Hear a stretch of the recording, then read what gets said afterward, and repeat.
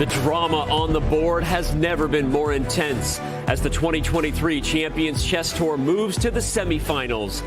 And these two guys will be making moves on the board, and yet is sure to be another epic battle in a long rivalry.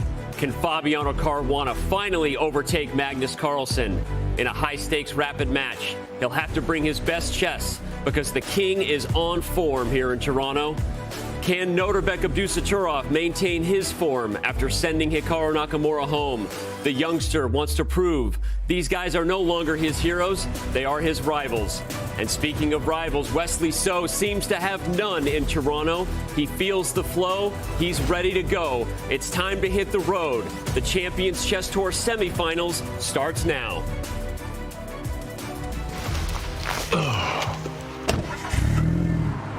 You've heard the sayings, the road less traveled, rubber meets the road, I'm on the road to nowhere. That need to get up and go, to just shut up and drive to parts unknown. It's in our DNA. But this road has an end, and the beginning, well, let's throw that in reverse.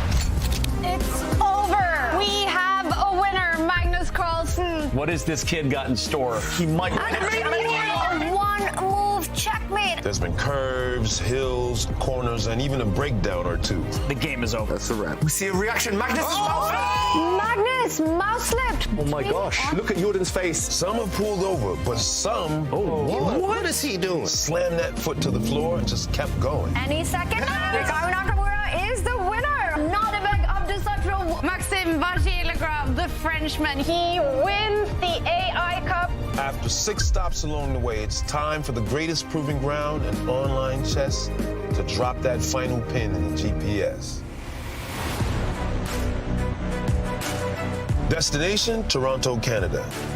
8 players from all 4 corners of the globe descend on the Queen City with one goal: to prove who the one true king of online chess really is. I think this is the strongest final there's ever been. I know that it will not be easy. It's nice to play in top tournament. Magnus will want revenge. It's my last tournament of the year. I'm a bit desperate to end it well. It's having the opportunity to play against the best players in the world. It's always a challenge, and I enjoy it. It's going to be a very close fight. It's going to be very exciting. Live from Toronto, Canada, this is the 2023 Champions Chess Tour Finals, and it starts now.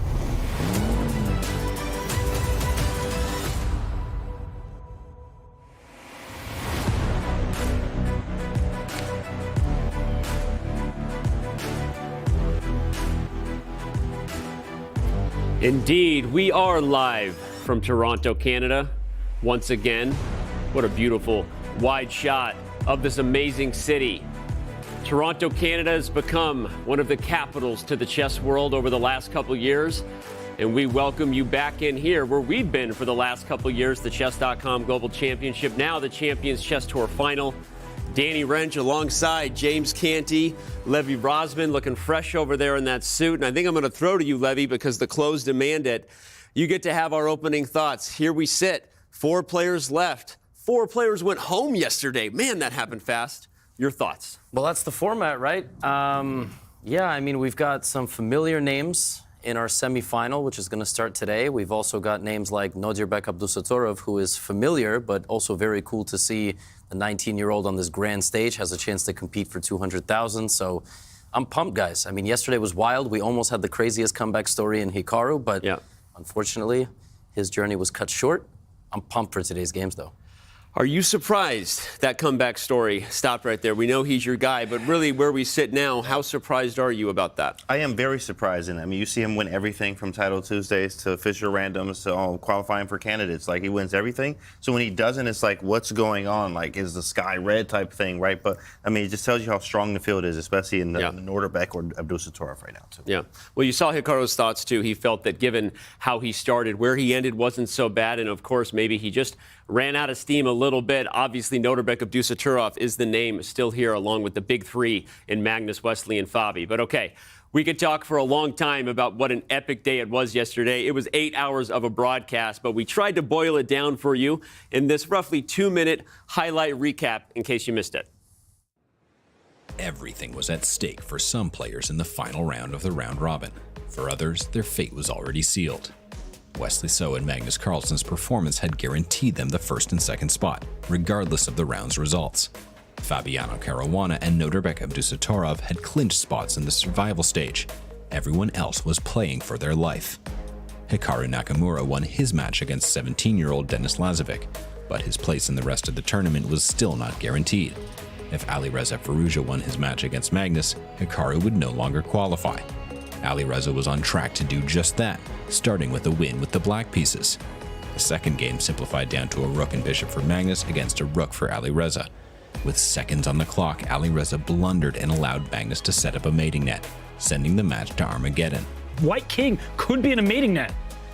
Oh, and there it is. Back, he's losing now. Yep. He's in the net. He's in the net. He walked right into the net. Bishop can even. And they know it. They know it. Magnus Carlsen gets the job done, takes it to Armageddon. With the black pieces and 9 minutes on the clock, Alireza survived an up and down middle game, but eventually lost on time.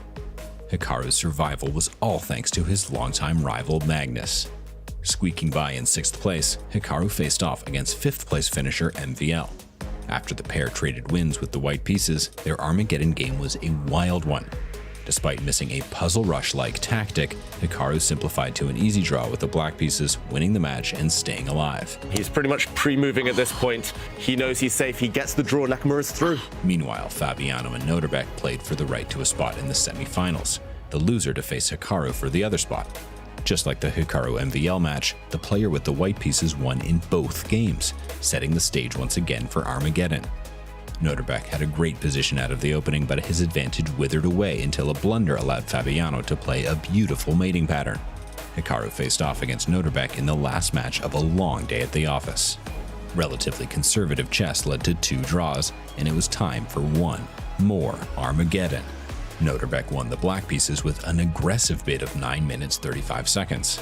The young former World Rapid champion maintained his composure through a complex game, managing his time well and leveraging his draw odds, playing all the way to king versus king to win the match. As the top finisher of the round robin, Wesley So was given the choice of opponents in the semi-final, and he chose Nodirbek. This means that Fabiano will face a familiar foe in Magnus in the other semi-final.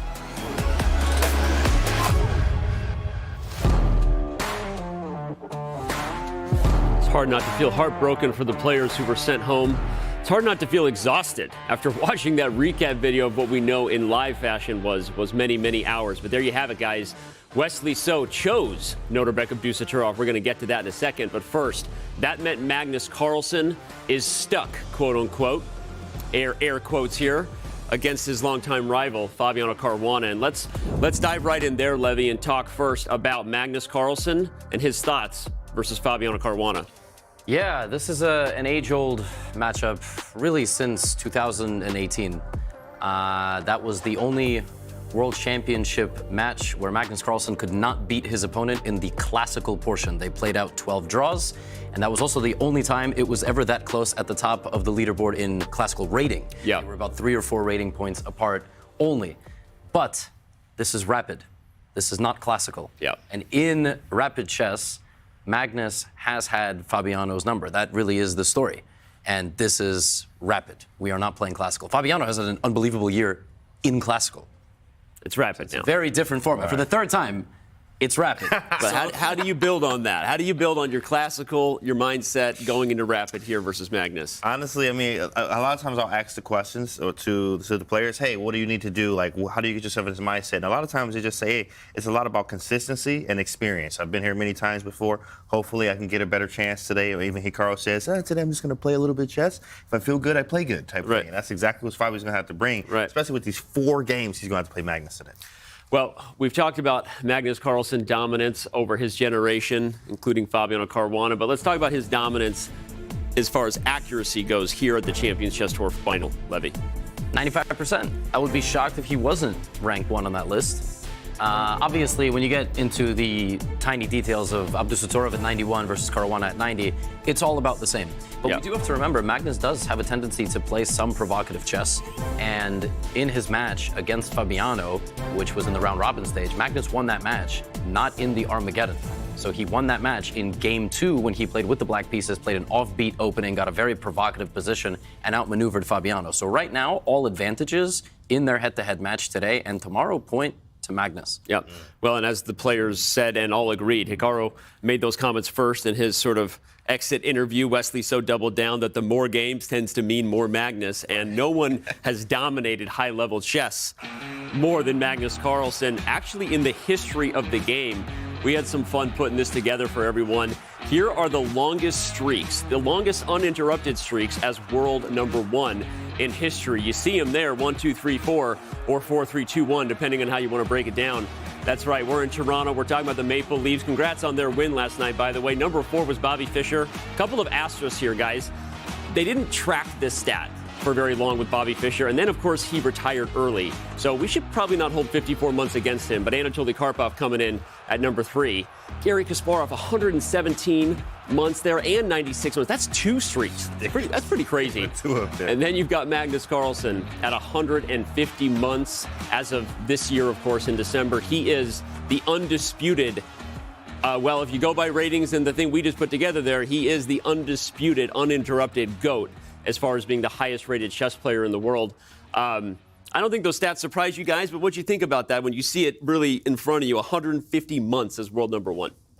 Why'd they do that? Why didn't they just say like 1,500 days? That was like, what are we measuring babies? Like, is that what we're doing? My baby's 28 months old, like 150. Why can't we combine Kasparov's, just like cherry pick? Well, he had 200 total. It actually really, when you see it that way, Garry Kasparov's two streaks, bro. That's pretty crazy. That is pretty crazy there. In fact, I think about it as like, in the superhero movies when like you got like Captain America and you're like, what does he actually do? He's a man. He's super, but he's not really that super when you got Superman on your team type thing, right? So, of course, that being said, that's a lot of months. But, I mean, Kasparov having 2, I mean, that's real close. That was real close. Well, he's kind of like Tom Cruise in the second Top Gun Maverick movie. It's like he was number 1, and then he retired, and then they went and got him again. Have you seen the second Top Gun movie?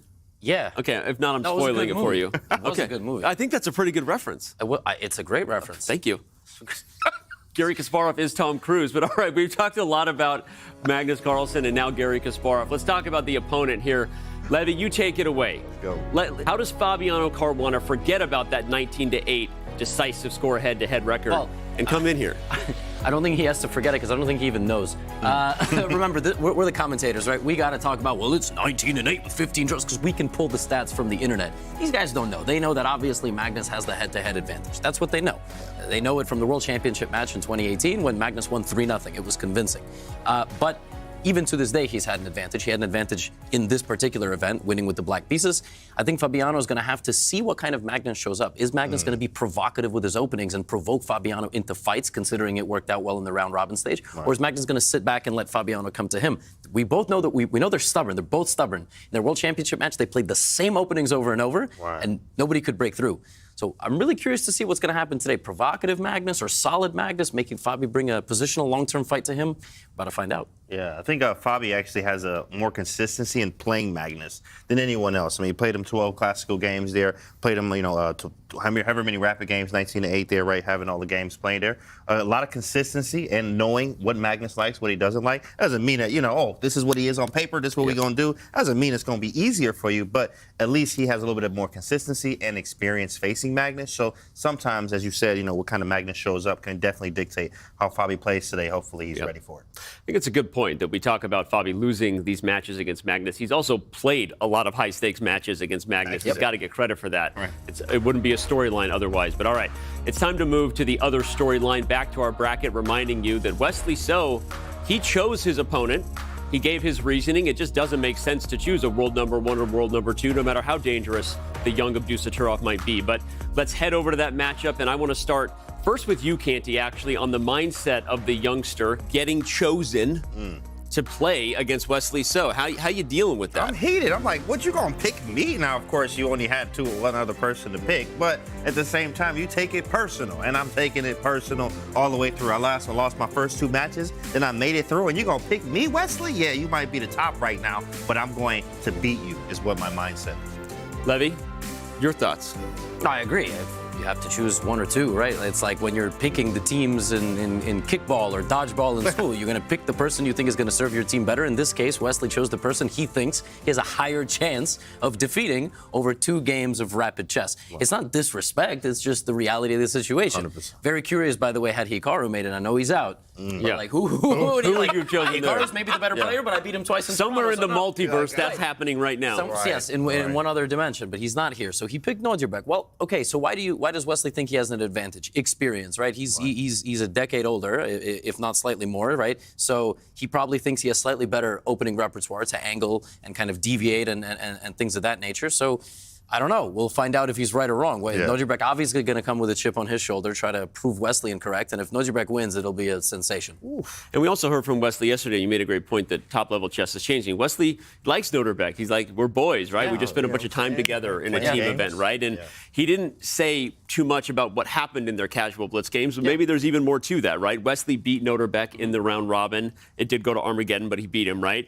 And maybe Wesley, just recency bias even, just feels more confident against Nodirbek. But all right, we're excited here, and we are late to get to our 4th team member. She's here. Kaya, we know you're out there in the hall somewhere. Kaya. Tune in with what you got for us. Hey, Danny. Yep, that's right. You guys in there where the action is happening. I'm out here in the lounge where the relaxing is happening. This is where the players chill out in between games. And before games, we just saw Fabiano Caruana, first player to arrive here for the semifinals, actually the only player so far to arrive. And I actually met Fabi at breakfast today as well. I can give you some inside information. He was having eggs and bacon. And also, listen to this, he had both tea and coffee. So he will be energized today when he faces Magnus Carlsen, who yesterday, he was so relaxed. He didn't have a lot of pressure on him yesterday. So Magnus Carlsen in this lounge was in such a good mood. And for the first time in my life, following Magnus Carlsen around for 9 years now, I heard him doing small talk. Not going to reveal to who he was talking, but he was talking about the weather, just loving that the sun now is out in Toronto. Now, it's going to be a lot less packed here today because obviously 4 players left the tournament, only 4 players left. Hikaru Nakamura has left the premises, so has Alireza Firouzja, no longer in Canada. But I hear rumors, Maxime, Vachier-Lagrave and Denis Lazavik are still here. So hopefully they will come down to hang out with us today. And I am keeping an eye on this space because more players might be coming in. The big day, the semifinals about to start, Danny. It's fun to hear Magnus engaging in small talk. I was out there. You also see the pillow behind you, Kaya. That's Magnus pillow talk right there. I don't know if you want to show that real quick. That was a white elephant gift that Alireza Firouzja snatched after our white elephant video and then gave it to me on his way out. And someone drew a heart around it. I don't know who did that. I love it.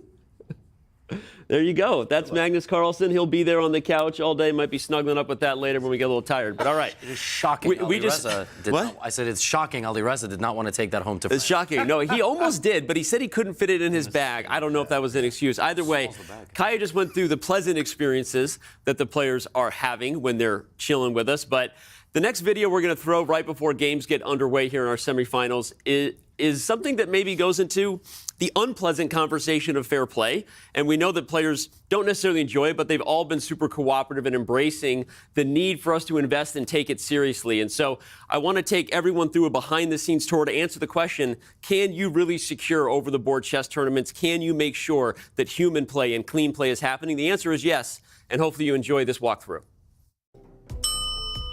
Well, hey, everyone. We're here at the Chess.com Champions Chess Tour Finals, and of course, fair play is a huge topic for everyone around the world, as it should be, including questions like, can you actually keep a venue secure? Can you actually stop cheating? even if it's some of the most advanced spyware level stuff out there? The answer is yes, you can. And where I just entered is where the players enter. They can go directly to their rooms and back from here. But now we're gonna walk through as if we're a regular person. This guy's gonna say, you don't belong here.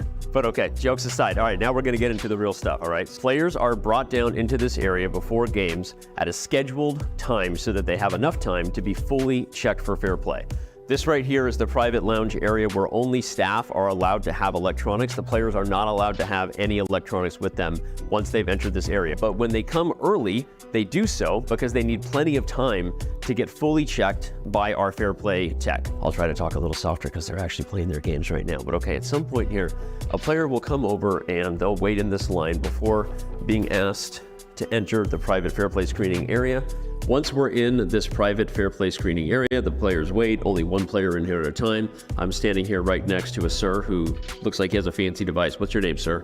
My name is George. I work with the fair play department. My job is to detect cheaters, is to find out if anyone is trying to get a gadget that helps him win the game. That's not gonna happen on my watch. Not gonna happen on his watch, okay. All right, this is a little bit fancier than the normal kind of thing you see in RFT scanner. What exactly is this doing that's different? It's called a nonlinear junction detector. Its job is to detect any signals transmitted from another device outside or transmitted from a device that is on a player who's trying to cheat outside to a foreign sender. It can only be acquired from specific countries. It's not like a normal metal detector that you just buy on eBay.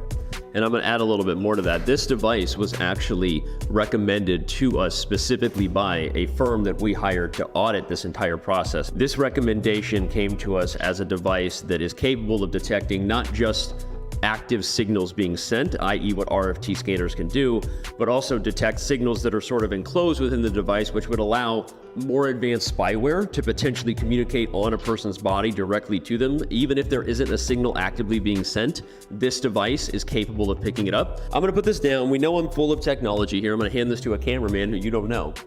It's a microphone. I guess I don't even know why we're doing this. I'm full of the things that are going to get detected. I didn't actually hide anything here, which is good to know. Maybe I should have. Okay, we're going to find out. We'll see. That's right. Don't assume anything. It's pretty phenomenal stuff. Thank you, George.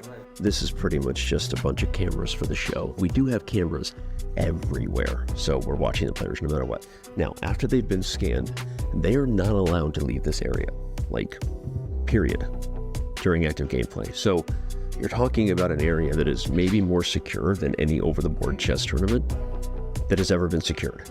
That's what you're talking about, right? Let's say they come out here. Again, they're also watched closely by staff the entire time out here in addition to the cameras. One of those staff is this guy over here. His name is Greg. We are also randomly scanning not just this area. George in there and Greg are also scanning the bathroom on a regular basis to pick up any type of device. George is making sure that anyone who would get anything out here is being scanned by this, which would pick up all of the, I guess, the more basic stuff. No other obvious slips happen once they've been fully detected by spyware. And again, we are observing them every step of the way. And Greg's job is to make sure that if anyone enters the bathroom or leaves the area, they are fully then re-entered with security so that we keep them under lock and key. I guess if that's something you can say that you're doing to a human being without getting canceled. So we're keeping the players under lock and key. You can mark that down. And I hope that watching this video showed you what we're doing. I hope you appreciate it. It's some pretty high-level stuff. I definitely am making a call to every over-the-board organizer to invest in their own nonlinear junction detection devices, because at this point, if you're not doing that, you're not doing it good enough, and we hope that you will consider investing in the same way that Chess.com has. We out.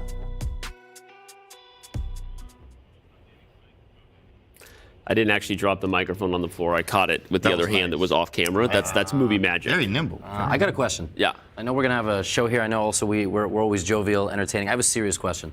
Two serious questions. Number one, how much does large-scale anti-cheat device and capability in catching like we have here, how much does that cost? Great question. Yeah, George said this off camera, but it's not available everywhere. And depending on where you get them and some of the details, between $40,000 to $60,000 for something. American to really put the whole package together. So as we grow all of this production, we have bigger events. This becomes the norm as we try to build chess into a media product around the top players and competitions like this. We're going to have to seriously invest in it, which is very difficult because there's over-the-board tournaments around the world that are like actively losing money. Like the organizers in a tournament somewhere in Europe can't spend this amount of money. So, and it's a problem. Chess has always operated on an honor system.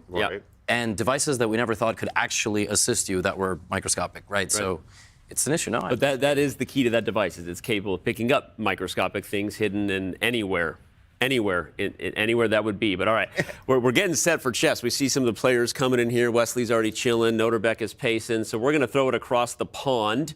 And, well, you guys watched the video, David, Robert, and Tanya. David, I'm going to start with you. We are establishing that humans are playing clean chess here. Have you ever felt more human or more clean?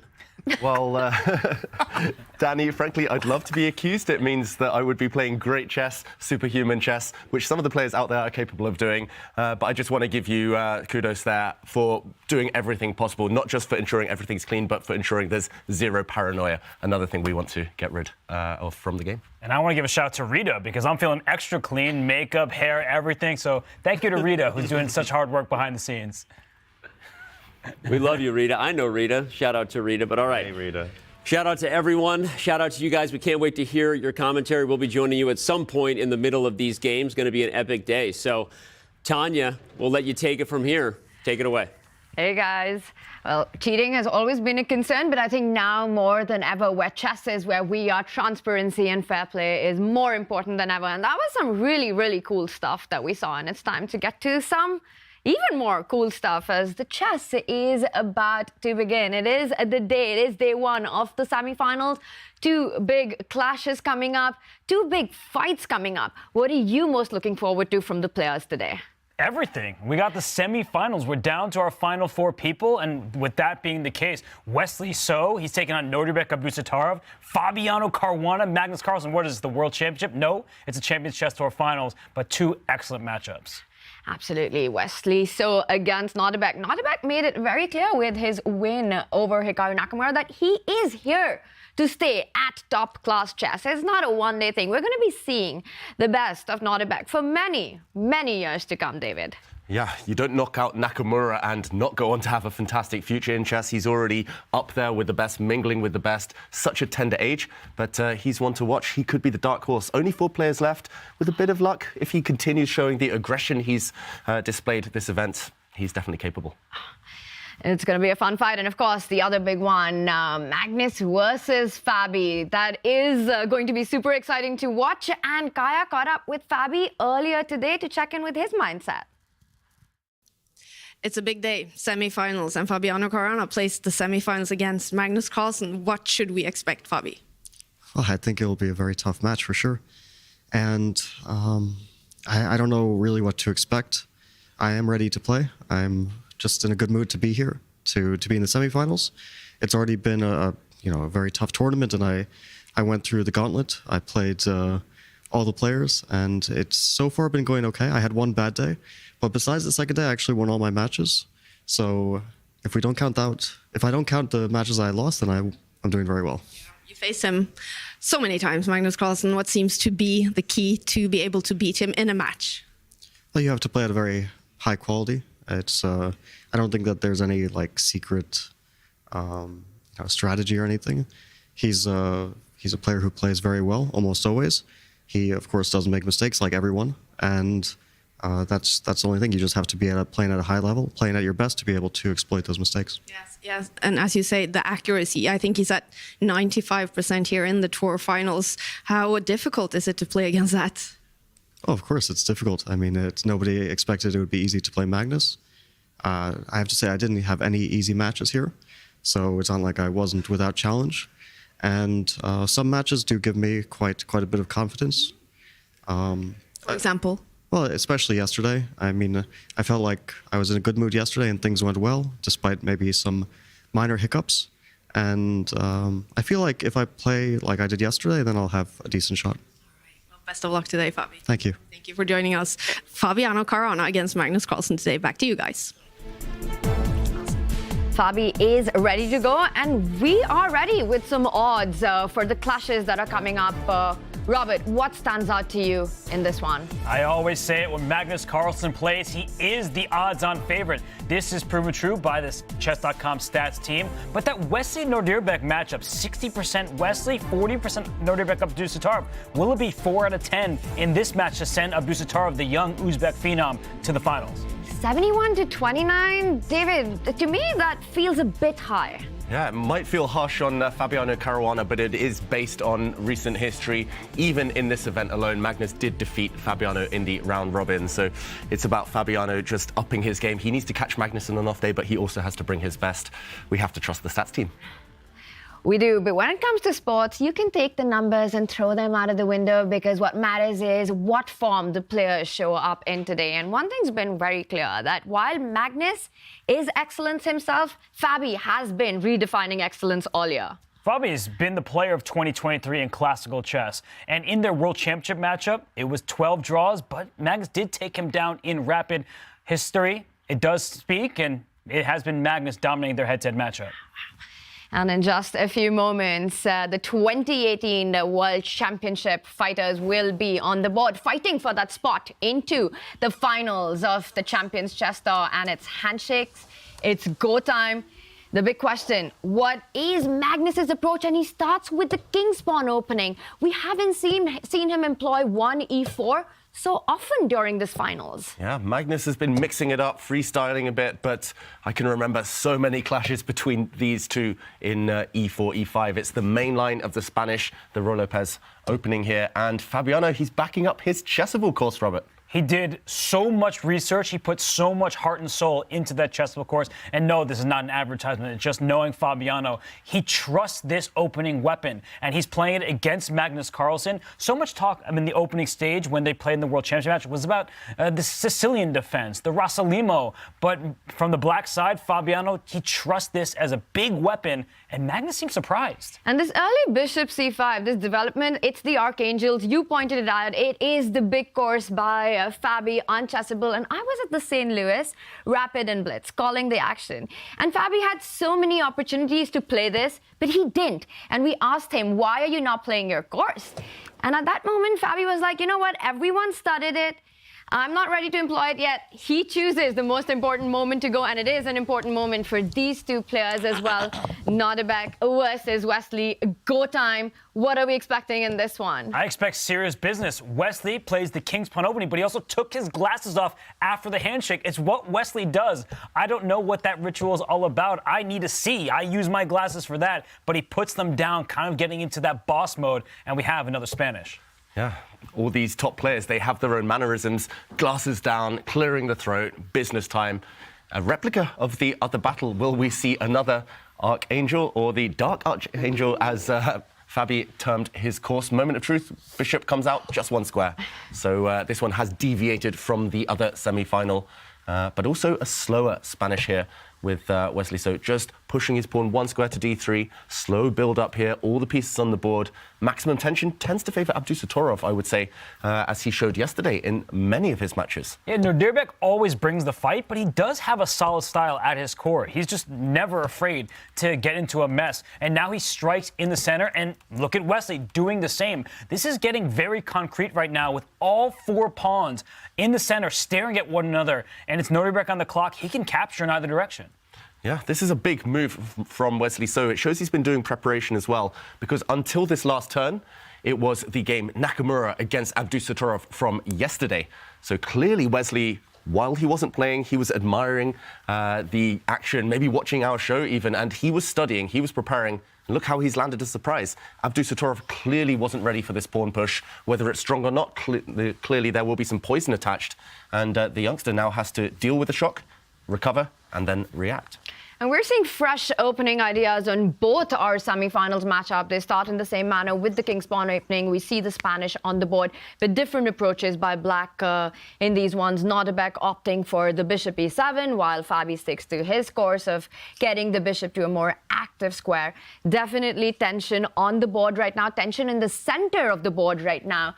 Who blinks first? What captures are we expecting here? The difficulty for Nodirbek right now is he may capture a pawn, and Wesley probably will not recapture on that square. So for Nodirbek, there are actually quite a lot of tactics to work through, and I have to say, Wesley So has changed his style in Toronto. Typically, he's considered very solid, playing for small positional pluses. He's bringing the fight to Nodirbek, and he doesn't actually capture a pawn. I actually believe Bishop G4 is the best move. He's saying, Wesley, now it's your turn. What capture are you going to make?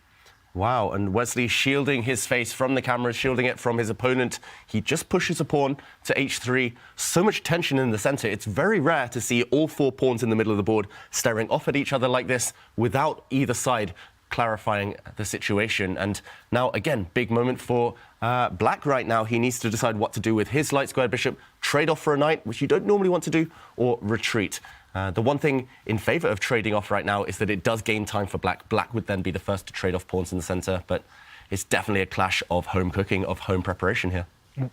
One major downside, I would say, of trading that bishop for the knight is this position is about to open up. And in open positions, we prefer bishops over knights. So Nodirbek, he knows that. He's got the principles down. But he now has to calculate concretely, because if he does slide his bishop back, there's the possibility for Wesley to push pawns in front of his king to break a pin. It could get really wild on that side of the board. At the minimum, Nodirbek has to consider that.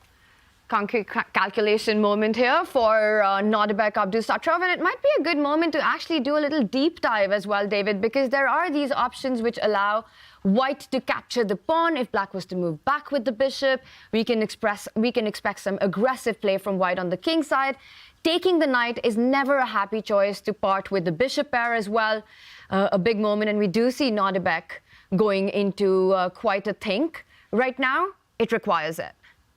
Yeah, critical moment, and I did, for a moment, see Abdusattorov give the trademark death stare to Wesley, maybe just trying to read his mind there, trying to figure out how deep the preparation goes. Normally, when you're shocked like this, you smell a rat and you try to dodge your opponent's preparation. But the problem is when it's this concrete, this forcing, you have to enter a really concrete, quite a linear variation here. And you asked for a deep dive, Tanya. Maybe it's time to do that. Let's check out what to do. He retreats his bishop. One of, I think, the most logical options, the desirable option. And, oof. Wow, aggression from Wesley So. And Wesley's doing this so quickly that he must be in his preparation, because you don't throw pawns in front of your king forward unless you know what you're doing. It creates air in front of your king, vulnerable squares, pawns and squares left behind. But look at how concrete he's getting. We are about to see some liquidation in the center, but the EBLR slightly prefers White at this stage, although the e4 pawn's about to drop. And it does drop. I must admit, this is scary stuff. This is risky stuff from Wesley So, but clearly he's analysed it with engines. And again, a big decision, a dilemma for Black to take with the pawn. Sorry, my arrows are messed up here. To take with the pawn or to take with the bishop. Normally, you want to get as many pieces off the board as possible if you want to play for safety. But then you look at the white king and you realise it is a bit open. So maybe taking back with the pawn would be my choice, the most natural. And he goes for it. Really interesting preparation here from Wesley So. He's banking on the fact that his kind of target here on e4 is just stuck behind enemy lines, and he might be able to pick it off in the near future. I think the black pawn on e4, weaker than its counterpart, the white pawn on e5 right now. And Wesley's got a decision to make now. Does he trade the queens? Does he sidestep with his own queen, putting pressure on the black e4 pawn that you're talking about? Queen e2 would be a move that comes to mind here. Nodirbek also eyeing the d5 square for his own queen if White's queen was to sidestep, defending his pawn. Not just that, also putting pressure on White's pawn on e5. We will keep an eye out on this one, whether Wesley decides to go for an endgame or keep the tension on. But let's head over to Magnus Carlsen versus Fabiano Caruana. And this started with Fabi's opening of the Archangels. And I have no doubt that Magnus has looked at that course. He probably has, but I'm looking at his clock. He's the one investing more time. Is that because he trusts Fabi, knowing that he is perhaps the world's leading expert in this opening? That must be a part of it. But I'm looking at this position, and it's completely different from the other game. Not a single piece, not even a pawn, has been traded at this stage. And for Fabi, he knows the main ideas. And I think one of those is to push pawns in the center. And it's not the D pawn, it's not the E pawn, but the C pawn as a standard in the Spanish. You might move your knight out to the rim to attack the light square bishop and then push your c pawn. But wow, he makes this kind of quiet rook move that catches me off guard. But I have to say I trust Fabi. Even if I don't understand it, he probably does.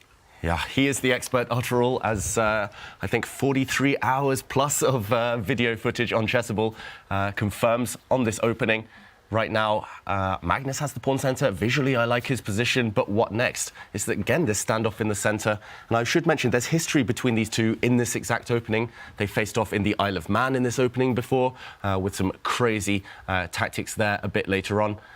It's just the two foremost experts on the Spanish opening right now, facing off against each other. We're guaranteed to learn, especially from the next few moves. Yeah, absolutely going to be a masterclass in these structures and opening. And this mysterious move, this shift of the rook from the a8 file to b8 is sort of preemptive of Black's further expansion on the queen side. Eventually, what Black wants to do is start pushing that a pawn down the board. Somewhere in the future, maybe the knight moves forward to a5 and the c pawn moves ahead as well, eventually trying to break on the queen side. And when that happens, you want your rook on the open line. You want it on the b line. So even though right now it looks a little mysterious, it starts making a lot of sense once those pawns moves forward. Yeah, Magnus is playing a bit of a waiting game himself because in a previous game against Fabiano, I'm pretty sure he pushed that a pawn instead of to a3 to a4 earlier on and even got it to a5, if I'm remembering correctly. Or actually, maybe that was Fabi with the white pieces against Magnus. Am I have my colors reversed right now, David? Yeah, I think you're right, Robert. Either way, we have memories. We have very fond memories of that dramatic game from Isle of Man. I believe it was 2018. A long, long time ago. But the one thing that's surprising me is that Magnus has burned a lot of time on the clock here. Magnus has spent more than 5 minutes, as Tania's plan, on the board now. Black throwing pawns forward on the queen side. So Magnus has burned this time, but it was predictable, this opening. After all, you know what your opponent's famous for. You research your opponent's games. He would have known, I mean, Chessable, it's a tool that all the top players use these days. He would have known that Fabiano has produced this course, spent months and months researching it. And then to not have prepared deeply in this relatively predictable position, a bit of a surprise to me, I must say. And while you were talking, I did verify it was Fabiano on the white side of that game against Magnus Carlsen. Magnus won with Black. It was Isle of Man 2017. So our memories, they were a bit hazy, but we were in the general direction. And look at that a-pawn. It's Black's a-pawn going up to a4. Tania, you were advocating for White doing this. It looks like Fabi got there first. No, I love it. I love this because now the knight from c6 can actually find itself on the square that has been vacated and the c-pawn would have moved forward. But right now, Magnus putting pressure. And what you're talking about, these opening dynamics, expecting the predictable line which your opponent has taken out a course on, maybe it's some sort of a meta situation here where Magnus feels that it's too predictable for Fabi to play this. So you know what? He's not going to play it at all in all these mind games. This is true. Normally when players publish books or publish video courses on an opening, they stop playing the opening because they know everyone has access to their notes, their files, their knowledge. So they think, OK, I'm going to make a quick buck from producing, kind of publishing everything, and then I'm going to turn away and learn something new. But not Fabi. He's loyal to his beloved Archangel here. And before publishing the course, Fabi played thousands and thousands of games. And this is the point that I was making earlier. The St. Louis Rapid and Blitz, which he won, he never employed the Archangels. And then he comes for the most important match against the world #1 and finally plays this opening. Doesn't that show that he really believes in it? Because if he's saving it for some of the biggest moments in his career, like playing against Magnus Carlsen, and if any of these players make it to the finals, minimum $100,000 prize going into their bank account. So Fabi, he trusts this weapon, and he actually just did something very clever. He defended his pawn. It doesn't look like it, but tactics allow him to defend this b5 pawn. White's light square bishop went to attack it. Bishop d7 says once piece is clear, the diagonal and the b file, if you take that pawn, I'm actually going to gather back my material and be a happy camper. Yeah, you can tell the expertise that Fabiano has here, just the calmness as well he's displaying. And frustrating for Magnus Carlsen. A lot of maneuvering right now, a lot of time burnt on the clock. He needs to decide when to change the pace, when to declare his intentions in the center. It just feels too cagey right now. And Fabiano's in his comfort zone. For Black, that is a psychological victory. And Magnus Carlsen needs to be energetic right now. He has to take some critical decisions, either on the queen side or try and put pressure on the center, because it just feels that Fabi's next moves are easy to make. If If white was to make a waiting move, well, this one attacks the b5 pawn, but I see it still might be possible. I was going to say that black just wants to jump with that knight from c6 to a5.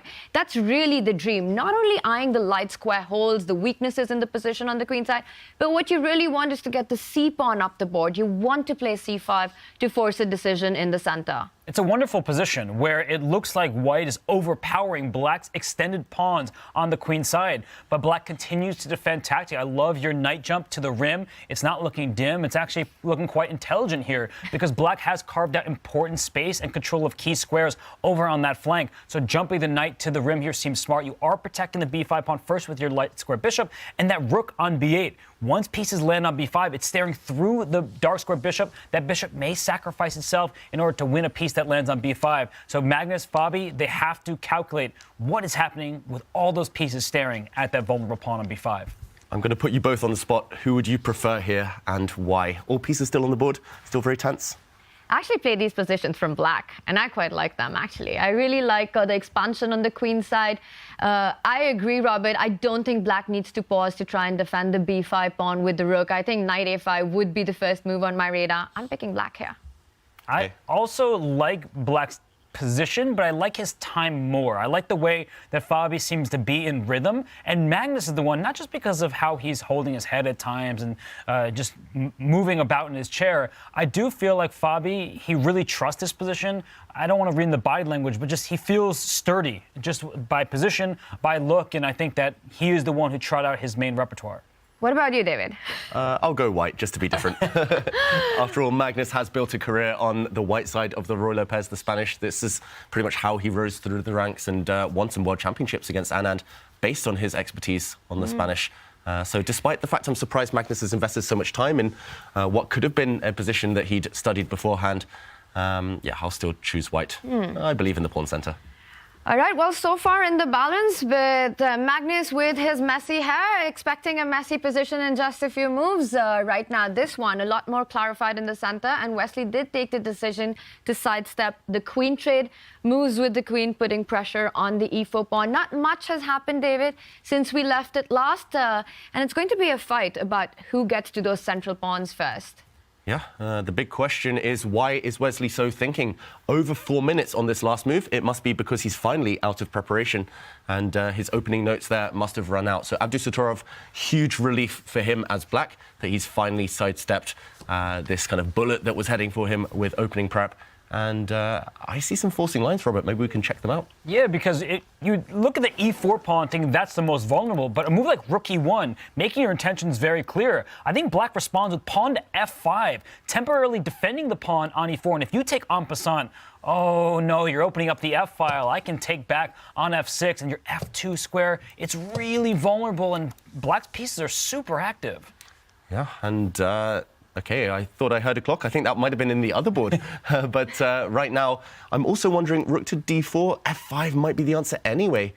Just you cannot allow this pawn to drop for no compensation, so why not open lines? This is, after all, where the white king is weakest. This is the main compensation. And yeah, black's bishops look far superior to their counterparts right now, far more active. And because you guys have pointed out black's idea to go f5, try and open up the f line and target white's king, the g4 pawn, using that as a hook, can white try to get prophylactic about it, try to stop it with that bishop from c2, going back to where it came from? And not just that, I want to get bishop d5 if you're a little careless. Yeah, I really like that idea, Tanya.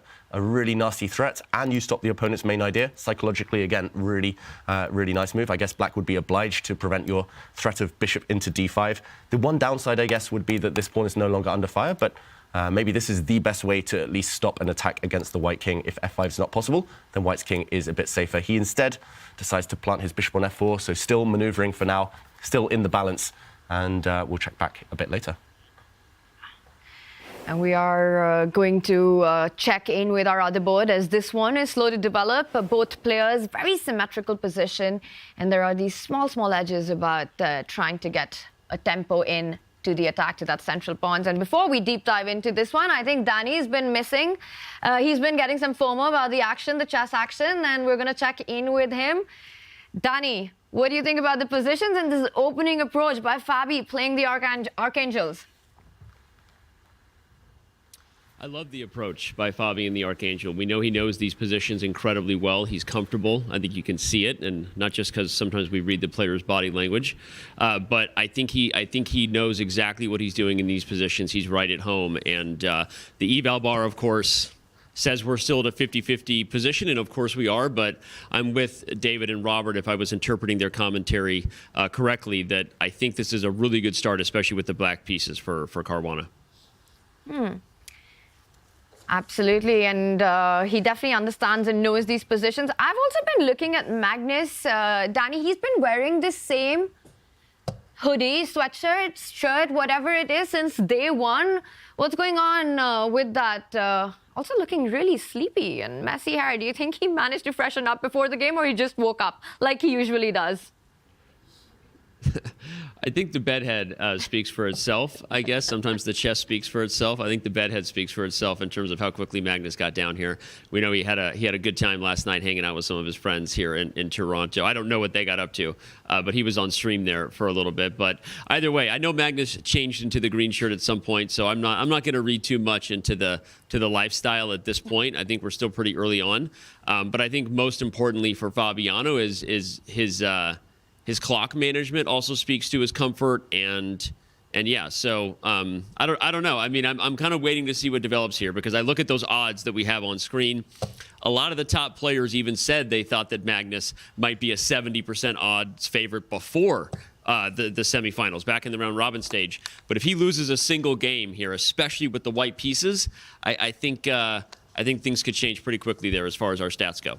And Danny, if I remember correctly, Fabi was out by you when he was filming his chessable course. So this position's a bit deep down the line, but how confident is Fabiano in that repertoire? He's playing against the world champion, but do you have any insider knowledge about his preparation and his feelings about this opening?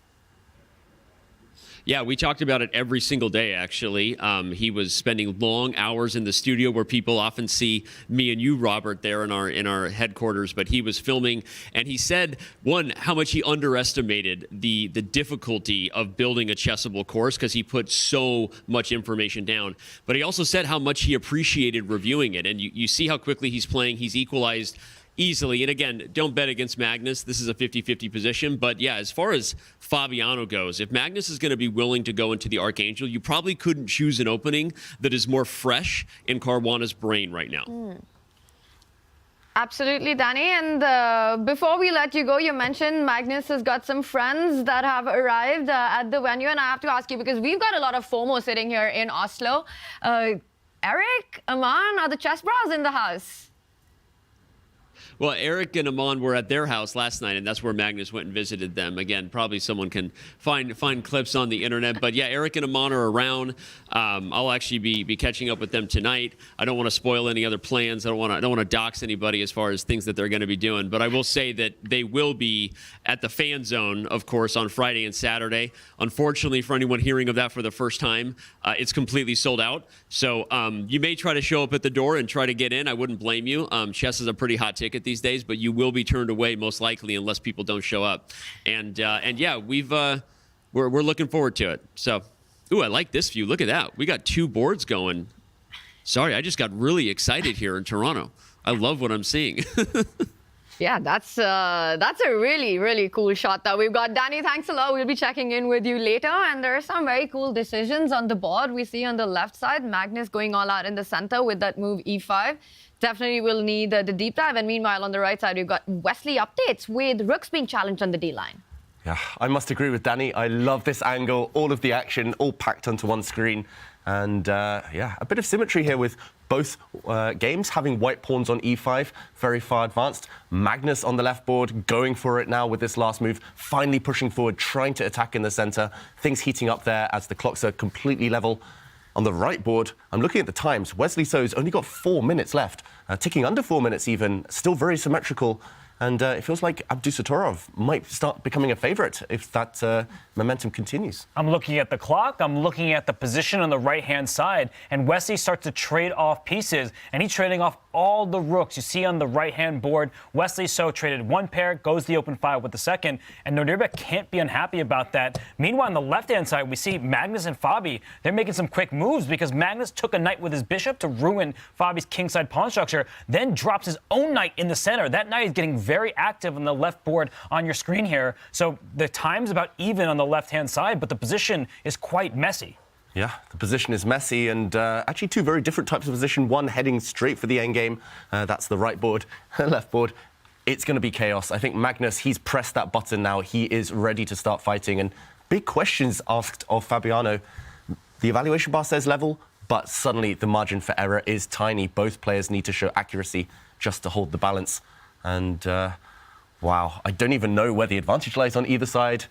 Both of these kind of matches right now just displaying top quality chess.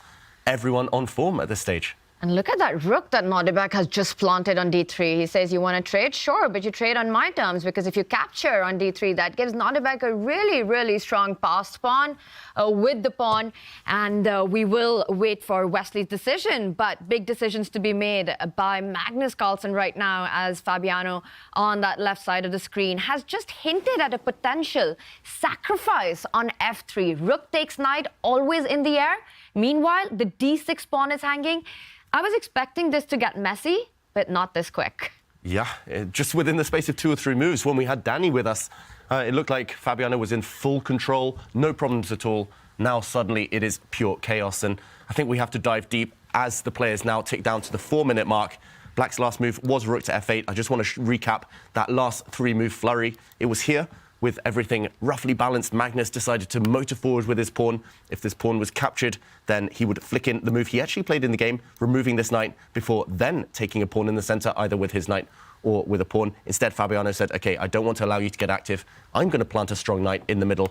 And after this capture, White's knight coming forward, I am shocked that Fabiano had the calmness, the incredible calmness, to ignore this pawn's attack. And Magnus says, I'm calling your bluff. Rook to f8. Hints at the sacrifice that Tania mentioned. Magnus just takes a pawn, and now White's king is about to be blown open. Take that knight. Sacrifice the exchange right now, because if the rook takes knight, pawn takes rook, queen out to h4, the rook on b8 will about to swing to f8, hit the f3 pawn. The h3 pawn's under attack. There are so many black pieces heading in the direction of the white king. So I don't know what Magnus sees here, but it's looking very scary for his king. I think Magnus sees Fabi's clock, because this means that Fabi has to make some critical decisions, and he starts with a sacrifice, but the eval bar says it's the wrong one. Wow, this is a very human approach, not yet investing so much material, not giving up the exchange like we were advocating. I think it was pretty much a 2-forked road there, and he went for the other option. Now rook takes knight is a threat, because the bishop is actually pinning a pawn to the queen. The idea is that this pawn on g2, I was going to say, was overloaded. Now the black bishop has dropped, but so is the white knight, and now he has a dilemma. The rook is attacked, this pawn is attacked. Fabiano needs to justify his recent decision. This is really getting sharp now. Can he sack the exchange a second time? Now rook takes bishop, because if pawn takes, the knight hops in there, forking the queen and the rook. This is getting extremely sharp. Thin margins for both players. I think, unfortunately for Fabiano, his position is a little bit more precarious. He actually takes on e3 with the knight, and the eval bar is going up even more. It loves Magnus' position. He was able to push the pawn e5, open the board up, and his pieces have been flowing. Yeah, just compare this white knight, a beautiful stallion there, to this black bishop on the edge of the board, which isn't really participating. Magnus has it, again, 2-choice position right now. Take the rook, take the knight. Which one are you going to capture? Maybe taking the knight, because this black rook could well find itself trapped a bit later on. And, I mean, this is still a crazy position. White's king is slightly airy here. I've got to favour white just because of the beautiful knight, but still anyone's game. And that g6 pawn always hanging. Magnus Carlsen with the committal decision. The knight takes pawn, giving Fabiano a big opportunity, missed by Fabi.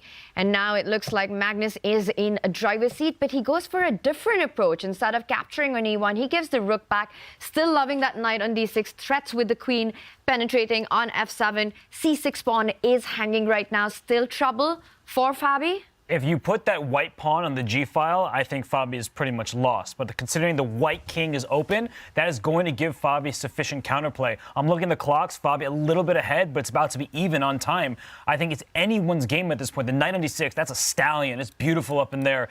But the white king, it is exposed. The d4 pawn's on a dark square, and if black's piece is a queen on h4 or rook on f8, things of that nature, there could be a counterattack. Yeah, and sooner or later, at least the knight is on a dark square, so you will be able to remove it. Fabiano, he needs to be accurate. It feels like black is the one trying to save this game. Magnus is the one trying to make things happen, meanwhile, still in the balance. But yeah, Fabiano needs to play quickly and accurately to hold that equilibrium. And that's one of the hardest things to do in chess, to be fast and precise in a chaotic position like the one that we have in front of us. And this is the approach that has to be there, right, to get the wins in, where you might not be playing objectively the best moves, but posing the biggest practical questions to your opponent, giving them the opportunity to go wrong. And honestly, that's a great description of what's happening in the other game as well, where Nodirbek Abdusattorov, we see the eval bar on the bottom right-hand side of the screen. Better for him all of a sudden. It was a position earlier on where we were talking about, like Wesley, he's playing really quickly, that pawn for black was loose. Nodirbek has allowed Wesley to go wrong. Doesn't happen very often, but he is better in that game. Yeah, they're in the endgame over there, and we all know Nodirbek's skill, his expertise in the endgame. Meanwhile, this one, Fabiano does immediately drop back with his bishop to challenge that stallion, the white knight, on d6, on that outpost. It is giving up a pawn, but he's saying, who cares? That black c6 pawn is weak anyway. If white's queen goes and captures it, it's more important, more urgent to get rid of the knight. I think a very good practical decision, especially with clocks ticking down. Black's king, I should mention, has a nice, safe hiding spot on h7. White's king going to be out in the open for the rest of the game. Very, very interesting chess being played here. Combative play by both Fabi and Magnus. Magnus does take the pawn on c6. Fabi will get rid of that stallion on d6. If Magnus was to recapture and with the queen and trade the queens off, I think that would just end in a draw with black's rook sliding onto d8 and picking up that passed pawn. If Magnus wants more, he has to recapture with the pawn. Is he thinking of throwing in a check? And does that check really achieve anything in the position? Yeah, the only good thing I see about giving a check right now for white is that if the white queen slides back to d5 check, and then next move, wherever the black king goes, takes the bishop with the pawn, then white's queen on d5 actually stops the black queen from jumping out with checks herself. So he does throw in that move, as you predicted, Tanya. Really nice spot there. And suddenly, Fabiano has an issue. He has to deal with those two kind of passed white d-pawns. One of them is weak, luckily, and he will shortly go for it with the black rook. If Magnus can maintain the d-pawn, he'll win. If not, it should still be a draw. And the h3 pawn also under fire right now. But Fabi's big idea is to slide that rook to d8, double down. Look at the traffic jam, as you like to call it, on the d file, Robert. Does white have enough time to activate his own rook in the position with the open e line? I'm not a traffic cop, but I do think I'm going to clear traffic on the d file. You're going to take that pawn on d6. We might see some trades, and there will not be too many pieces remaining. The problem for white is, yes, you can free up your own rook, but that h3 pawn is loose as well, and there may be a series of checks that the white king cannot escape. It won't be a checkmate necessarily, but we could see a draw by endless checks. And so the black queen perfectly placed in front of a passed pawn, rook joining the party. I just don't see it for Magnus. He's down to 40 seconds. He's under that at the moment. He plays king g2. He's giving up the d6 pawn. Without that pawn, I don't see any winning chances whatsoever for white, but black may have some. Yeah, look at this last move. Fabiano chooses the correct square for his rook. I actually think black should be keeping the queens on the board. So bring the rook to d8 would have been fine too, but would have led to a potential queen trade. Magnus is so strong in these endgames. Magnus has the passed pawns. Who has the safer king? It's black. So keeping queens on gives you attacking potential long-term. And I do remember Fabiano, didn't he win a game against Alireza Firouzja with a very similar dynamic? Just the heavy pieces, the major pieces, queens and rooks, where the opponent had a passed d-pawn, but the opponent also had a weak king. He won that one with black in similar circumstances. He did. And this one, that's why Magnus is trying to use his pass pawn, saying that black can't go all in for an attack. That d-pawn is a passer, hard to stop. So I think black needs to plant his own forces on that d6 square, and I don't think there will be any progress for either side. Yeah, looking very balanced now. It feels like black found all the accurate moves. Maybe black can put some pressure on, but ultimately this last turn by Magnus, rook lift, as we like to say, showing off with these rooks now. He does have one guardian of the king. White's rook can always slide across on the third rank to block, if necessary, act as a bodyguard. This one should be a draw due to the reduced material. The only chance for Magnus here is to try to get the d-pawn moving, but for that you need the queen to assist it from that central e5 square. But whenever you plant it there, Fabi's rook will find activity on the 5th rank with a tempo. So very difficult to imagine either side making progress here. Now the queen e5 is a possibility, making sure that Black's rook gets tied down, and it is on the board. If Fabi was to move that rook now, the d-pawn moves forward, and there's a lot happening on the right side of the board as the players are down to seconds. Yeah, Wesley So against Abdusattorov. Black is a pawn up. Black has 4 versus 2 on the king side. White has 2 versus 1 on the queen side. But, yeah, just a bit of basic arithmetic. And Abdusattorov surely is the only one with winning chances. Wesley So, maybe one of the players of the tournament so far, fighting for his life. And Abdusattorov's up almost a minute on the clock on the right-hand side of your screen. On the left-hand side, Magnus Carlsen down to 9 seconds. Fabiano with 35. He's putting pressure on Magnus on the clock, even more so the board. Oh my gosh, Magnus has to move. Oof, Magnus really cutting it fine. He needs to just escape this game. He needs to try and bail out with a draw. He's trying to repeat right now. Second time we've seen this position. Can Fabiano create winning chances? Hustle Magnus on the clock. And there was in the round robin where Fabiano did decline the repetition and went on to lose that game with the white pieces. He, for the second time in the Champions Chess Finals, declines a repetition against Magnus. Magnus pokes his king out of its hiding place there, pokes it out, staring down in the center. And, okay, Fabiano dancing around with his queen. And look at the line of the totem pole on the d-file right now. Black's queen is doing a great dance, coming all the way around, but White's king is seeking shelter on the queen side. What a journey, what an adventure. And if we look at the board on the left-hand side, all of Magnus's pieces are protected. He made sure that if you take this pawn on f3, I'm going to get the passed pawn. So Fabi is stuck playing a waiting game, preventing that d5 pawn on the left-hand side of the screen from advancing. He places his queen, he blockades it. But Magnus doing an amazing job getting his own king to safety. So now it's not like the white king's in danger, but great active play from Fabiano. These players are so strong. Magnus, how did he imagine that? How did he find that creative idea? But Fabiano's trying to blow open the new shelter of the white king. It's getting really dramatic on that left board. Wesley So, meanwhile, still in a bit of trouble against Abdusattorov, but still within the realms of safety on the other semi-final clash. Ooh, it's hard to predict. What do we think is going to happen? Will we see a winner in one of the semi-finals? I'm just amazed to watch the king march by Magnus Carlsen and then Fabiano Caruana striking on that side of the board, not wasting any time to get to it. And he's also eyeing a potential a-pawn push at some moment. And I see, Robert, that something catches your attention. Yeah, that a-pawn push for Fabiano, but both players down near 10 seconds. And now on the right-hand side, the advantage is going for Black. Nodirbek Abdusattorov, and that bishop ending up the pawn, like David said. But yeah, I have to be focused on Magnus Carlsen's king. He goes after Fabi's king. Fabi says no. So whose pawns are weaker? Whose king is safer? It's the ultimate question. Yeah, it feels like Magnus's king has been in trouble for so long, but no way through. The moves are coming thick and fast on both boards right now. Can you go a3? Valuation bar's dropped. Fabiano, is he winning? Oh my The black rook can land on the second rank. Oh, rook f2, it's a good start, but that queen on c3, it covers all the bases. Wow, it feels like there's tactics in the air. Magnus offering a trade of queens now. Fabiano will say no.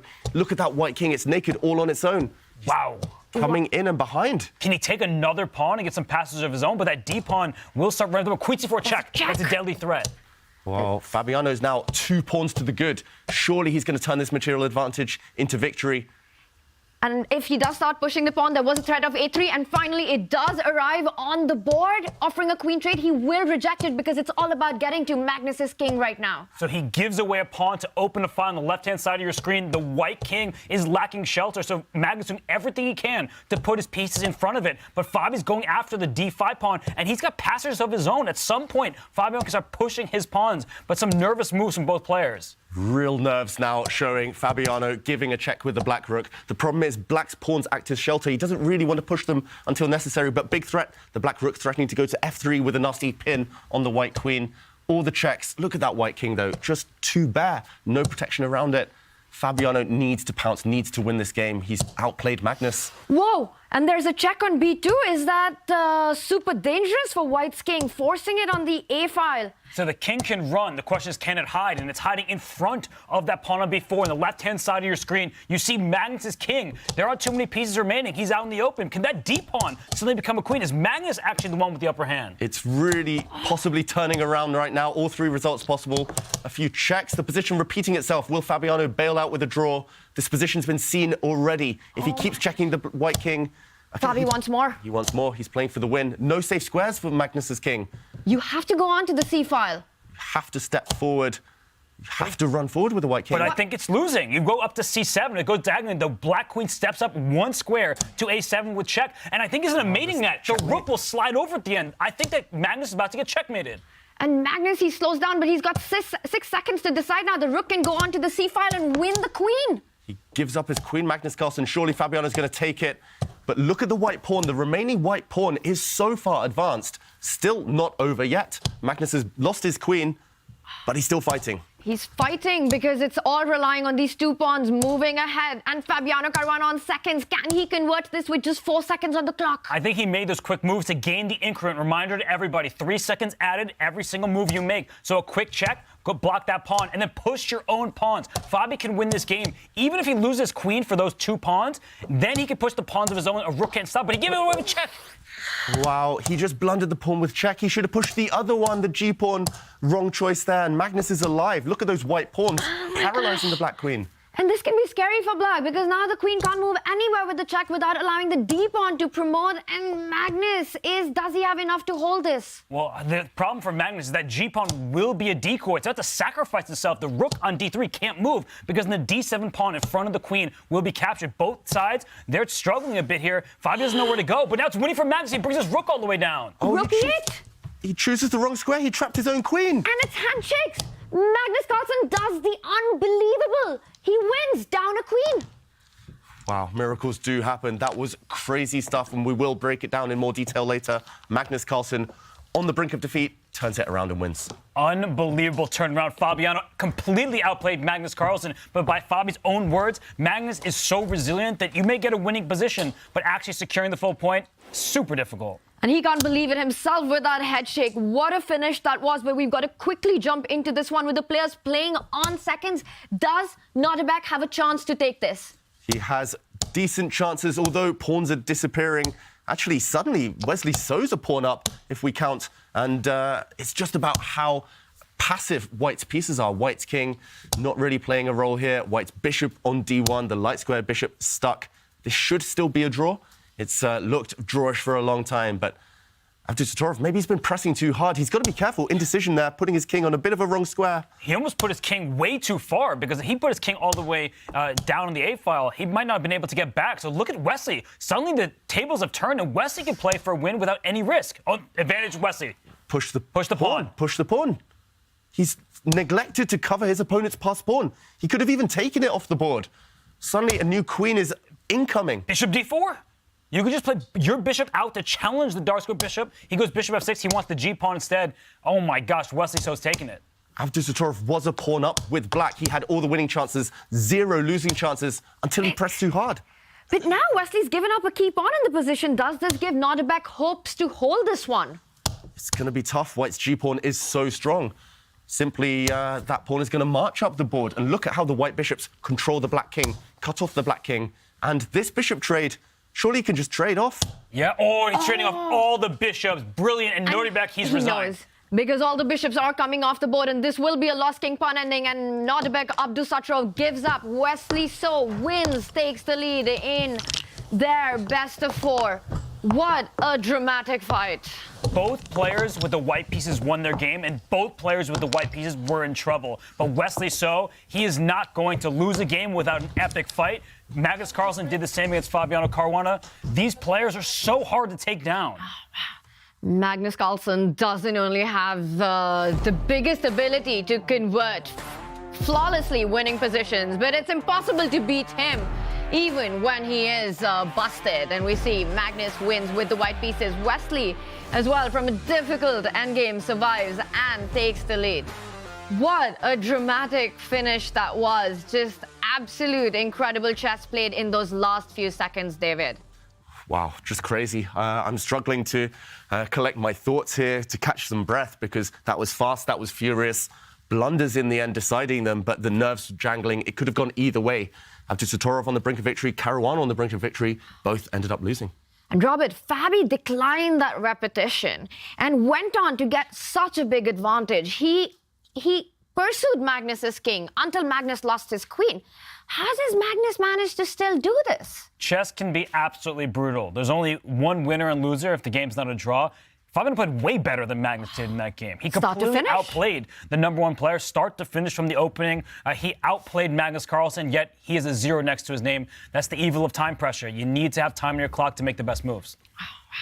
And there were some best moves made, David, on both these games. What got your attention? I just want to break down that Carlsen against Caruana craziness from the first game of today. Caruana did work his magic. He tracked down, he hunted down White's king, and on the brink of victory, he slipped up, played the right idea in the wrong move order. And it was here where the drama began.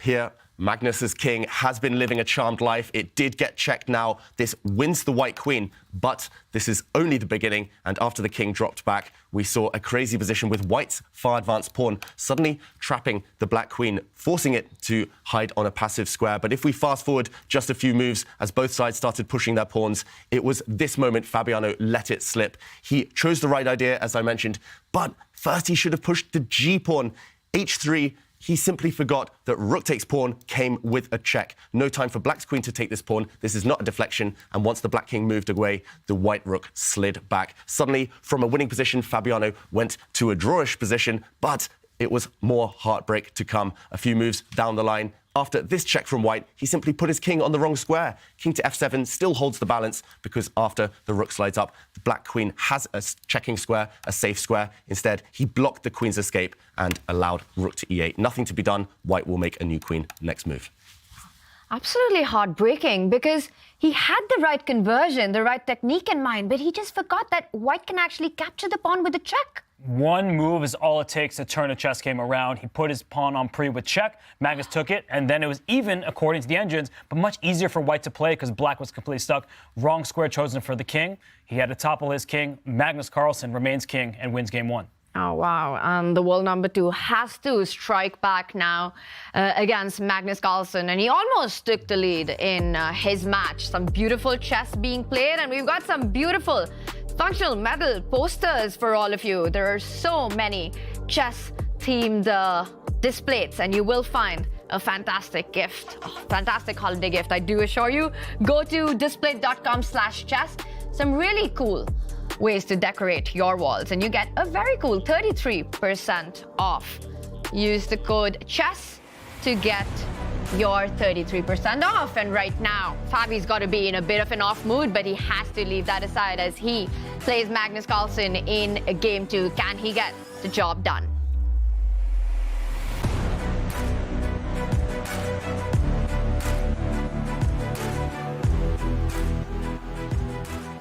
All right, next one, Abdusattorov. What's your take on him?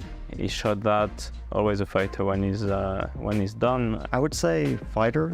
That's a word I would give for Nodirbek. Always goes for uncompromising stuff, and he's not afraid of anyone. I think Nodirbek is probably the player who runs sort of the hottest and coldest. He'll either play really well or really badly. I don't think there's any in between. And if he's hot, he's someone to watch. He's just like always fighting and putting up resistance, and he's really tough to beat. So that's a word I'd use for him. Abdusattorov will do well because he has such great sporting qualities. I don't think he can win the tournament. He will be a difficult opponent for everybody. A new opening for your wall is here. Capture new major pieces on unique metal posters from Displate. Now with the official collection from Chess.com. Mount them in seconds with a tool-free magnet kit and swap them whenever you like. Make your move. Get an exclusive discount on all metal posters. Shop now with the code CHESS at Displate.com.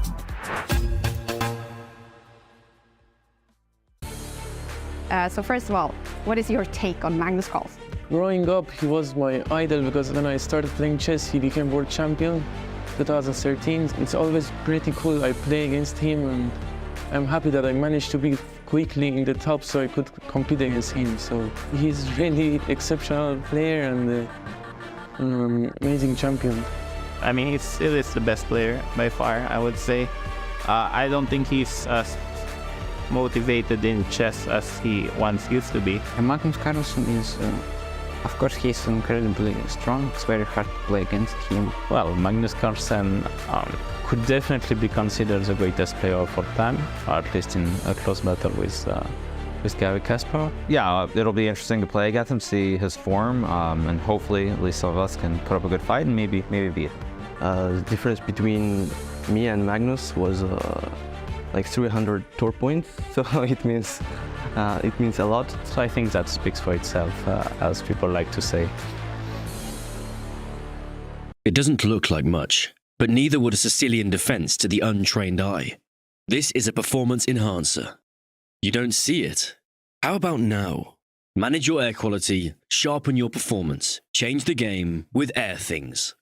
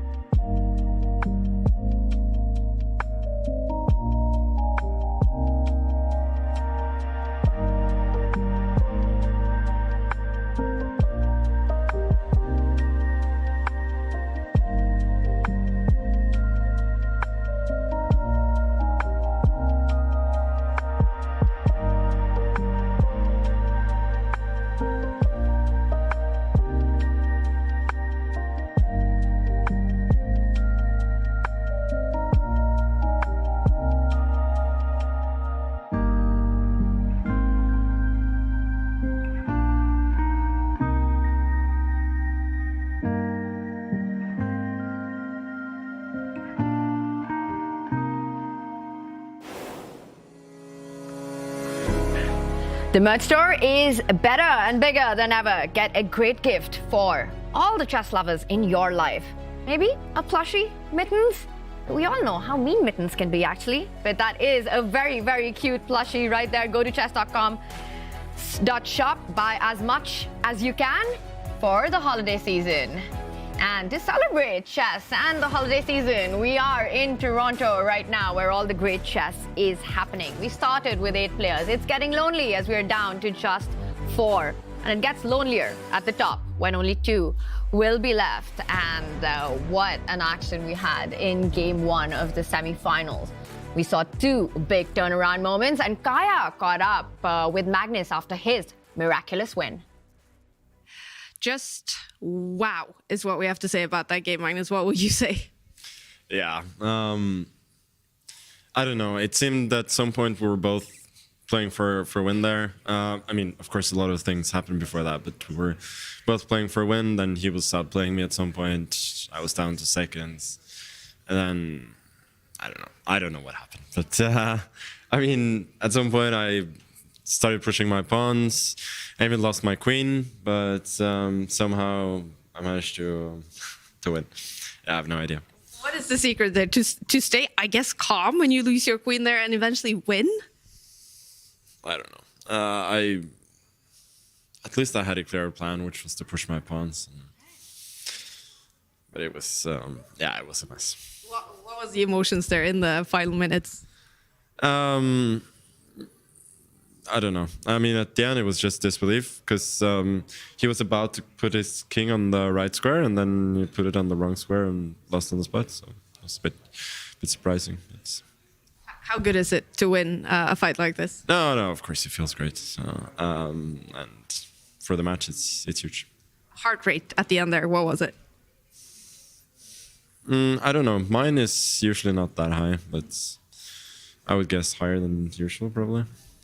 Magnus, congrats and good luck at the next one. Thank you. Wow, yeah. Just wow, you guys. What a fight between them in the first game. Back to you guys. It's a crazy game there, Kaya. I mean, how do you explain this? Magnus shows up, messy hair, looking like he just woke up, and then he loses a queen, dead lost position, goes on to beat the world number 2. He looks like he was ready for a game just like that. It was messy. It was not what you woke up and wanted, but it's what you got, and it's what he made out of it. That was quite the wake-up call for Magnus Carlsen. For Fabi, it's not the scoreline, but psychologically getting over the position that he lost, David. Yeah, it's going to be tough, but luckily there's not that long a break. Luckily, the chess is about to begin again, and Fabiano will want to bounce back. And for Wesley, so as well, surviving a big scare. He starts with the black pieces. Nodirbek has some positive takeaways from that game one where he did get a good position. There are some positive takeaways, but he also maybe learned a valuable lesson of pushing too hard, because that is what happens to all of the best players in the world, Magnus Carlsen included, that sometimes you push a little bit too hard, it can backfire. And we can see on the screen the opening moves are being played, and yeah, there they are. I see the dark square bishop pins the knight on f6. There will be pressure on the d5 pawn, but this is mainline theory from both players. Mainline theory, it's the queen's gambit declined. Both players clearly well versed in their queen's gambit lore, because look at the way they're just slowly, just calmly finessing the way they move the pieces. And okay, a trade of bishop for knight. Maybe some aggressive intentions behind. I'm wondering if Abdusattorov will move the white queen out the way, castle on the queen side.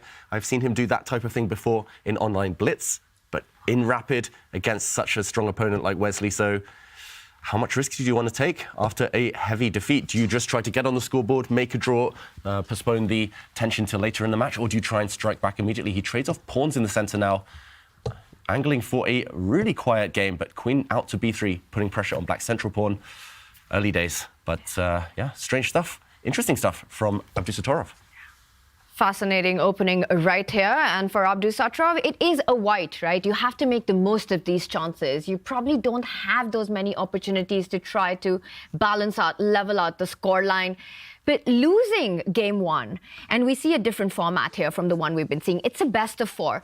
Are Fabi and Nodirbek happy now that it is a best of four because it gives them more margin to strike back? Not only is it best of four, it's best of two sets. So even if they lose the match today, there's another match tomorrow that they can take hold of. This is a good start to the game for Nodirbek. He has an imbalance already, and we'll see if Fabi can get off to a good start, because he gets the white pieces, and we're about to have liftoff here as they shake hands. The 2018 World Championship match between these two was epic. Let's see if Fabi can get an epic comeback started right now. The sweater is off. Fabiano means business. It's no more Spanish torture. It's the Sicilian defense instead.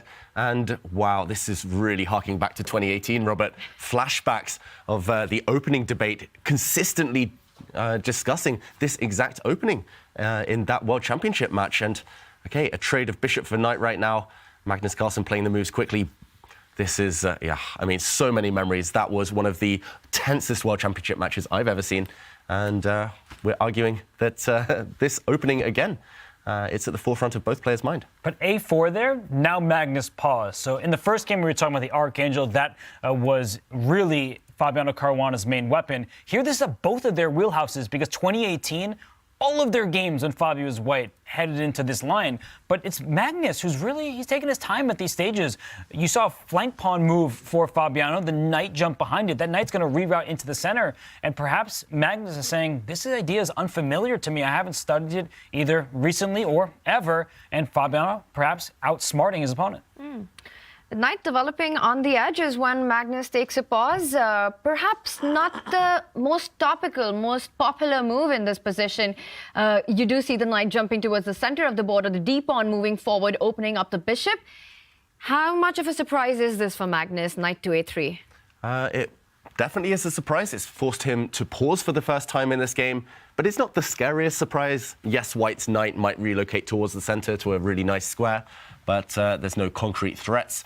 There's no kind of tactics, no calculation to be done yet. Magnus, I think he's pausing because he just wants to figure out how to set up the black pieces.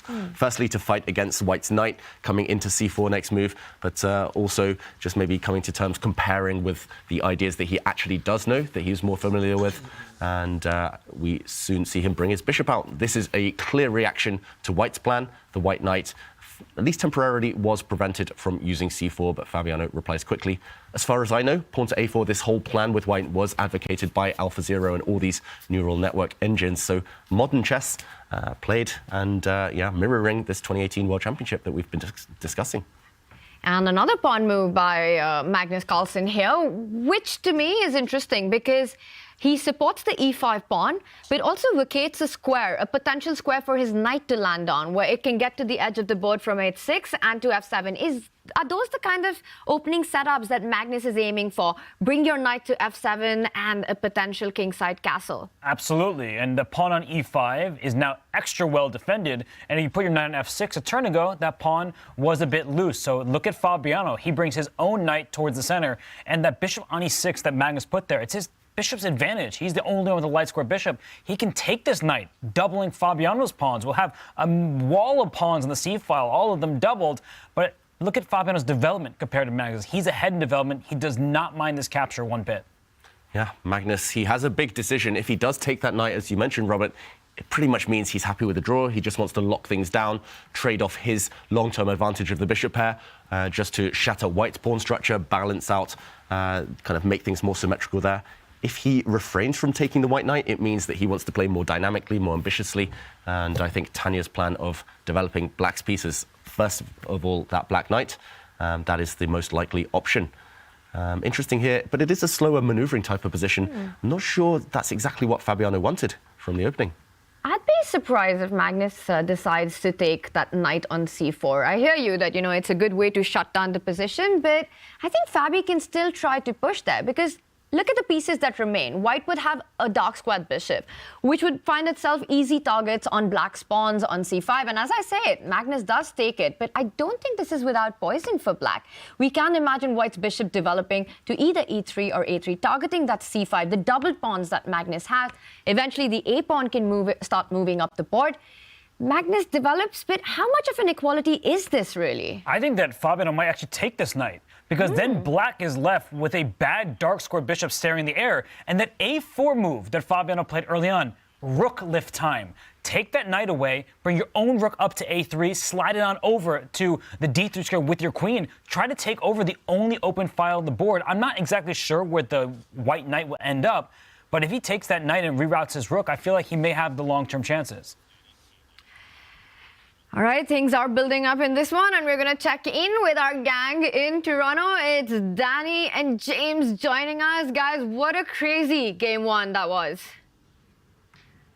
Yeah, Tanya, it wasn't as hype when I intruded in the middle of game one, but the energy was electric here as both those games came down to the wire. We were out there with Levy, Maxime is hanging out with us, that's MVO, we've got Canny, and all of us were just on the edge of our seats. And I think Robert said it well, and I want to just throw to you. You saw Nodirbek just learn a super valuable lesson about going up against So. Yeah, of course. I mean, when you go up against the top dog like that, you best not miss, right? And of course, you pushed in a position that he was drawn in. He wanted to push. He wanted to play for more. And that's just his fighting spirit. Nodirbek loves to fight. But you got to take those draws. You got to take what you have and not just push. I mean, he's not Magnus there, obviously. Magnus was able to push a little bit. He got away with it. But Wesley, you're not going to get away with that. As solid as he is, Wesley's so solid. Flexley, Serrano, you're not going to get away with that, Nodirbek. He doesn't beat himself. Yeah. He doesn't beat himself. And I just want to add something, an anecdote that Christian Trilla gave me, obviously catching up with his friend Fabiano in a heartbreaking moment. But it's just, I call it Magnus bias-itis often, Tanya, but it's like hypnosis. You had this game where Fabi,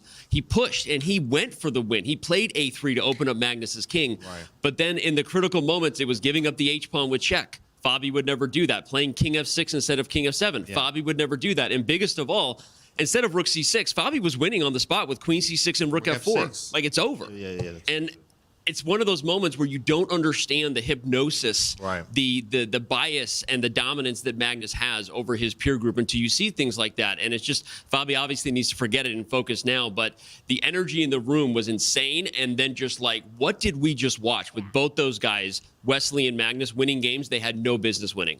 Danny, we've been talking about the exact same thing in the studio, about Magnus just living rent-free in his opponent's head, and I think it just felt like that the last few moments. Now, with such short turnaround time between the games and everything that we just witnessed, what is it like? What are the players doing between game one and game two? Honestly, I mean, Fabiano was stoic out there. It's one of the best parts about him. He has short-term memory, like we say.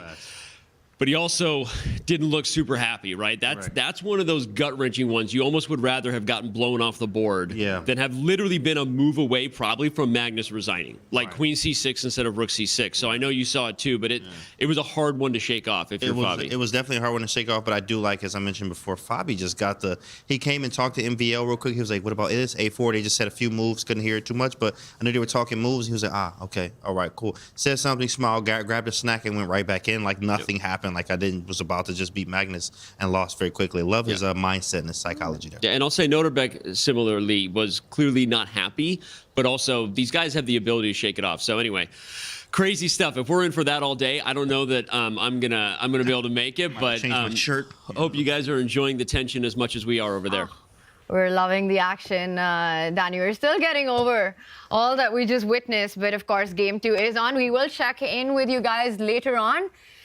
Wow, just I can imagine for Fabi getting over what just happened, and for Nodirbek as well, to bounce back, to try to get it together in game 2. It's not easy. The biggest wow of everything that they just said was that when Fabi won the queen for rook, he could have won the queen for free. I wasn't even thinking in that direction, but if he'd gone queen c6 and a rook c6, a less intuitive move, but one that if you give him even 5 more seconds on the clock to actually sit and think, he would have found it instantly. So that's going to be one that hurts Fabiano. It clearly has given Magnus a reason to smile. We saw his interview with Kaya, and this position should also give Magnus a reason to smile. There's only one open file. Not much is happening here. I don't think Fabi even believes there's no chances in this game. Yeah, the players just calming their nerves after what we just witnessed in game 1. Crazy action all around. Let's check in with Nodirbek Abdusattorov. He also suffered a defeat in game 1 from a really good position. So again, for him, it's important. Does he manage to create chances, or will he play slow, try to just stop the bleeding? It's a long match. 3 sets to play out. He is, though, going for those dark squared weaknesses that we see in Black's camp. A Carlsbad structure. Knight a4. To me, this looks like Nodirbek doesn't need time to calm down from what has just happened. He is ambitious in this one. Definitely. The other semi-final, Caruana against Carlsen, looks like the calm after the storm. That looks likely to fizzle out towards a draw as Fabiano recovers and kind of gathers himself after that heartbreak of the first game. Abdusattorov, also heartbreak for him, but he doesn't care. He wants to fight. That's the kind of mantra for him throughout the entire tournament. Yes, he's lost a couple of games here and there, but he always seems to bounce back, and he's chosen a really kind of interesting opening idea. I must admit, it's brand new to me what he's done, giving up White's dark squared bishop, trading it off very early on, and installing a very powerful white knight in the center. And this white knight on the rim, as Tania mentions, is heading into fresher pastures. It's coming in to c5 as well. It looks like White's got stability. Of course, it's a slower position. This Carlsbad structure that arises from the Queen's Gambit, like this one, it does mean that normally you need a lot of maneuvering. It's very, very slow. But he's trying to play it as energetically as possible. Pawn to f4. Not really launching an attack yet. It just looks like a very nice controlling type of move. But it's definitely pressure on Wesley So to break out of what looks like a bind right now. It's those positions where White can play on both sides of the board. We see the knight and queen binding down the queen side. Meanwhile, White also hinting at pawn expansion on the king side. For Wesley, where does he find his breaks? Well, he went rook c8 just now. He may be intending to play c5, but that's not easy to accomplish with the white knight, the pawn in the center, and the queen all lined up. I love these positions for White in quicker time controls. This isn't quite a blitz game. I think in a blitz game, honestly, Black gets blitzed off the board quite often, but it's just not a comfortable situation to be in for the Black side because your pawn breaks. The c5 one, hard to accomplish. White, on the other hand, can start throwing even more pawns to the right. I wouldn't be surprised at h3, followed by pawn g4. Let's storm pawns up the king side and go for a deadly attack. I love it, Robert. That's where White is strongest. That's where White has placed his rooks, after all. Yes, there's one long-term deficiency in White's position. That's the backward e-pawn. It will never really step forward safely without being traded off or simply won. So you're kind of playing around this pawn, but this is the side you've committed. You have the beautiful statue, the granite statue here, this knight on e5, and your rooks are poised, so why not open lines? And I think we'll see that. It's Nodirbek's style. Pawn to h3. It does take a while to set it up, but once you get a pawn forward, you can slide the white queen across as well, then start pushing everything towards this black king. And meanwhile, Wesley has to bank on the fact he can break out on the queen side, but not so simple. Yeah, it's a very good position for Abdusattorov right now. It's good air quality as well. It looks like he's loving life in this game as he aims to bounce back. And he does need to bounce back, and he's done it before against Hikaru. He did lose the first game, then won the second one, then won the Armageddon. And once again, we see Nodirbek at least hinting at a position that's going to be extremely imbalanced. Once those pawns start moving, Wesley will be under pressure and will have to find play on the other side of the board. And it's traditional wisdom. Your opponent goes for the flank attack, you strike in the center. I think it's going to be a race about G4 and C5. Well, you're talking about a race, you're talking about time. I'm looking at Wesley's clock, 6 minutes and 34 seconds compared to over 10 for Nodirbek. He plays with this speed that's actually quite imposing. It's hard to deal with. And I look at this position, we're talking about pawn H3, pawn H4. You can put your king on the H file, put a rook behind the G pawn. Things like that are going to be scary. And even now, I feel like Nodirbek, he can put his knight on C5 if he wants. He plays A3. Maybe he'll play pawn to B4 just to clamp down on the queen side. That C5 idea, that break in the center, it's not happening anytime soon. Yeah, I love it. We talked about great air quality. This is just great chess in general. Nodirbek, I mean, I'm going to go study this one because it looks like he's put Wesley So out of his comfort zone, and that is such a difficult thing to do. It's very rare to see Wesley, after 17 moves of what is a very well-established opening, the most classical historic of openings, the Queen's Gambit, and Black's struggling for moves, struggling for a clear-cut plan. White has full control in the center, queenside. I'm normally a proponent of Black's positions in this type of opening, but yeah, here I'm just really struggling. It's just really beautiful for White. The last two moves is a perfect example of playing against your opponent's ideas. For Nodirbek, he pushes the pawn to A3. He was hinting at expanding the B pawn forward, just making sure that Wesley never gets that central break-in. Remember, if Wesley doesn't get a central break-in, it gives Nodirbek a free hand on the king's side to start pushing his own pawns up the board. And Wesley, on his own turn, stops that idea. So he stopped the advance of B4. But every pawn move has its own set of consequences. And that pawn on A5, it takes away a key square from Black's queen, where it could have helped that C-pawn move forward to C5. So with no queen A5 coming up, does that make it more difficult for Wesley to strike in the center?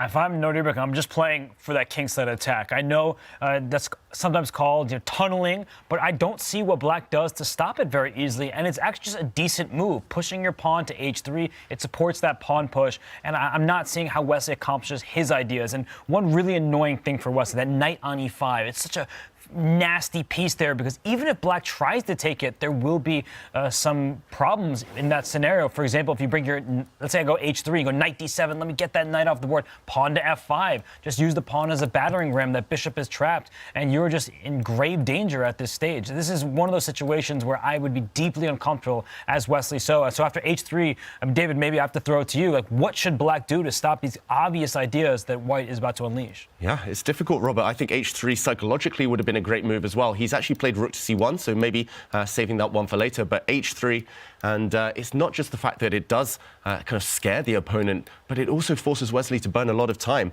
Like, is this a threat, first of all? If it is, how do you guard against it? Wesley would have been in the tank for a long, long time. Rook C1 is a controlling type of move, so I don't hate it, but it does bring the rook away from what could have been a nice square, maybe supporting the e-pawn later. I think he's just trying to shut down on this square, clamp down on C5. As long as Black cannot push the pawn on this flank, he can play H3, G4 at will later on. It might be time to at least hint at removing this knight, maybe with the bishop, and you just sit. At the right moment, you might be able to capture or throw a knight into E4, even at the cost of a pawn. He does play this move, but I think we all still prefer White here in the studio. We're all loving what Nodirbek has done in the early stages. No question about that. And Nodirbek's style, it is one where if he gets the opportunity to play for the initiative, he doesn't back down. So definitely H3 is on his radar, it is on his mind, but I like that move rook to C1 because it really makes sure that Black's B pawn never really gets moving because of the pressure on the C file. If we just from a broader picture zoom out and think about the last few moves that Nodirbek has played, it looks like he's playing on the king side as well as the queen side. He's not only thinking about his own attack, but he's making sure that Wesley's counterplay on the other side of the board is stopped. And there you have it. So he's combining ideas, full board awareness. He's showing restraint, and I think that is a sign of maturity, that he's able to recover from that first game, get a nice plus, and play on his own terms. Yeah. All right, well, this one will definitely be putting Wesley So under pressure, but let's move on to our other game where Fabiano Caruana on the scoreline is a little bit under pressure, and we see an endgame. Pieces have been traded off, only a rook and knight remaining, but can White try for more simply given that the pawn on a5 is up the board, you've got f4 ideas, but it's Black who strikes first in the center. And maybe this was out of necessity. I actually have a feeling that Magnus is a bit complacent, or he has been in the last few moves, because it was dead level. It should still be roughly level, but he's been forced to take concrete action when he would rather have just been sitting and pretty much just setting up this defensive formation. And look at this. Now White does have a big threat on the board. White's knight after this pawn trade is coming to d3 next move, where it would attack 2 pawns. Black's e-pawn is undefended in the sense there, now isolated as well. And the head of Black's pawn chain on the queen side, the Black c5 pawn, also undefended. Suddenly, I think Magnus might be starting to feel a bit uncomfortable. If he'd put the Black knight on a different square, perhaps, he would have shut down all of these ideas for good. And there's something misleading here. The Black rook is obviously on an open file. White's rook is actually on an open file. You may think I'm crazy. What is Robert talking about? What's happening here is that when the White knight steps forward out to d3 to attack that head pawn, the one on c5, Black will be forced to play the move b6. And when you play b6, White can take that pawn on b6, and now that rook on a1, sitting on what would seem like a starting square, it's open. It can venture into enemy territory, a6 or a7, and start poking and prodding. So that rook a1 idea from Fabiano, he kept his rook there. Very clever play by him. Yeah, and Magnus, the problem is, how does he stop this idea? I was going to say earlier, if he had simply put the Black knight on e6, he would have guarded this pawn. He would never have had to touch anything on the queen side, and it should have been a simple draw. But Black's knight just unable for the moment to find any nice squares. Again, Magnus would love to kind of teleport it over to an outpost, but too slow. White is getting there first with a beautiful knight jump, and suddenly pressure on the world number 1, Magnus Carlsen. It looked like a draw. It should still be a draw with best play, but some questions to answer. And if we follow that line through, I think the most logical continuation, as Robert mentioned, this is certainly uncomfortable with the white rook coming in. Suddenly big threats coming behind the c pawn, coming behind the g pawn. It's only a 2-result game. Black is the one defending. White can apply pressure with 0 risk. And ideally, Black could trade off the rooks, but the king is doing an important job for Black as well. Rook d7 loses on the spot because I trade rooks, steal your e-pawn, steal your g-pawn, and that's game over. So it's one of these things where you want to cure your problems in the 7th rank, but the solution, as Danya would say, could be worse than disease. Wow, Magnus Carlsen on the defense in an endgame. Not something that you get to see every day. But in my head, it's hard to imagine any reality, any world where Magnus gets outplayed in an endgame. We know that he is one of the best players of all times when it comes to this stage of chess. But Fabiano Caruana not only putting pressure on the board, but the clock as well. Ahead by almost 3 minutes now. Magnus on a think, so perhaps the clock difference will increase on this move. Magnus realizes that he is going to have to defend this for a very long time. Yeah, there's something in the air in Toronto. We're not used to seeing Magnus get outplayed in an endgame, but we're not used to seeing Fabiano blunder tactically, and it just feels like everyone is just reeling from kind of the drama that's unfolding. And talking of drama that's unfolding, Robert, White's advantage has massively increased just in the last few moves since we were last here. And it's White's turn right now, so that queen on c2 can just steal a pawn on e4, and White has both massive pawns on e5 and f5 that can push forward in the near future. Wesley So blundered just a couple turns ago, so if we can dive in and analyze the last few moves, Wesley had a difficult decision. We were talking about this for a while, that he was a bit passive, that the ideas were easier to execute from the white side. But if we just go back a few turns, when Nodirbek was able to push his pawn up to f5, Wesley tried to sacrifice a pawn in the center. And after f5 here, I think Black has to go f6, a really difficult move to play, challenging that pesky knight in the center. Still holes in Black's position. You don't need to even take this bishop on e6 if you don't want it. White should have a superior position, but what he did in the game, he retreated back to d7, and after the knight was captured on e4, this is all of a sudden just an extra pawn for White, and it's a great position, winning chances for Nodirbek. Yeah, I think what he might have missed is that he cannot capture this bishop now. If he had simply taken back the bishop, then a series of captures, a series of takes, and whoops, there's a double attack. A simple knight fork would have won material for white, so he was obliged to take the white knight off in the center. But this is how he's established these powerful pawns now here at Nodirbek, and yeah, simply a pawn advantage. These two pawns are glorious. The white knight is clearly superior to its counterpart, especially if it jumps in. And I don't know how you even try and save this game. If you try to go for this pawn, then white can simply move the knight in yet again. The problem is this bishop is attacked, pressure there, so the black queen has no time to go and capture. And Wesley's desperate now. He's throwing even more pawns away to try and free up his bishop. A good try, but white can simply capture if he wants to. Yeah, and Nodirbek, this is move number 23, getting such a big advantage against the hardest to beat player on the circuit. Definitely a big achievement. I think the scoreline in this match is not reflective of the quality. Nodirbek was also ahead in game one. And there are already a lot of tactical ideas. You're pointing out that the c5 pawn is hanging. David, I'm also looking at trying to open up black's king side. I'm not sure what I want to start with, whether it's the f-pawn moving forward or sacrificing the e-pawn. I really want to discuss this with you guys. Give up the e-pawn. Force black. I like that Robert nodding his head in approval. So e6, you take that pawn. And now I don't want to capture that back. I just want to blow open your king side. I want to go f6. I want my queen on g6. And this is the kind of chess that we expect out of Nodirbek as well. Is this something that's on his radar? Definitely. I mean, the greedy player in me is saying, take a pawn, play on, try to just collect and win long term. But why win long term when you can win on the spot? And pawn to e6, as you mentioned, Tanya, would be a dagger blow to Wesley So's position here. I don't even see how to try and fight on. Yes, you can move the bishop that's attacked. I think the variation you pointed out is just too strong. This battering ram blows open the black position. Pawn takes pawn, for example, a check, and everything drops with tempo. White's rook will soon come in to end the game. So this is just unthinkable. And if you cannot take this pawn, you have to move your bishop. What do you play? Do you attack the white queen? I mean, this looks just too powerful. You could, at the very minimum, maybe there's even stronger, but you can ask the black king to step out into the open. Now you can deliver a bunch of checks. Pawns aren't going anywhere. You're actually material up. This just looks terminal. E6 might be the strongest of them all. And this is a big moment for Nodirbek. Does he go pawn hunting? Will he be materialistic right now? Will he play more? Will he play for Wesley's king?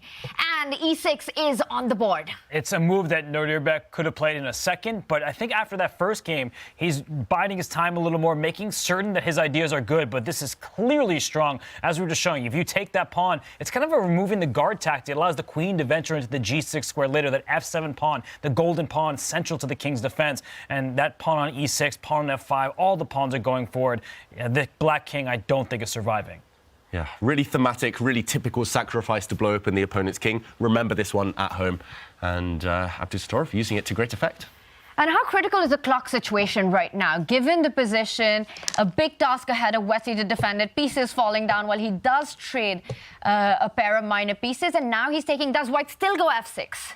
Yeah, do it. Clearly that's his plan, Abdusattorov. If he doesn't play f6 now, then it would be less consistent, and actually material is suddenly level, but it's all about the black king. And it's about the white rooks. The rook on f1 is perfectly placed. That other rook is going to hit the queen on the d-file, then barrel on down to the 7th rank. And this is what Nodirbek is doing. He's clearing the 7th rank of black pawns. That means the king has no shelter. And I think actually this is a very quick knockout. If you take that pawn, rook d1, rook d7, it looks over.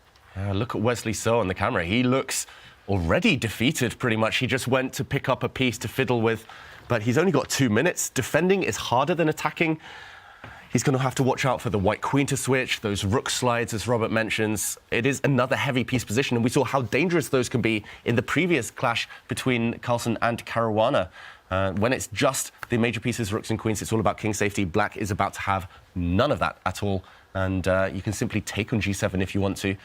Maybe there's even stronger, but just rid the black king of its shelter, and long-term, white is winning.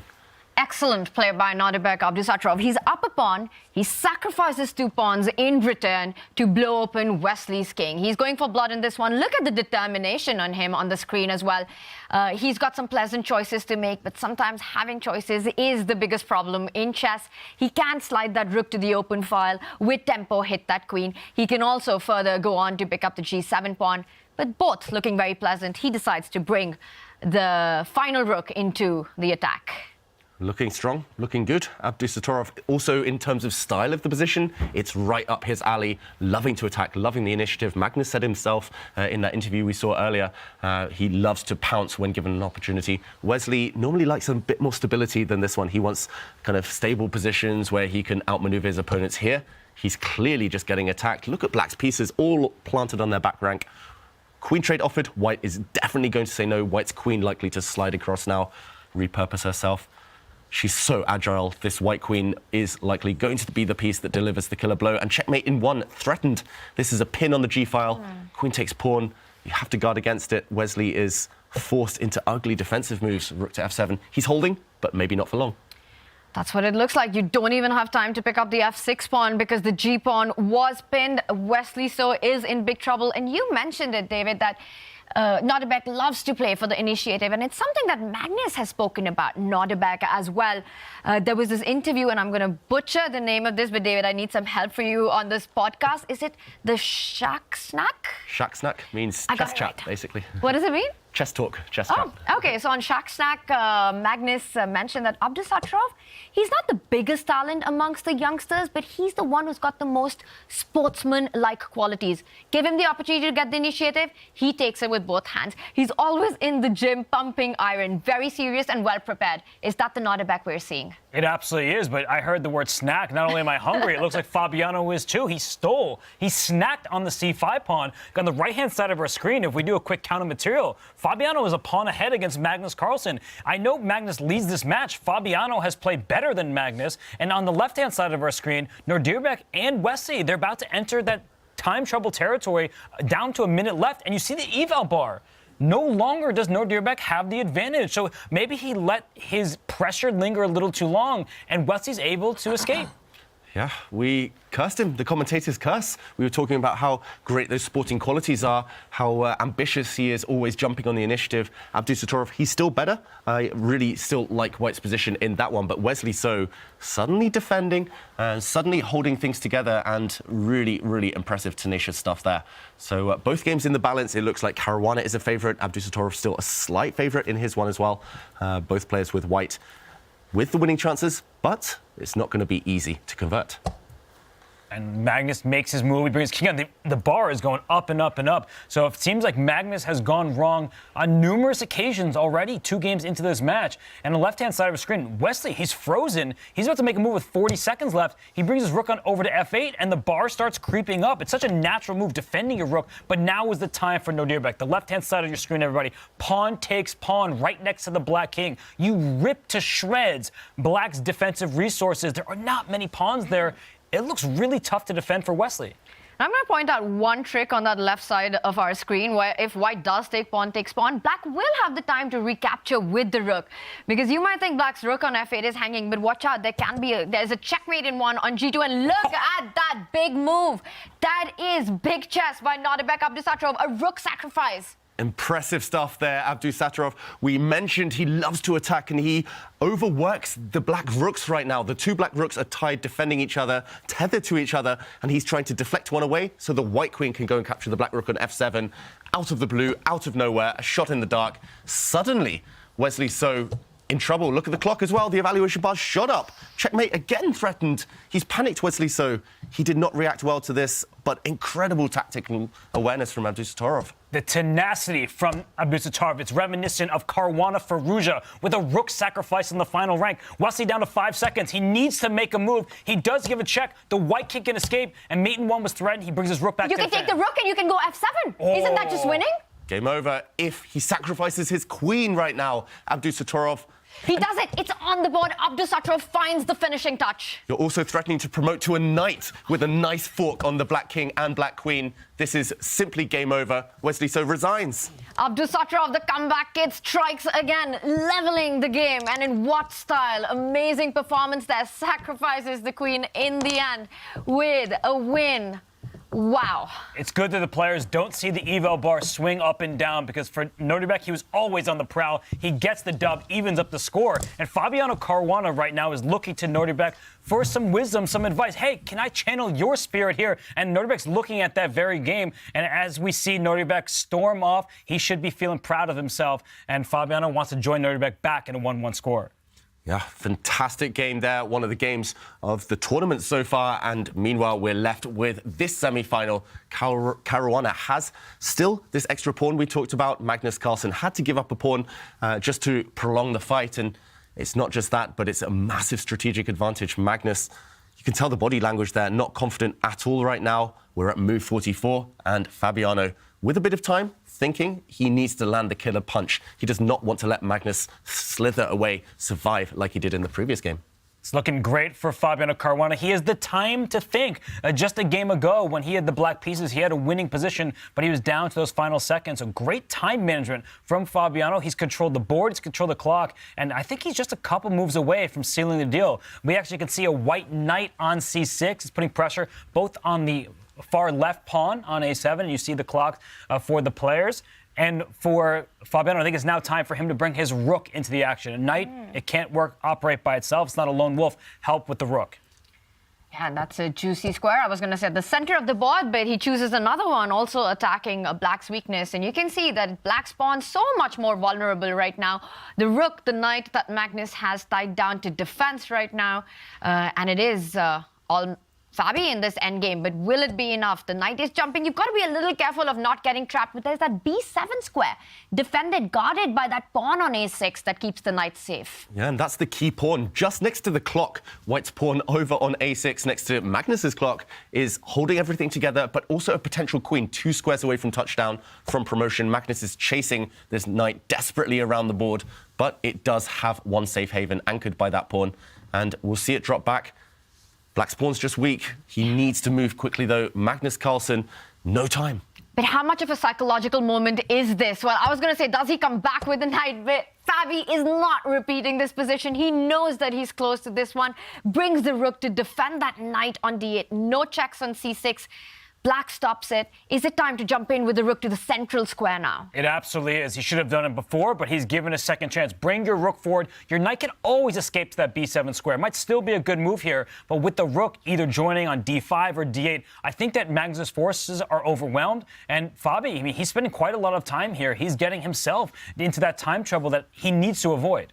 Yeah, that's the only thing that can save Magnus Carlsen now. The clock, as we saw in the previous game, and Fabiano does bring his rook in. Still no threat, but the realization that Black has barely any moves will make him more confident right now. Black's knight is stuck. If it ever moves, the white knight comes into c6 with a check. Black's king maybe moves. Okay, he checks with the rook, but this is only helping the white king come around. The white king is actually going to march up the board via the h-file. This infiltration, white's king is going to step up, up, and in. And Magnus's defenses are crumbling. He tries counterplay with his rook, but this allows the white knight free and that break out. A7 pawn. So that one is going to fall. If that white rook goes to the final rank, kicks that knight on out of there. A7 drops that pawn that was thrust all the way up to A6. It was early on where he went A4. It went to A5. It has not stopped moving. The pressure continues, and I think it's about to be winning material for him. But he takes the E pawn instead. Yeah, I'm not such a fan of this, but he still has the same idea in mind. That being said, pawns are starting to disappear, and if everything disappears, Black will be able to sacrifice a knight maybe for White's remaining pawns later, but now he's removing the defender. Black's knight kicked away, and the A-pawn drops. Magnus Carlsen in big, big trouble. White's A-pawn is 2 squares away. It's going to promote. That is a big pawn and desperation there by Magnus. He's just trying to create some chances with checks. White still has to be careful. That knight jumping around. There are checks on the board. Fabi needs to get his king to safety, and then the A-pawn wins the game. I was surprised he moved his king up, but it goes back around. Knight back to B5. The pawn is unstoppable. As long as he can bring his knight back, push A7, the rook actually covers the promoting square. I think Magnus might even just resign here. Yeah, you look at him and you get the feeling he's about to give up. Magnus Carlsen. And that's it. Handshakes. Fabiano Caruana levels the score with a win against the world #1. He was winning in game 1, did not finish the job, but he gets it done in game 2. He has the utmost belief in himself, and he just Magnus Carlsen. He beat him in a technical endgame. It looked like there shouldn't be much hope to win, and Fabiano Caruana got the job done. He walks out of the playing hall a much more confident man. He's proven again that he could take down Magnus Carlsen in any game. Absolutely. There's so much history between these two players. And today, there's so much glory on the line as well. Fabi strikes back, Nodirbek strikes back, and Kaya caught up with Abdusattorov after his big win against Wesley. Here with the comeback kid, Nodirbek. You must be just so happy right now. Yeah, I'm happy that I managed to come back and win a game. But obviously, I was also a little bit disappointed because it was the first game where I had an advantage, like a risk-free end game that I managed to lost. But yeah, I'm quite happy that I quickly come back. Yeah, I mean Wesley, so he has hardly lost a game ever. How are you able to beat him? Yeah, I played an opening which he played against me, and I got a kind of pleasant position, and he spent too much time there, but I couldn't find anything, and I think he missed f5 after knight e4, after which it's completely lost for black, I think. And we're definitely now going to see this match go to 4 games. What will be the strategy now in the final 2 games? Just keep the momentum, and I'll try my best. And yeah, I will be not surprised if we'll head to Armageddon. All right. Well, congratulations and good luck next one. Thank you. Nodirbek Abdusattorov, he equalizes against Wesley, so back to you guys. Nodirbek in his cool Puma sweatshirt playing some really, really cool chess there against Wesley So and levels that match. Is it fair to say that so far, even though the match is 1-1, Nodirbek has been the better player? I think in both matches, the player that won Game 2 has played the better match. And it's 1-1 because of the defensive tenacity, the resourcefulness of both Wesley So and Magnus Carlsen. But I do think Fabiano Caruana and Nodirbek Abdusattorov have played better in their matches. Yeah, I have to fully agree. And I also have to apologize for earlier calling that Caruana-Carlsen game the calm after the storm, because there's no calm here. There's no chill out in Toronto. There's just blood on the board. Players throwing everything at each other on every single move, every single game. Absolutely. This is why we watch chess. This is why we believe for moments like this, the comeback moments of players who are underdogs on paper. But this guy, he is the man to beat right now. What a performance in the round robin. And it's Nodirbek Abdusattorov, the youngest ever world rapid champion, who has to get the job done.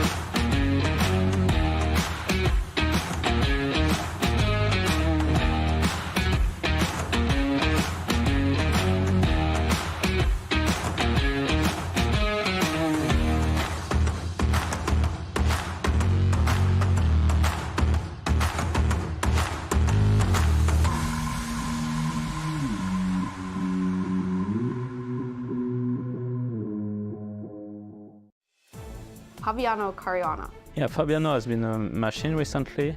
Well, he's done that in the past. Of course, there was a Sinquefield Cup in 2014 where he won 7 in a row, 2 against me. I think he's a great player, but I still like my chances. He calculates just brilliance. It's weird to say it, but he's really on the rise now. He's maybe the most prepared player in the world, so he's really in good shape. He won the Sinquefield Cup and Grand Chess Tour. He's been playing very well in classical chess and Also, he's been playing reasonably in Rapid and Blitz. Yeah, I don't think it's likely that he'll win the tournament, but he has a chance to do well for sure. He has shown incredible results this year in classical chess. One of the best players of our time and one of the biggest favorite of this field. Well, Fabiano easily is the hottest player at the moment. He's had the best results over the board in 2023. A very formidable opponent, I think, for him. If he gets his positions out of the opening with great preparation, he also has a great chance to win, but I mean, we'll see what happens.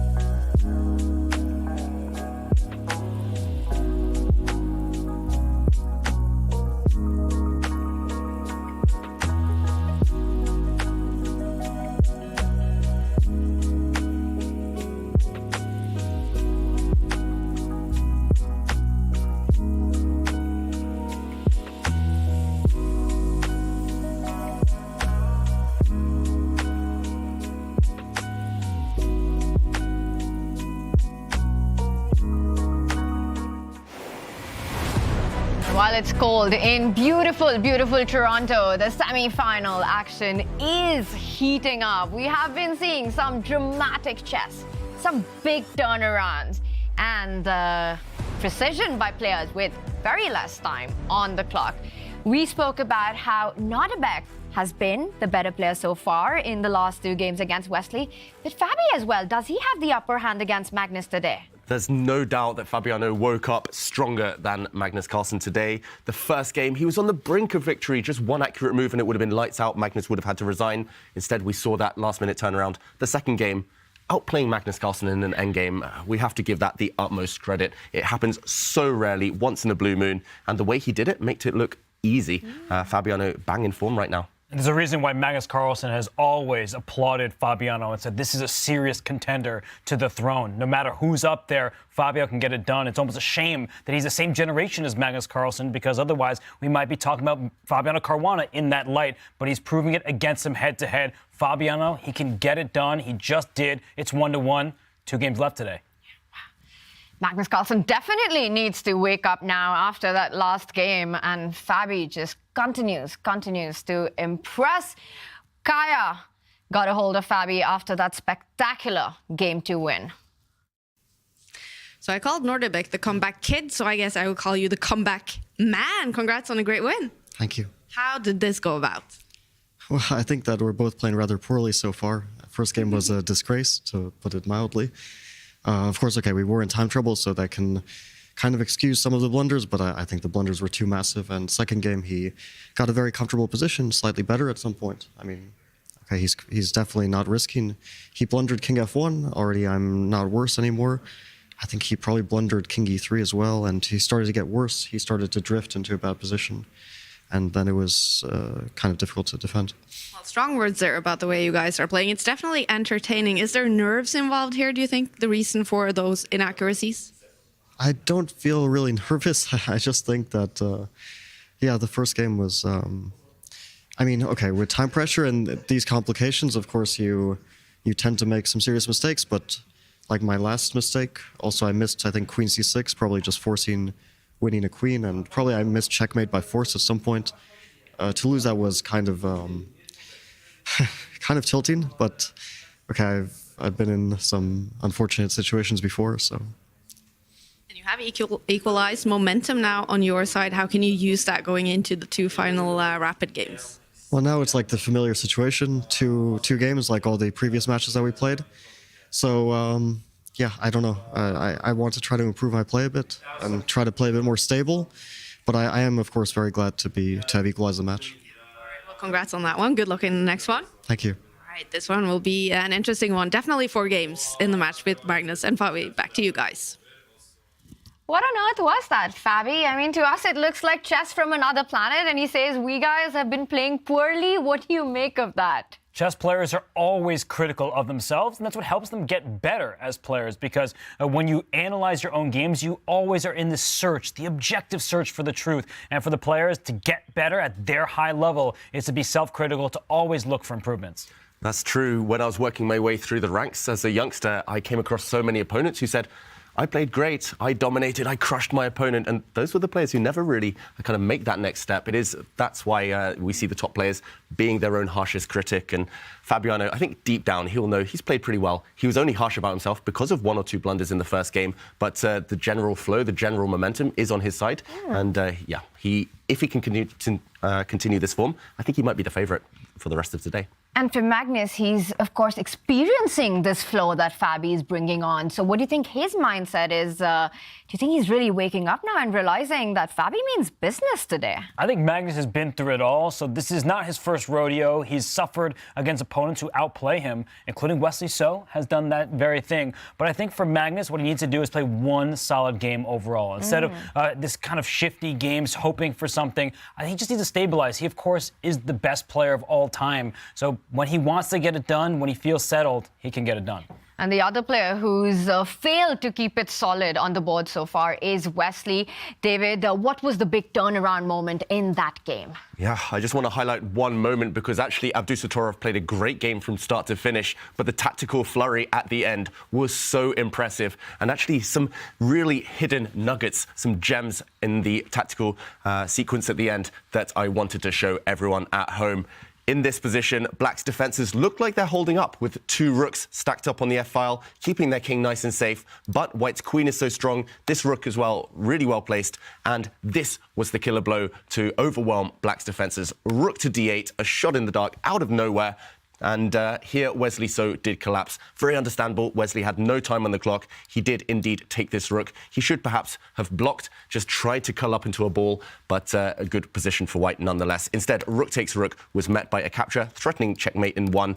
And Wesley here gave a check. This is very clever, forcing the White king to h2, dropping back his rook. And after White sacrificed the queen, pushing forward his pawn next move, I think Wesley was banking on the fact he could have played the move g5, hitting the white rook. If the white rook moves anywhere, the black queen could have given a nasty check now, hence the reason the king was forced to the square, and now it could have slid back to f8, blocking the white pawn. But it was this position Wesley resigned because he'd suddenly realised after g5, White doesn't promote to a queen, White promotes to a knight. A beautiful fork here, a royal fork. The king moves, the knight takes the queen, and White ends up in peace to the good.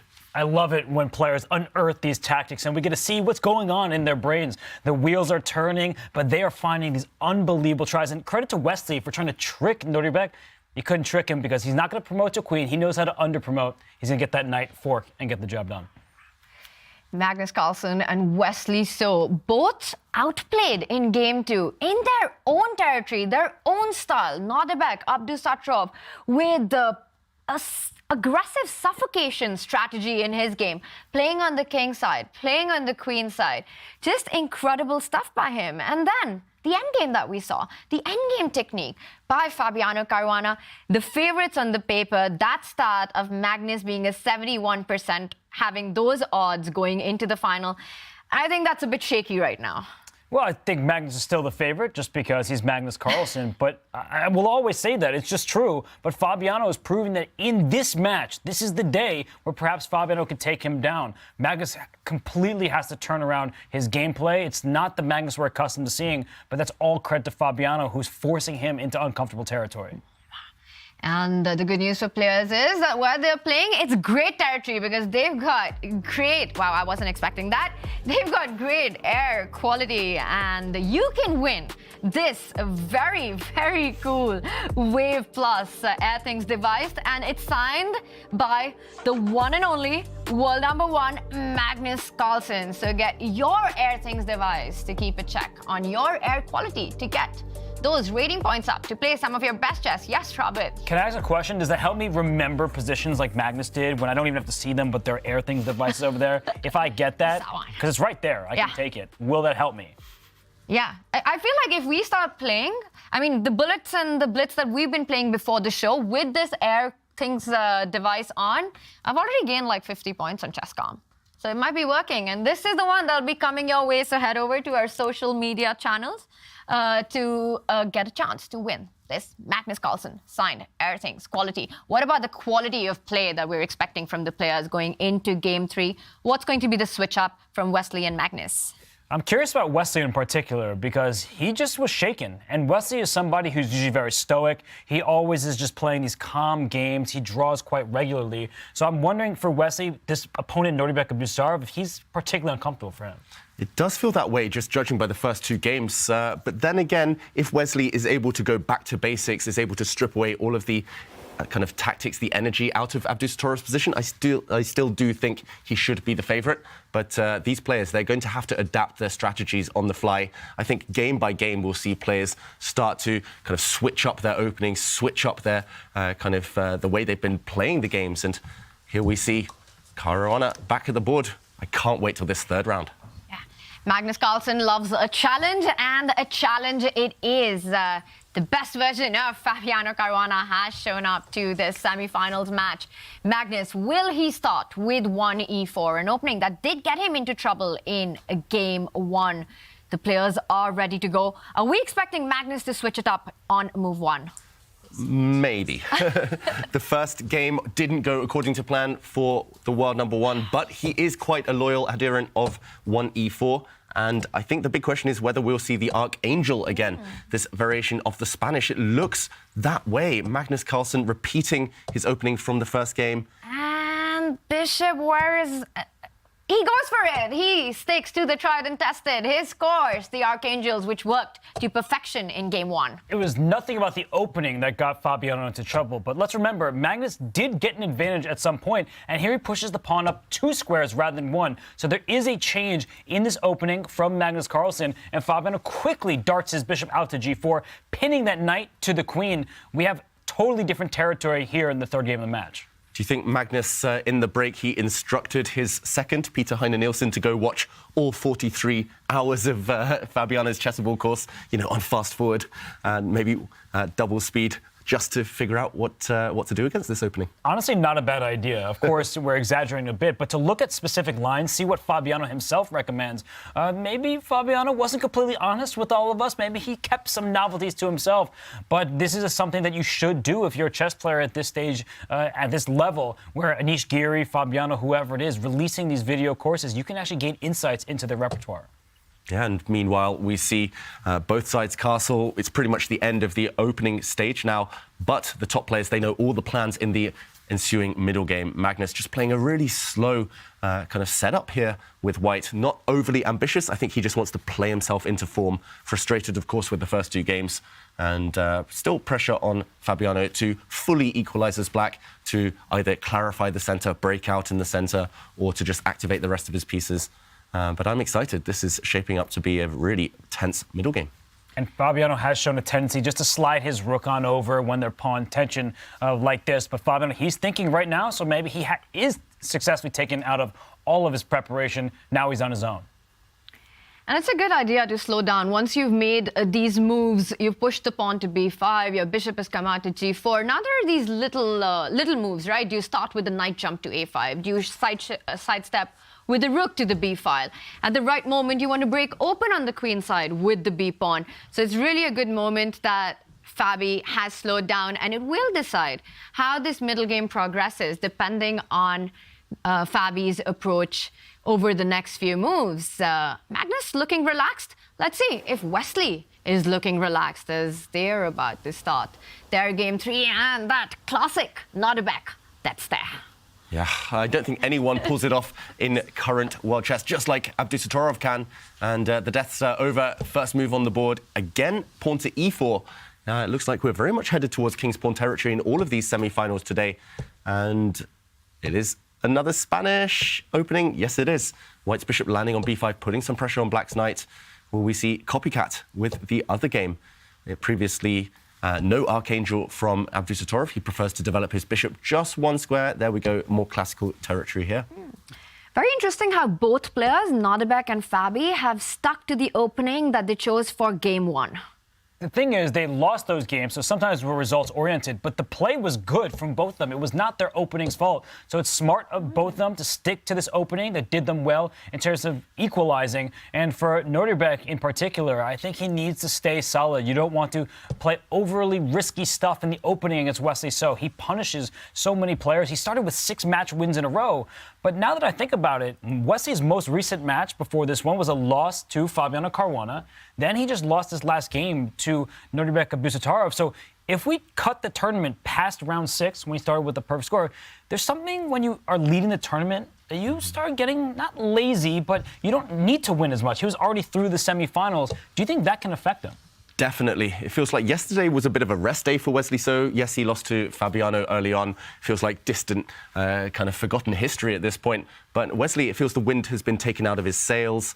Yes, he was on that hot streak. And normally, when you're on a hot streak, you don't want kind of an easier game or a non-important game. You want to keep pushing, challenge yourself for more and more. And yeah, Wesley, he hasn't replicated the form he showed in the first few days, just in the last 24 hours. But this one, in the meantime, still a very kind of typical position for this opening. He's traded off a set of pawns on the queen side, and White is getting ready to build a big pawn center.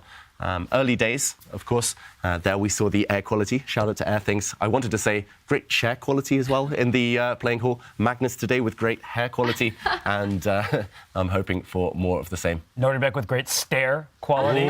So Robert, you outdid me. Yeah, we can keep doing this forever. But Wesley, something's going on. What is he bothered by right here? He's shaking his head a little bit. I know he doesn't like to look at his opponents, or sometimes he covers his eyes just so he can focus on the moves.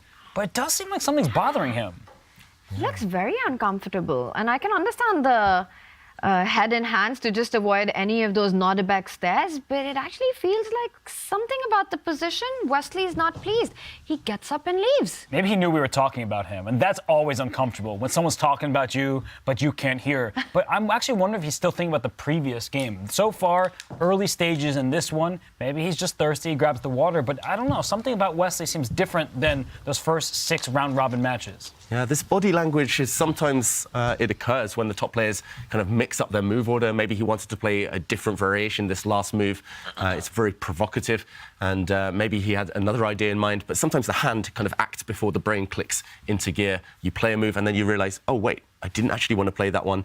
Makes you smile, and in general, Wesley's looked in a great mood this whole tournament, so I don't think it will distract him too much. Of course, he'll be able to refocus.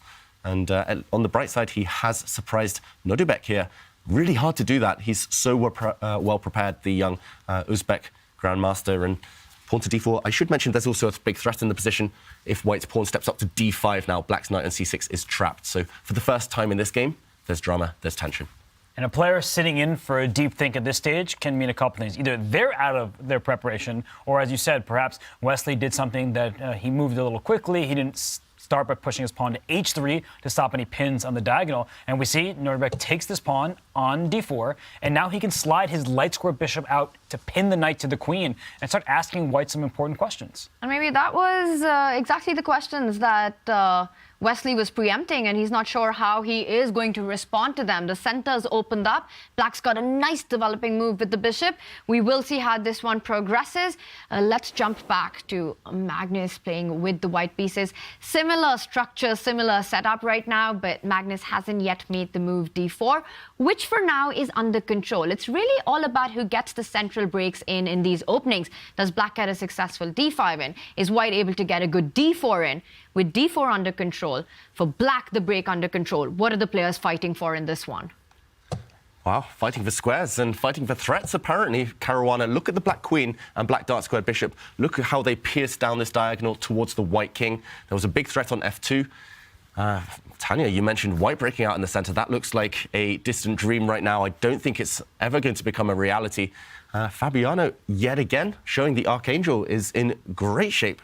There's only one open file. A pair of rooks have been traded along that file. Black controls it. White is not able to strike in the center. White's position is perfectly healthy. I don't want to act like Fabiano has an advantage, but no difficulties whatsoever. So I think advantage Fabiano from the perspective of this is a game with the black pieces. He just won with White in game 2. This looks really stable, a hard position to imagine black going wrong, but then we're talking about Magnus Carlsen here. He's going to keep the game going for a while, but Fabiano's doing everything right thus far. Wow, and look at that knight. It's rerouted itself to the king side, eyeing that f4 square. A white knight, meanwhile, also trying to get to the light squares. And while these players fight it out, the position, strategic battle, we will head down to Toronto, where we're being joined by Levy. And he's with Maxime Vachier-Lagrave, who's hanging out in Toronto right now to break the position down for us. What's up, Maxime? No, she asked you. What's up, Maxime? Yeah, all good. I mean, you know, there's nothing to be proud of from the past few days. So, you know, I definitely didn't deserve to be at this place of one of these 4 players. So my place is here for today, at least. Well, we really appreciate it. And obviously, before we get into the specifics of this Fabiano-Magnus matchup, we just saw what happened there in the first game. We were all sitting, watching, and just oohing and ahhing at the screen at watching this queen versus rook endgame. So my question to you is, how do you bounce back from that psychologically? What does it say to win that second game with white for Fabiano? Well, first of all, I think it's a big relief for Fabiano to have won. We saw him briefly after he lost, and of course he was very pissed. But I think it helps that it's not a classical game where you have one day to ponder over your thoughts. Here you just like, okay, in 5 minutes I have to go again. You know, just reset mentally. Sometimes it's easier said than done, but like, I think it helps also maybe, at least it would have helped me, that it's not a game where he was particularly dominant. He was on the defensive throughout the game. He got this unexpected chance. And then, yeah, he should definitely have won. But let's say draw could have been some sort of fair result. It's not like it's maybe a 0.75 point difference, not a straight 1 point difference. And then he was white in the next game. He could put pressure, definitely played it safe in the opening. So to at least cut the bleeding. And then when he got his chance, he took it. Then it would have been lethal if he actually hadn't converted his advantage. Because at some point it looked like he was going on the wrong track. Right. And this could have been really decisive. Now he's come back and, match is 1-1 again, all afresh. No, that's obviously... And now it's basically back to the format that it was before the semi-final. Now it's just the best of 2. Except it's 2 sets, yeah? Yeah, right, of course, yes. What are we thinking about this position that we have on the screen? It's a very reasonable position. Like, I mean, Fabi is going to get his knight to f4. So that's a good thing. I don't think you can go g3, although I would consider it like bishop takes, then knight 3 back to h2. You attack this knight on h5. It's a pawn sacrifice.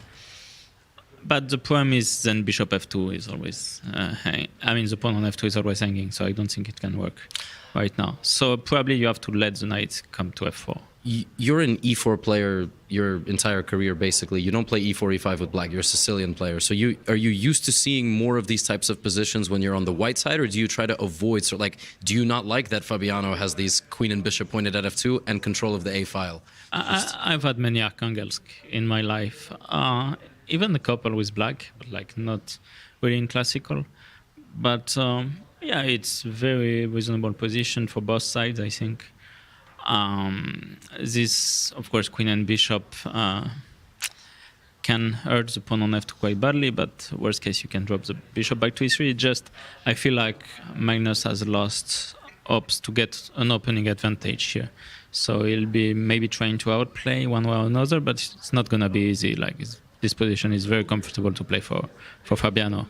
Last question before we go over to our other semi-final. I am curious about the fact that Magnus repeated the opening for a second time, right? He didn't exactly repeat it because he went a4. Yeah, he went a4, but just to play into the Archangelsk period, just to play e4. I mean, he could have played d4, c4, knight f3. So is he just kind of poking and seeing at different things that Fabiano wants to do with black. I don't think it's a bad idea in general.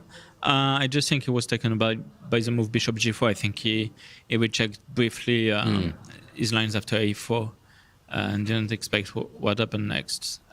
But yeah, I mean, Fabiano is obviously always extremely well prepared, and but Magnus as well. So like he doesn't have to back out from a theoretical fight. Like he played against me in numerous Najdorfs and Grenfell. So right. I think we are going to bring up our second semi-final matchup here, and here we have it on the screen. This was also a Ruy Lopez, but it is very different. Yeah, and I thought it had gone well for Wesley actually, but it's not that obvious. Like he has control over the center. So this knight on e4, you have to make a decision now. It's been attacked. Probably you want to sacrifice a pawn. Maybe play c5. Yeah. Give up the pawn and hope to enter some equal endgame at the end. Like pawn down, but you still get equality. So like I would consider either rook d8 or c5.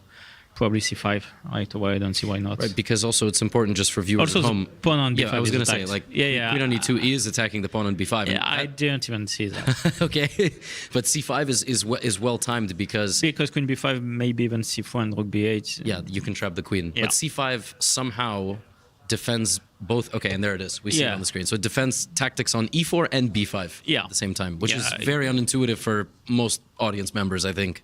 Yeah. I think it should end in a draw. Like you take everything, and then rook g8. I think also, like first game looked like it was gonna end in a draw. Sure, yeah, of course. And then I think Nodirbek overpressed, and then was what exactly is the idea? It's like if white takes on e4 with the knight right now, black is going to take back. White will trade everything. You trade everything. You play rook d8, and you have ideas of knight d3 as well. So like because knight d3 right away, maybe you get bishop e3, and then d5 is always in the air. So I think you want rook d8, and if dc, even bishop c5, because then you're also eating at f2 when you play knight d3. Okay, perfect. It could be a bit uncomfortable, but I think it ends in a draw in the end. So Nodirbek is looking to offset potentially a one-pawn advantage for Wesley with some active piece play. Likely will win the pawn back. And I mean, we did see in that first game there was a long endgame. And even if it doesn't, like it's gonna be an equalish endgame. Like. Yeah, and we see that dc5 is even on the board. So looking like this one will head to a draw. We still pretty unclear situation in the Magnus Fabi game, but thank you. Maxime, for joining. Maybe we'll get another one with you, and we're going to send it back to Oslo. Yes. Tanya and the guys, take it away. Do your job, guys. Thanks, Lavi. Well, that was a good break, Maxime. So thanks for taking over, and do jump in, guys, whenever you've got a moment to break this action down for us that we're witnessing. And Maxime's take on this is that this is perhaps going to fizzle out into a draw. Would you agree with that? I'm never going to doubt Maxime in a Spanish opening in the Ruy Lopez. He's been playing it as long as I've known him, since we were kids. So I trust his judgment. Maxime, there's a chair here if you want to fly over and give us more of a break. And meanwhile, it just feels like everything's being traded off.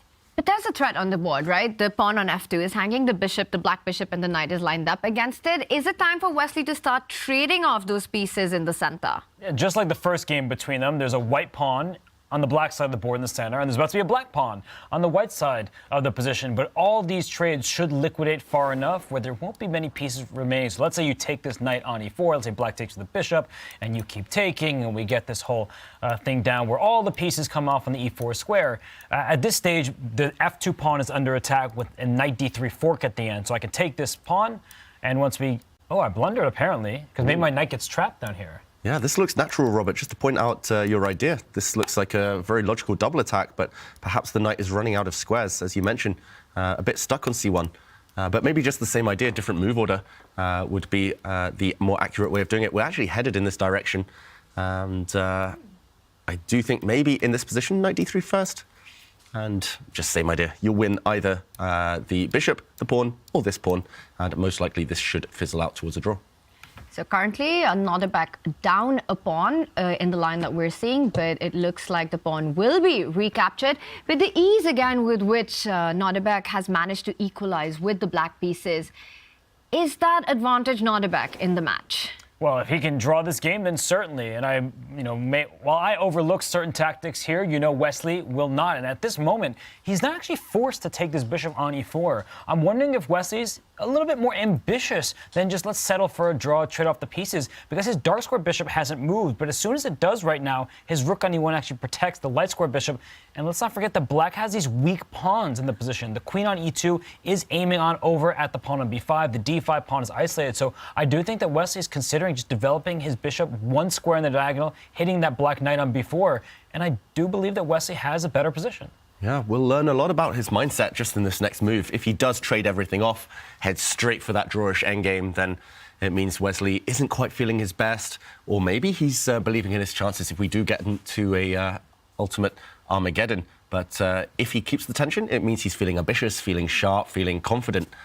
I like your idea, Robert. I must admit, I thought bishop takes bishop was pretty much forced, but you can just defend your bishop on b1, move the other bishop out of the way, and yeah, the game goes on. I saw Wesley shake his head, though. He quickly did a little one of these. So he could be seeing that no matter what he does, it should be equal. But I feel like he should try. This is his game with the white pieces. He should play on. Wow. Okay, so this is a moment, and we see he does decide to play on. So developing the bishop, defending the other bishop with the rook. We'll see how Nodirbek reacts to this, but let's jump in and see how Fabi has been reacting out of the opening. Now, on this one, Maxime said that it's time for Magnus to give up all hope of getting an opening advantage, and we can see why, right? Like the bishop and the queen lined up, attacking that d4 pawn, also x-raying the f2 pawn. The f line is open. Black's managed to get the knights on the center of the board, and now no doubled pawns as well. White needs to be careful about the pawns in the center. It does appear as if Fabi once again proving the Archangels hold strong. Look at the clock. Fabi is up nearly 2 minutes on time. The eval bar is in his favor. He's the one pressuring not just the center, but also the king side. That bishop on g5 for white is kind of in no man's land out there. And that knight on h2, knight on f3, those are superfluous knights. The late Jeremy Silman wrote about these in his books. They're fighting for the same squares. I think black can get very active right now. Queen to a4 comes to mind for me, because bishop a5 becomes a threat, and then white can't successfully play the move pawn to b4. I just feel like white's pieces are tangled at this stage of the game. Easier for Fabiano to play, and even though he's in a think right now, he's ahead in the clock. Yeah, this looks really strong. White's position could fall apart instantly, partly due to this threat of bishop a5, partly due to pressure on the d5 pawn. He actually forces the issue. He played h6, forcing white to take on the f4 square, so now there's an imbalance. Still very healthy, and white has to be really, really careful. I mean, this diagonal, it just looks like if black gets time to play a move like e5 in the near future, there could be just tremendous tactics. And yeah, Magnus Carlsen, how does he improve his knights? That's the big question. One of them, Robert, as mentioned, they're superfluous. You need to activate one of them. You need to get your king to safety somehow, but you don't really want to take a time out to slide your king into the corner. Pawn to h4. He's getting ready to play g3 next move to boot this knight out of his half of the board. Yeah, and you asked the question, how do you actually get rid of these superfluous knights? And I think this move h4 also allows white's knight to jump forward to the square g4, which earlier would not have been possible with that pawn on h3, to just point out a small tactic that stopped this from happening.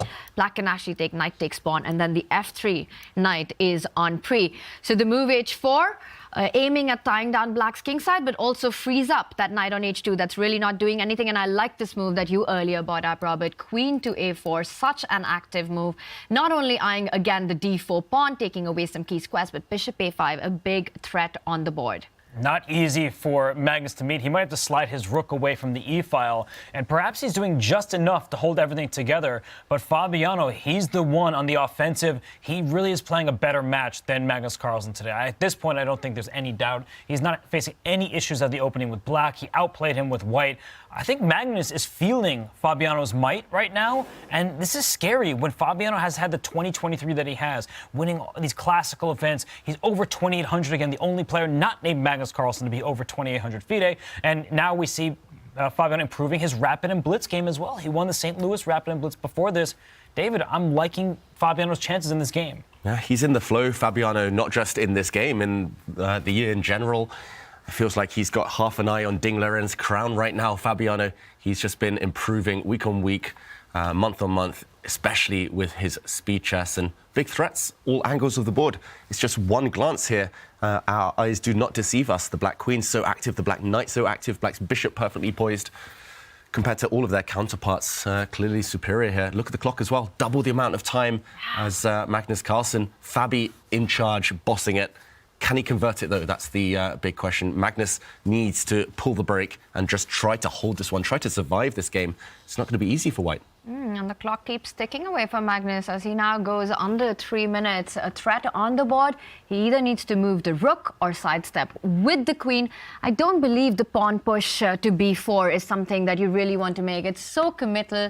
Ties down that pawn, your queen to defending that, which means that for Magnus, it's not a pleasant choice to make. The most natural move to me in this position would be to place the rook on the open c line. Yeah, that is the most natural move, but one of the ideas that we've been talking about for black is pushing the e-pawn forward, opening, unleashing that bishop on b6. It looks scary, so look at Magnus. He's offering a queen trade. He's trying to establish an endgame where the queens are off the board. There won't be an attack, but black should still be better. All of White's pieces are on his first 4 ranks. Black has this knight on f4, the rook situated on f8 that can slide on over to the a file. I really like this position for Fabi. There's no risk here. And Magnus looking away from the board, we see on the camera, I think he's just disgusted by his position right now. He knows that he's on the back foot. Yes, he should still be okay-ish with White, but he's the one reacting, and yeah, he wants to be dictating the pace. This is not going according to plan for the Norwegian right now. Queen to d1, to trade or not to trade? Queen's on the board, off the board, what do we think? I trade him. I think that black is still better. Trade queens, bring your rook to the open file. There's no risk whatsoever in black's position. You play with a free hand. Yeah, that seems really something that Fabi would enjoy. It feels like a position for 2 results. Get the queens off the board, control the only open A line, get your rook down the board to attack White's pawns. Everything looks really good. And you said things are not going well for Magnus in this game. Things haven't been going well from the start of the day for Magnus, including the game that he did win, which was quite a miraculous save by him. Fabi, for the third time during the match, with a better position. But again, in the end game, will it be enough? Or is he going to get more ambitious, trying to keep the queens on the board? He's thinking for a little too long. When you're playing against Magnus, you have to put the pressure on the clock as well. Okay, he allows the queens to come off, but he's saying only on my terms. And he plays this move e5 that we mentioned earlier. It's a very committal move because long-term for black structure, if you don't land any tactics after a trade, you might be left with some weak pawns. But he is cracking open that diagonal for the black bishop. Very ambitious move from Fabiano. I was going to say it is up his alley to kind of maximize the advantage, to try and keep queens on potentially, to try to play for tricks. But e5 here, I'm trying to do some quick calculation. He has to be really careful, Magnus Carlsen, to hold things together. But now Fabi also needs to be careful in some ways, because if there is a pawn swap on e5, black is saddled with his isolated pawn, so long-term that can become a weakness. I'm all about minimizing risk in the position. I thought trading the queens was good, but you see that e5 pawn, it doesn't have its best friend in the adjacent file. It's isolated. Eventually that knight on h2 can jump into g4. That e5 pawn could be a goner. So I'm looking at this position now with a double-edged lens where I think Magnus will have some chances, not just to stymie the offensive threats of Fabiano Caruana, but if Fabiano goes wrong, Magnus can actually play for a win down the line. A very committal decision by Fabi. Without trading the queens, he goes for the central break. I'm slightly surprised, though, with this one, but at least it makes Magnus go into a think and burn some critical seconds on the clock, and eventually he does fix that weakness on e5, and this was Fabi's idea, something that nobody in the studio expected. Fabiano Caruana with a pawn sacrifice. Wow, this is dramatic stuff right now. Nobody spotted that, as you mentioned, Tanya. Now he keeps the queens on, but he's broken this diagonal open. Watch out for all sorts of knight jumps later into d3. Wow, Magnus Carlsen, he's holding things together by a thread. His knight defends his rook, but this diagonal, it feels like there's some tactics brewing. Look at the clock as well. Magnus in big trouble. Fabi, such ambitious play. Totally different position from Ding Liren against Yang Nepomniachtchi, but it's that moment where the EVA bar doesn't change, and yet it's a sudden wrench in the plans of, you weren't expecting this, let me go for more. I think now Fabi can just take this pawn on e5. He's keeping the queens on the board. My fear for black was with the queens off the board, perhaps that e5 pawn can be targeted, but not here, not when black has all the firepower aimed at the white king. A really testing move, decision from Fabiano Caruana. Let's see if Magnus can handle it. This is fighting chess from Fabi. Objectively, maybe it wasn't the strongest option, but he just plays the most challenging line for Magnus to actually handle. And now with being under a minute, the queens stay on the board. There is pressure on that rook on e1. I do like Magnus's defensive move, placing the queen on the second rank, defending not only the b2 pawn, the f2 pawn, also the central e pawn on the board. But it looks like Fabi, he's very ambitious about his chances right now. Yeah, and rightly so. He also has half an eye on the clock, Fabiano Caruana, 3.5 minutes against under 1 minute. So it's the right thing to do to randomize it, to play dynamically. He captures a pawn on that left board of our screen right now, and Magnus moves the white rook away. So still in the balance objectively, but black having all the fun. We see the other board, though, Robert, right now between Wesley So and Abdusattorov on the right of our screens. What do you make of that one? We appreciate those players. They're so phenomenal, but right now there's little separating them on the right-hand side of our screen. I think all attention is on the left-hand side where there's much more tension. And for Fabiano, who still has over 3 minutes on the clock, his time management has probably been his best attribute today. And look at this move, knight back to step forward into d4. He is trying to crack down on white's defenses. If you could start trading some pieces in front of that white king, that f2 pawn in particular is especially vulnerable. That rook on f8 can slide up to f4. That knight can go to d4 or to c5. There are so many questions that Magnus needs to answer. He's got 35 seconds left. This is exceptional combination of being strategic with the knight maneuver, along with the sacrifice that we just saw and ambitious play with the queen move. He's just combining all these different aspects of the game and playing it to perfection. Once again in driver's seat, Fabiano Caruana, a queen trade on offer. This time, does he go for it or perhaps step forward with the queen to b3, trying to maintain the tension? The e4 pawn is also hanging. There's a bunch of options here for Fabiano. I think he'll be really reluctant to go into any endgame. So I'm expecting the black queen to move away. And I'm not sure where exactly, but just keep the tension, keep the pressure on Magnus Carlsen right now. The evaluation bar might say it's only slightly in black's favour, but I think in practical terms, big advantage for Fabiano. And I think Fabiano is okay with a lack of tension if it means he's stealing pawns. I like queen takes pawn in the center, and he does as well. I mentioned earlier he was snacking on pawns in game 2, snacking on one in game 3. He can just move his queen back somewhere. That knight on f3 cannot move. The bishop on b6, the dark square bishop on the left-hand side of your screen, that left board, that bishop is aiming towards the white king. That rook next to the black king is aiming towards the white king. So Magnus took with his rook. It was the only option. Now I think the black knight is the last piece to join the party. Move that knight. He goes in. It's coming to d3. This looks really dangerous. Yeah, Magnus, he's really walking a tightrope right now. He needs to find super accurate moves just to stay alive. 15 seconds for the world number one. Fabiano creating threats. Knight to d3. That black knight jumping in further is a monster threat. How to defend against it, and there we see Magnus drops his knight back. A big blunder according to the evaluation bar. Can black just continue the journey with his knight? Can you continue the journey, or is there a killer blow on the spot? Are there sacrifices? Does knight take pawn with the idea of queen sliding over to the king side? It's on the board. If the king takes the knight, queen g4, is that the killer move? That's game over. There's nothing that Magnus can do. His king side is in shambles. He drops not just a pawn, but his defensive resources. And the rook is going to slide in here for black as well. Unless his king becomes vulnerable, Fabiano, he's just in charge. He could take that knight with his queen even. He's up a pawn at minimum. Game over. Simply no way Magnus Carlsen survives this one. We saw him lean back in shock as knight takes g2. That knight sacrifice appeared on the board.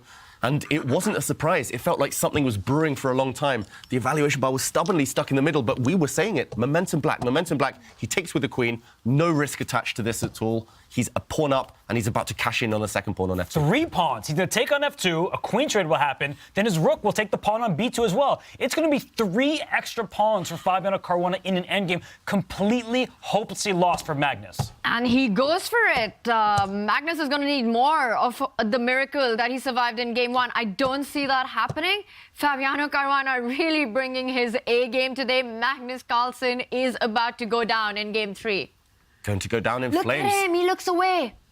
Yeah, he's devastated. Magnus with 14 seconds. Caruana, his clock handling has been exemplary as well this game. He's just been dominant from start to finish. And Magnus's only hope now is to somehow leap forward with a white knight, combine it with white's rook, and create some counterplay, but looks like a dream. Even if black just ignores everything, pushes pawns, it feels like black is winning just on default here. There's a red carpet rolled out in front of that b-pawn. Just push your passed pawn. And on the right-hand side of our screens, we are seeing some trades on offer there. Whoa, wait, what? On the right-hand side, it looks like Wesley So just gave up the pawn next to his king with check, and the Evo bar didn't react. So some craziness happening on the right-hand side. We'll get to it. But all attention is on Fabiano Caruana, just a couple moments away from beating the world #1 Magnus Carlsen. Look at Magnus on the camera, just frustrated there, just throwing his pieces down, the pieces he was fiddling with. He looks ready to get out of here. He looks ready to resign. White's king marching forward, but what's the plan? There simply is none. Black's b-pawn is going to soon march down that board. He's not giving any chance to Magnus to jump in with that knight to f5 first, kicks the rook out of the 7th rank, and now the b-pawn will arrive on b4. Fabi playing extremely solid, giving absolutely no hope here. And he pins that knight. Ooh. Oh, that's just nasty because the knight can't move anymore. A rook trade is completely losing. He could push that b-pawn at long last. Yeah, he's going to do it. And a bit of a mirror image, I just want to say on the boards right now. Black in both of the games has a dark squared bishop versus a knight. Black both games has a pawn on b5, a passed pawn on b5. It's as if the players are kind of watching each other right now. Magnus coming in with the white king. The other board getting dramatic as well. Very dramatic. There was an e6 that was played and it was completely ignored. That is high nerves by Nodirbek.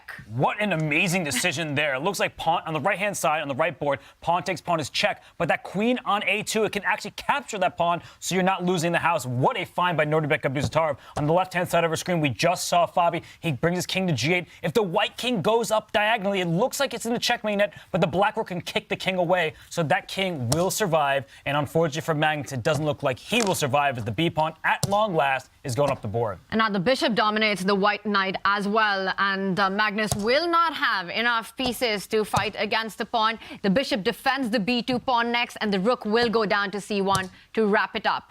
Just don't get checkmated. The black king is out on its own. The good thing for, well, we see resignation. That one is over. Fabiano in control from start to finish. Fabiano Caruana takes the second win and the lead in the match with that back-to-back performance. Magnus Carlsen has to win on demand, a must-win 4th game, and we see it on Magnus. He is feeling the pressure. He's on the ropes, and Fabiano is a punchin'. Magnus Carlsen is lucky to even have 1 point in this match. Fabiano's completely outplayed the world #1, and Fabiano has deserved his 2-1 lead. And we could see another 2-1 lead in this matchup here because Nodirbek Abdusattorov, he escaped the worst. He's actually up a pawn, that passed b-pawn that Fabiano won with. Nodirbek's trying to do the same. But this pawn might drop. There we go. The white knight retreats. It's such a mirror image. It's also rook and knight versus rook and bishop. Also a dark square bishop. Also a b-pawn. But that has disappeared. It's been traded for white's h-pawn. And now 2 versus 1 in terms of pawns on the king side alone. Knights are short-range pieces. They really thrive against bishops when it's just one flank they have to worry about. This should be now a draw. It looks like Wesley So escaped what was a really dangerous endgame there. Wesley can be feeling very relieved with that. He's under 30 seconds right now, but it shouldn't be too tough to hold it given the clock situation as well with such little material on the board. And I think what most black can hope for is a rook-bishop versus rook in this. Oh, but that would be dangerous. If you get that, we saw Magnus Carlsen beat Alireza Firouzja just yesterday in that kind of endgame. But the good news for Wesley is pawns are all on the same side of the board. As David said, knights being short-range pieces, they are difficult pieces to use to track down pawns on the other flank. So I think that Wesley's got everything under control. If the rooks get traded, it's still going to be a draw. There are many ways for him to hold this half point. Yeah, bishop for knight, trade, draw, rook trade, draw, everything here leading to a holdable position. He moves his bishop to c1, keeping the game alive, Nodirbek. He's got to be careful not to push too hard like he did in an earlier game. But yeah, it was just the disappearance of that black b-pawn that we saw as we jumped in that secured this healthy save for Wesley. So I say save presumptuously, but it looks like nothing too much to worry about. Will Nodirbek trade the bishop for knight? Maybe the best bet right now. The only way to keep the game going. He's going to push some pawns. He's so ambitious, the youngster. He's got this champion's mentality of just fighting it out till the very, very end, keeping as many pieces on the board, as much tension on the board, and making Wesley earn that half point. He's making Wesley sweat. He is, and he's just challenging Wesley move after move. Wesley is putting up sturdy defense. And for Nodirbek, I've told the story before, but he was in a game where he was actually down a pawn and a draw was offered, and he declined it. So when he's up a pawn, there's no way he's just going to give an easy draw to Wesley. So he's rerouting his bishop. watch out for Wesley. I mean, you just can't blunder anything, but all his pieces are defended. And it's always tricky because Wesley does have a knight, and it is a Nodirbek who's touching the 10-second mark. So Nodirbek has to be just a little careful right now. Yeah, you don't want to walk into any knight forks. Luckily, the black king and black rook are on different color complexes, therefore cannot be forked by a knight. And now the pawns are rolling. Now the pawns are pushing. One thing that you mentioned in another game earlier in the tournament, Robert, is that the bishop and rook's pawn, the bishop and black h-pawn, they do not combine. Black's h-pawn promotes on a light square. Therefore, white is able to maybe trade off rooks, give up the white knight for black's g-pawn later with a draw, but still a while away from that. I'm proud of you for bringing that up, though, because I always mention, and people get tired of it, but it's true, that if the rooks are off the board, all the white knight has to do is sacrifice out for the g-pawn. And here we see Nodirbek continuing to press. He wants to push those pawns. And Tanya, if we can get that rook and bishop versus rook, that does give Nodirbek legit chances. And now that pawn's on g4, maybe it becomes vulnerable. That's a big target now, and black's rook is perfectly placed to start giving the check and creating some pressure against that white g4 pawn. Right now, you take the knight. Luckily for Wesley, it comes in with a check, and the g4 pawn still hangs. He's doing everything right, though, Abdusattorov. He's putting pressure on white's knight, and things are collapsing for Wesley. So this is a check. Ooh, the black h6 pawn is up for grabs, so he might be holding, but suddenly it's dangerous. Suddenly you've got to be really, really careful. What is this endgame magic that Nodirbek always manages to create? The white king could be in a mating net if you're not careful. I thought that black king was going to forward up to f4. The white knight is trapped almost. And you get to take a pawn with check and move your rook with check. So you're now 2 full pawns ahead is Nodirbek Abdusattorov. Wesley so shakes his head as the second pawn drops. Nodirbek is winning this position, but can he finish the job?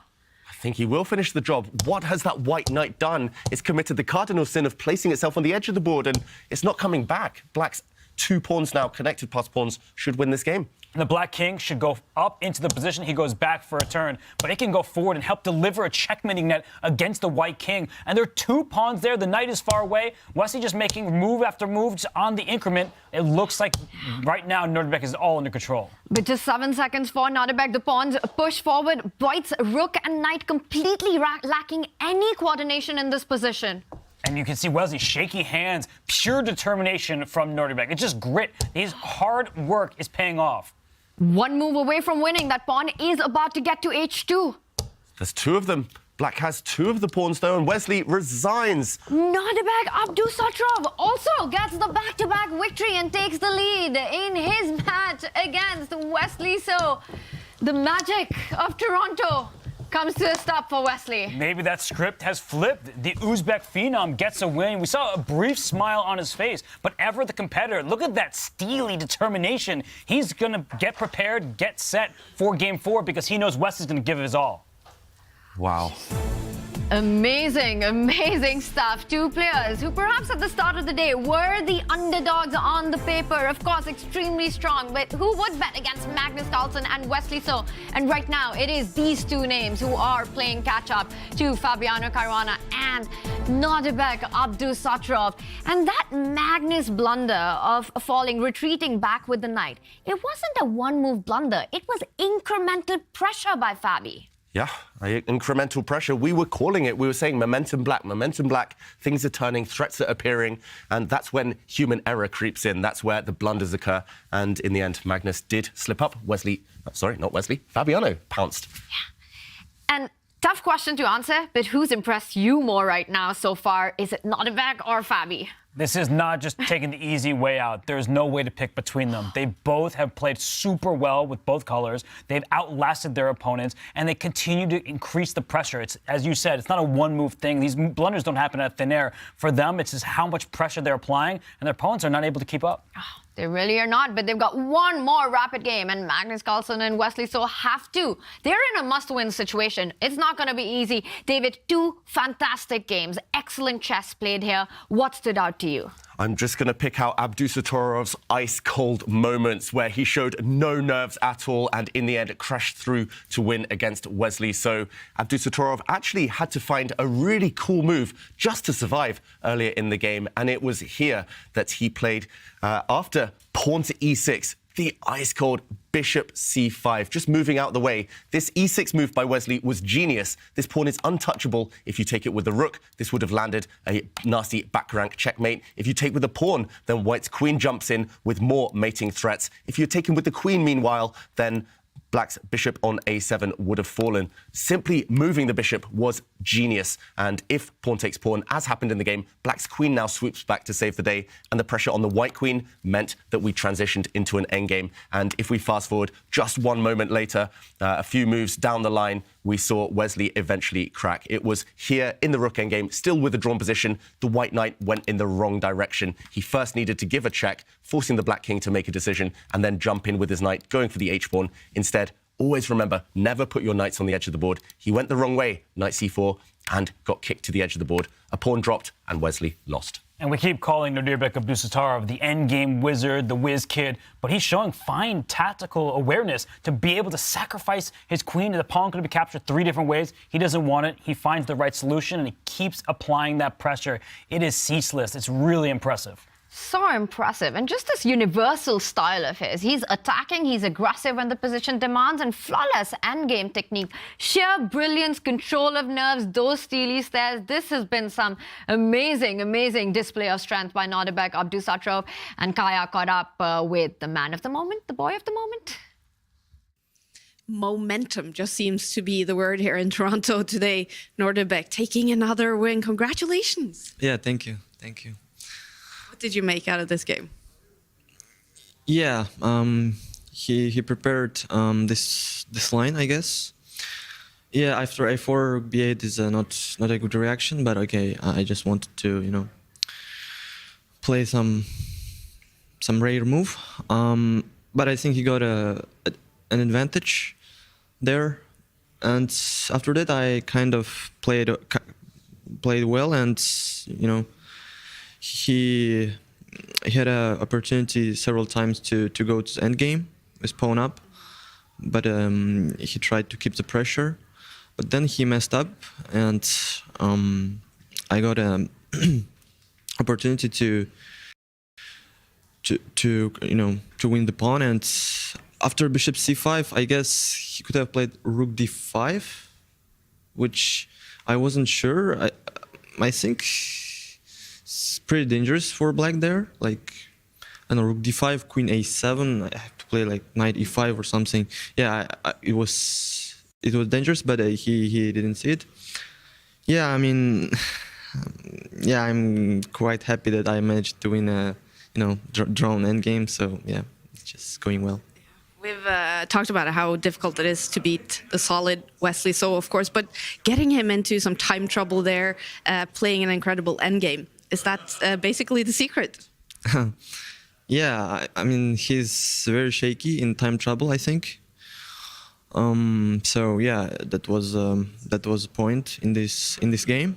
But looking at another match, we are doing exactly same results. Yeah, that's funny actually. Yeah. So we're gonna have 2 players in must-win situations there in Game 4. For you, a draw is enough to win the first match. So what can we expect from you heading into Game 4? Just I'll try, to play good chess, and yeah, we'll see. Congratulations again. Good luck in the last one. Thank you. All right, Nodirbek Abdusattorov. He's on a roll, this youngster. Back to you guys. Nodirbek with quite a hot take there, that Wesley So is shaky when the clock goes down. He's been fantastic so far. It's still a little early to congratulate Nodirbek because the job is far from over. But we can congratulate our winners of the Lo-Fi contest, and these vinyl records are headed your way. So big congratulations to the winners, and the records will be signed by the winner of the Champions Chess Tour Finals. A lot of celebration going on in the Champions Chess Tour Final with some unexpected semi-finals action. World number 2 in the lead against the world number 1. The battle continues in Toronto after this break.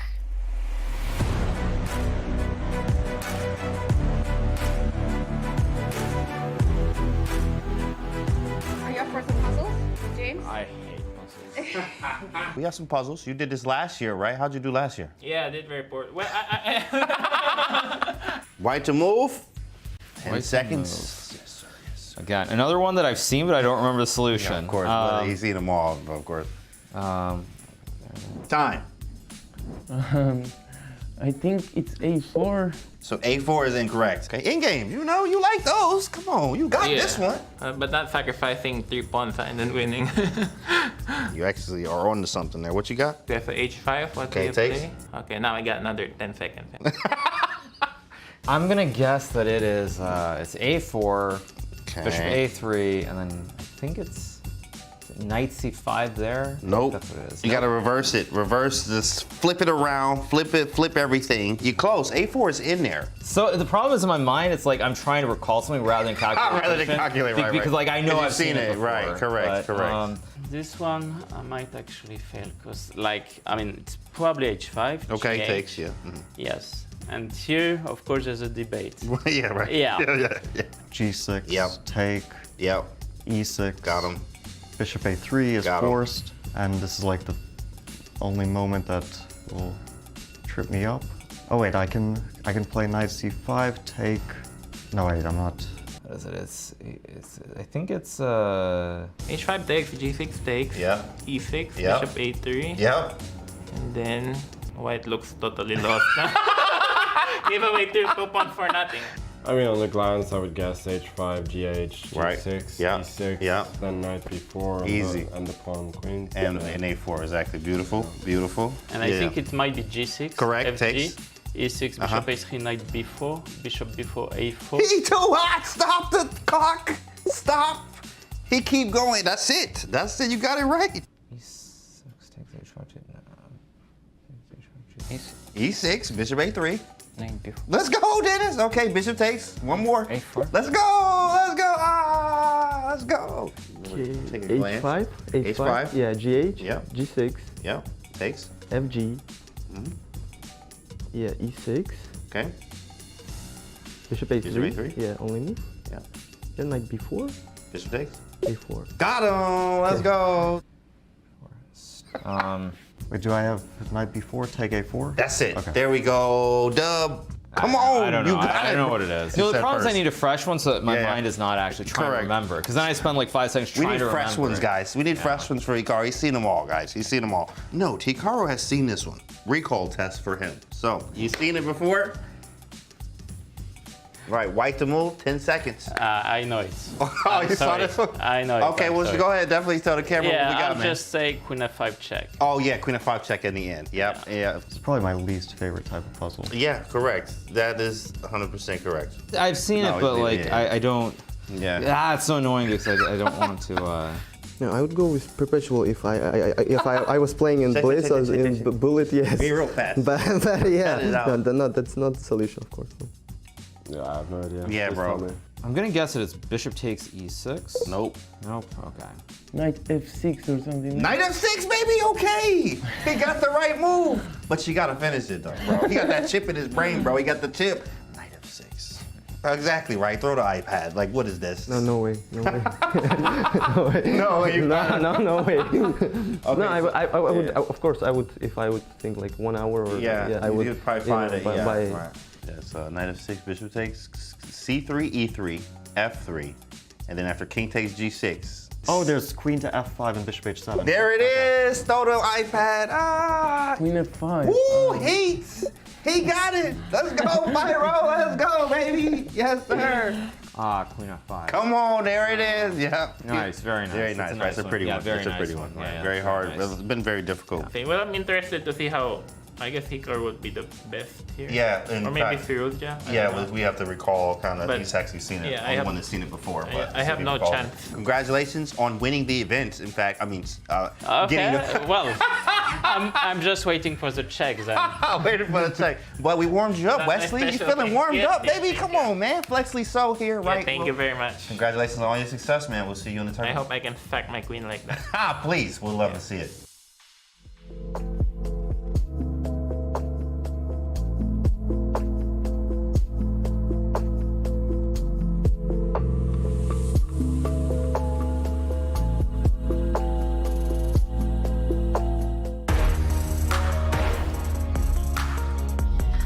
Beautiful beautiful medal posters, and we've got so many of the chess-themed one just for you. You'll find some fantastic holiday gifts ideas there, so head straight to display.com/chess, and there's a very cool 33% off. Use the code CHESS and find the perfect holiday gifts for all the chess lovers around you. And for now, all the action is happening in the city of Toronto, and it is heating up in set one of the semifinals. We've had such unpredictable results.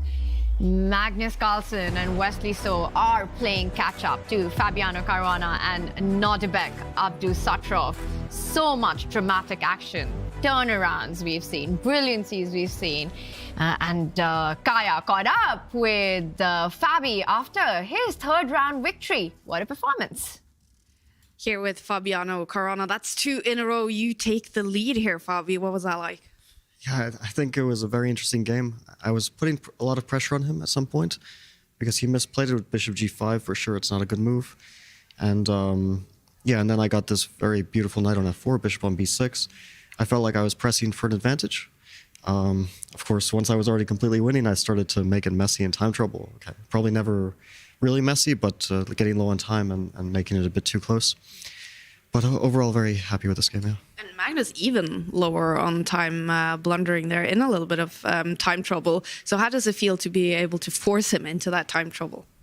Yeah, no, this was the kind of game I was hoping for. Also in the first game, I was hoping for a very double-edged fight. That's why I chose this opening, because you really get a tough fight. It's very risky for both sides, and I felt like my chances in the match might lie in these types of positions. Of course, it's still one tough game to go. Well, you talk about the opening here, Magnus, with the white pieces going into something that you made a chessable course on. So you are obviously very familiar with that. So are you happy when you see he comes there with that, how do I say it, Archangel? Yeah, well, the chessable course is called Dark Archangel. And yeah, I know I made this course, but it's not exactly what I recommend, what I played today. So I played this line against Alexander Grishuk in 2021, and I haven't really played it since. But it's a very interesting line.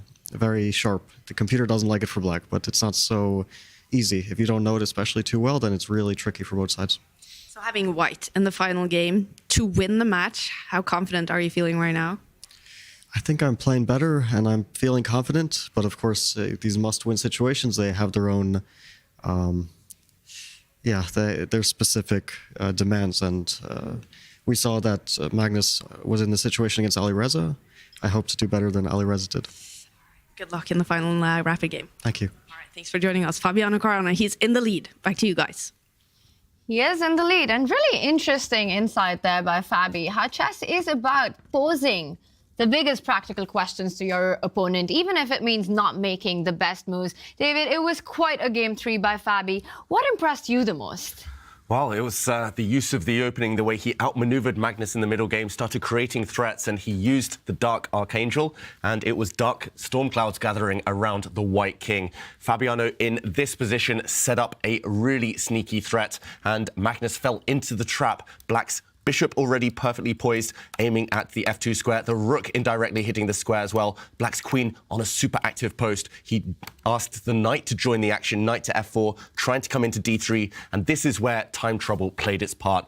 With 1 hour on his clock, Magnus might have found the saving idea of going on the attack against Black's king. A really difficult one to find, though, knight to g4, with the idea that the tactic that happened in the game, knight takes g2, would have allowed a counterattack, knight takes h6, and actually here, white has his fair share of the chances. But, of course, no time to spot that. Extremely difficult. Magnus instead retreated the knight and walked into the real trap. Knight takes g2, bang! Fabiano spotted his chance, and the black queen simply coming across. The white king stripped of its shelter. King takes knight, the black queen gave a check, won the material back, and a few moves later, black emerged with a 3-pawn advantage. Fantastic play by Fabiano. Yeah, well, unlike in Harry Potter, there is no defense against the Dark Archangel. So Fabiano Caruana continues to use that to his success. Magnus Carlsen, he's been struggling at this stage. He is down by a point, and during the rest period, he was all by himself. Not to steal a Celine Dion song, that's a classic, but for Magnus, this is new territory. Being down in a match,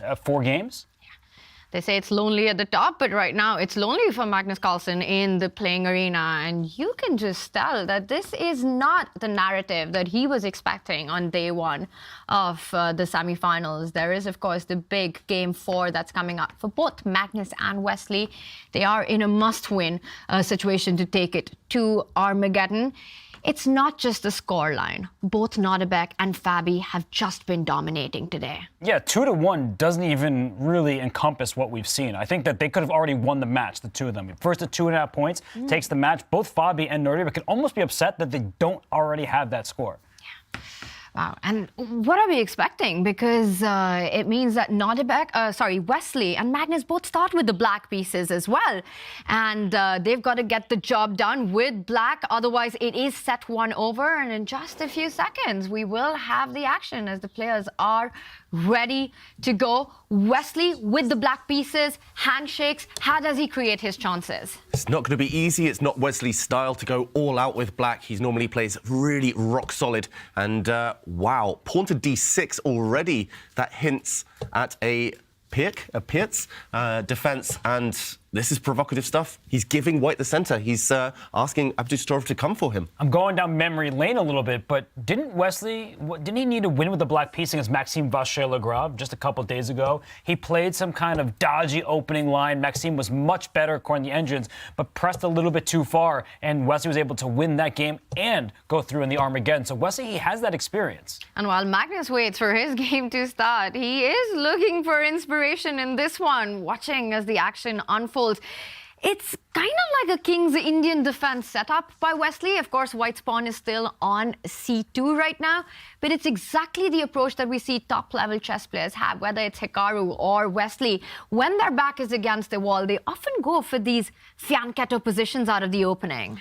Yeah, and the top players, they borrow ideas from each other. That's maybe why there is this trend to just kind of occupy the first 2 or 3 ranks, allow the opponent to come for you in these must-win situations with black. And how funny would it be if Magnus, after watching this game, repeats Wesley's opening, copies, and at least all the pieces are on the board. So no forcing lines, no endgames, which Abdusattorov thrives in. Clearly, Wesley, I think he's at least chosen a wise choice here in the beginning to keep chances alive for later. And happy memories. I just checked. I was right. He did beat Maxime Vachier-Lagrave from the black side of this opening. It wasn't the opening that was able to secure him that victory. It was down the line, but he has some good, fond memories of playing this from the black side. That said, what Nodirbek is doing is the right thing. He's not just playing passively, keeping his pieces on his first few ranks. He, in fact, brought his bishop out and is playing a standard way against the Pirtz.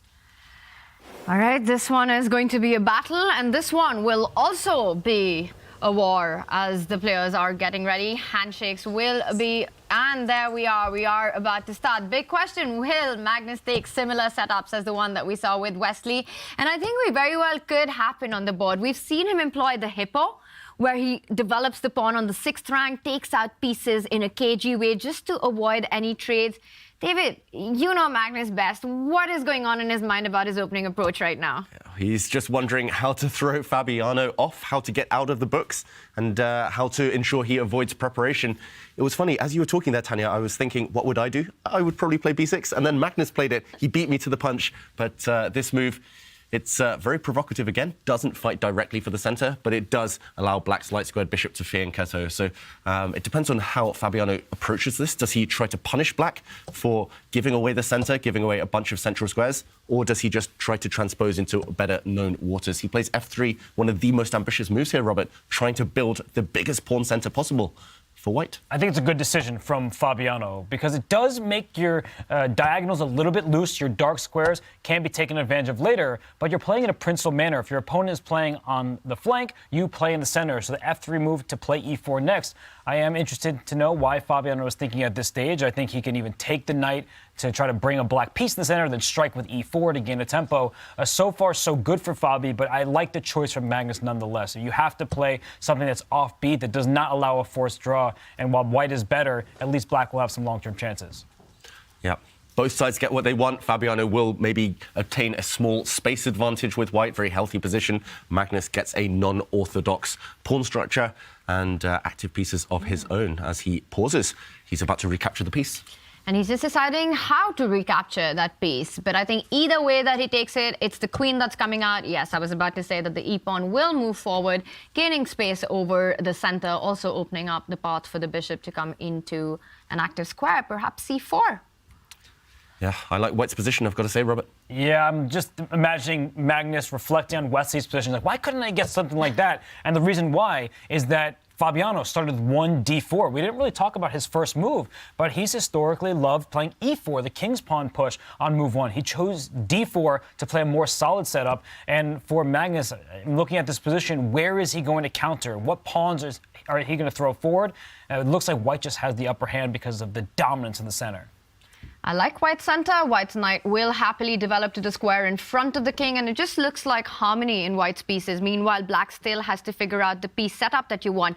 The ideal square for that knight would be, for the Black knight, would be c6, but that comes in the way of Magnus's bishop right now. What do you think about this surprise that you mentioned earlier, that Fabi starts with 1d4? This ambitious approach of going with the f3 opening, we're just seeing Fabi not back down against Magnus. He's declining repetitions in positions, in complicated positions. He's going all out. It's like a Fabi 2.0. Yeah, I was actually planning to save this for later to kind of see how the kind of match results panned out first. But I want to say Magnus and Wesley are victims of their own success. Yesterday, they pretty much had a day off. Yes, they had to play some chess, but they were both qualified. There was nothing on the line. So kind of mentally, it was easy to check out and lose momentum. Whereas Caruana and Abdusattorov, they had to do it the hard way. They had to play high-stakes games. They had to keep the focus, keep the form, keep the momentum. And clearly, they're fresher today, so far at least. And Magnus, Wesley, it feels like they're taking a bit of time to get back in the zone. And we see this quite often in sports. The team that gets a bye because of their own success, then they might get off to a sluggish start because they're well rested, but they don't have that on the field, or in this case, on the board experience. So knight c6, that knight leaps out. It puts pressure on Fabiano's center. Even though I like Fabi's center, I also like the approach from Magnus. He is not allowing a series of trades. He's putting questions in Fabiano's court. And I'm looking at the clocks as well. Magnus is a bit behind, but I think Fabiano is going to have to burn some clock to try to figure out how to defend his center. Is Magnus going to castle queenside? He's done it before a few times this tournament, just to imbalance it, just to provoke the opponent. He has to try something a bit spicy, a bit unorthodox, as we mentioned. I think Magnus is going to go long with his king and ask questions before White has completed development. Things will definitely get very interesting in both these games as Wesley and Magnus have to create their chances with Black to try to strike back and take the match to Armageddon. And we've been talking so much about Fabi's form, his excellent play, and the kind of fighting chess that he's bringing to the board against the world #1 today. And who better to get further insights than a good friend of Fabi. And Levy is in Toronto, joined by Grandmaster Christian Kirilla right now. Let's head over to Levy. Thank you, Tanya. Yes, I'm standing here alongside Christian Kirilla, Grandmaster, one half of the world-famous, soon-to-be award-winning C-Squared podcast, chess coach, director of chess programs. Christian, how are you? Very good, very good. Great to be here with you. GothamChess, Levy, how should I call you? Just call me Levy. Just call me Levy. Or Gotham. You could call me, Gotham. Yeah. You can call me either or. How's your experience been in Toronto? What are you? What's your role here as you're traveling with Fabiano? Oh, it's been amazing. I live in Columbia, Missouri, which is a very small college town, so it's always nice to visit the big cities. I'm having a good time. As of my role here, it's mostly just content creator. Okay. I'm Fabi's friend. I'm not helping him at all. He usually doesn't travel with trainers when he plays Rapid and Blitz. Okay. Classical, it's a completely different story. But Rapid and Blitz, you just simply don't have the time to do the preparation in between games. Yeah, I was going to ask you, speaking of the preparation, big storyline today is that he had two games on the black side in the Arkhangelsk, or the Archangel, which we have now completely changed and stolen that name, which is totally not what that name is, but the Archangel of opening, which was his chessable course. What are your impressions of those two games? Was it a surprise that Magnus entered something that Fabi had just made a course on, or was it a statement he was trying to make? Because it did kind of backfire. Well, I actually told him last night to play his course, just to advertise it. Oh, okay. I mean, he's been looking at this particular opening for a very long time. Mm-hmm. He definitely has the extra experience compared to everybody else. And I don't know for sure, but I don't think Magnus checked his course. All I can say is buy the course. Okay. by the course. And it was an experiment gone right, because what if Fabiano played it twice and went 0-2? Right. Then he would have said, well, I didn't have my lines down, or, Magnus. Then the sales go down. Yes, but it was a good business decision. So you are kind of here like trainer. I mean, you gotta. I'm just giving him random advice. Random That's advice. basically what it is. Well, it paid off in the black games. We have a game up here on the screen. Most of it is just the two of them having a staring contest. But must-win situation for Magnus, who now has to win with black. Your impressions? How's the game looking? I actually cannot see the game very well, but from my understanding, obviously Magnus is going to try to imbalance the position, which makes perfect sense. And he did that actually in the playoffs at the beginning of the tournament, and he got a good position with the black pieces. He managed to outplay Fabi in that one. So definitely Magnus has some good experience, wants to win, knows what the result that he's seeking is in this particular game. So it's not going to be easy. Why is Fabi not playing knight to e2 defending the pawn? What else is there in this position? Is he thinking maybe bishop b5 to trade the bishop to completely neutralize the pressure on the side? Bishop b5, d5 maybe. But generally you don't want to play d5 in this particular position. You want to keep the pawn on d4, maybe go knight e2, castle, queen d2, rook to d1, defend that central structure and play it as it is, play for space advantage. Last thing before we throw it back to Oslo. Fabiano himself, I'm pretty sure, has said that in this exact situation, it's a little bit of a struggle for him sometimes where he's up one game. He has to not, you just have to not lose. You can play for a draw, you can play for a win. And he has this exact situation right now. So any thoughts about Especially that? Against Magnus. Yeah. Especially against Magnus. Because against Magnus, you know that he plays on a regular basis these type of very imbalanced positions. You know he has the experience, and generally, as the player with the white pieces, you don't experience these type of situations very often. But at the same time, he's a professional player. He's one of the best chess players on the planet. He knows what he needs to do, and he will have to execute. Yeah. Christian, thank you so much for joining us. We're going to go back out there, eat some hummus, eat some chips. We'll throw it back to you guys in Oslo. Tanya, take it away. Always a pleasure. Thanks, Lavi.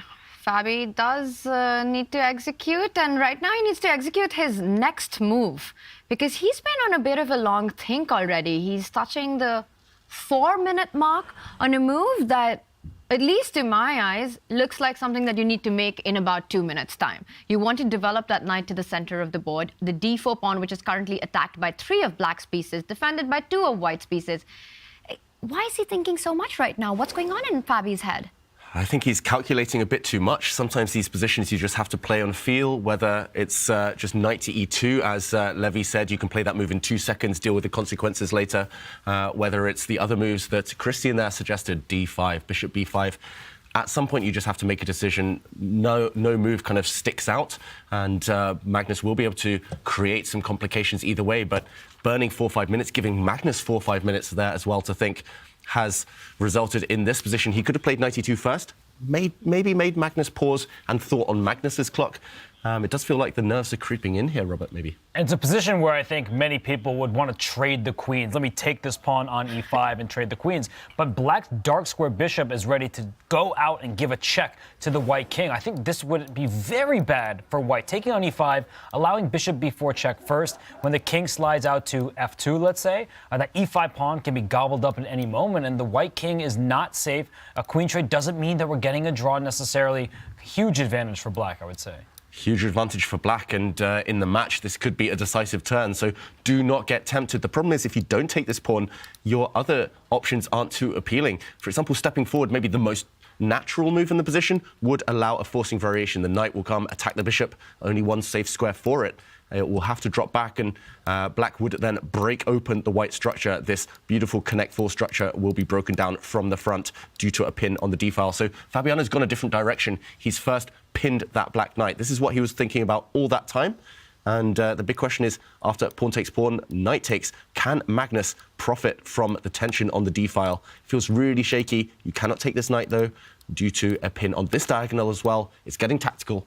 Hence why Fabi spent the time. But Magnus now with a clock advantage and a really imbalanced position to work with. Yeah, and Magnus is the player who takes advantage of even the most minute details in the position. And the fact that Fabi, on move number 11, went into a 4.5-minute think, that shakiness, that hesitancy in the opening, it's got to be making Magnus feel more confident about his outcome here. I think the board is just a state of affairs where Magnus should be feeling good about having winning chances. It's still a level position. We see the eval bar off to the side, but it's not just a symmetrical structure. There's still so many pieces on the board. But I like Fabiano's decision because this challenges Black's setup as well. It's not all fun for Magnus. He doesn't get to initiate the pawn breaks now. There's a lack of clarity, and he can slide a rook to the c file, apply more pressure.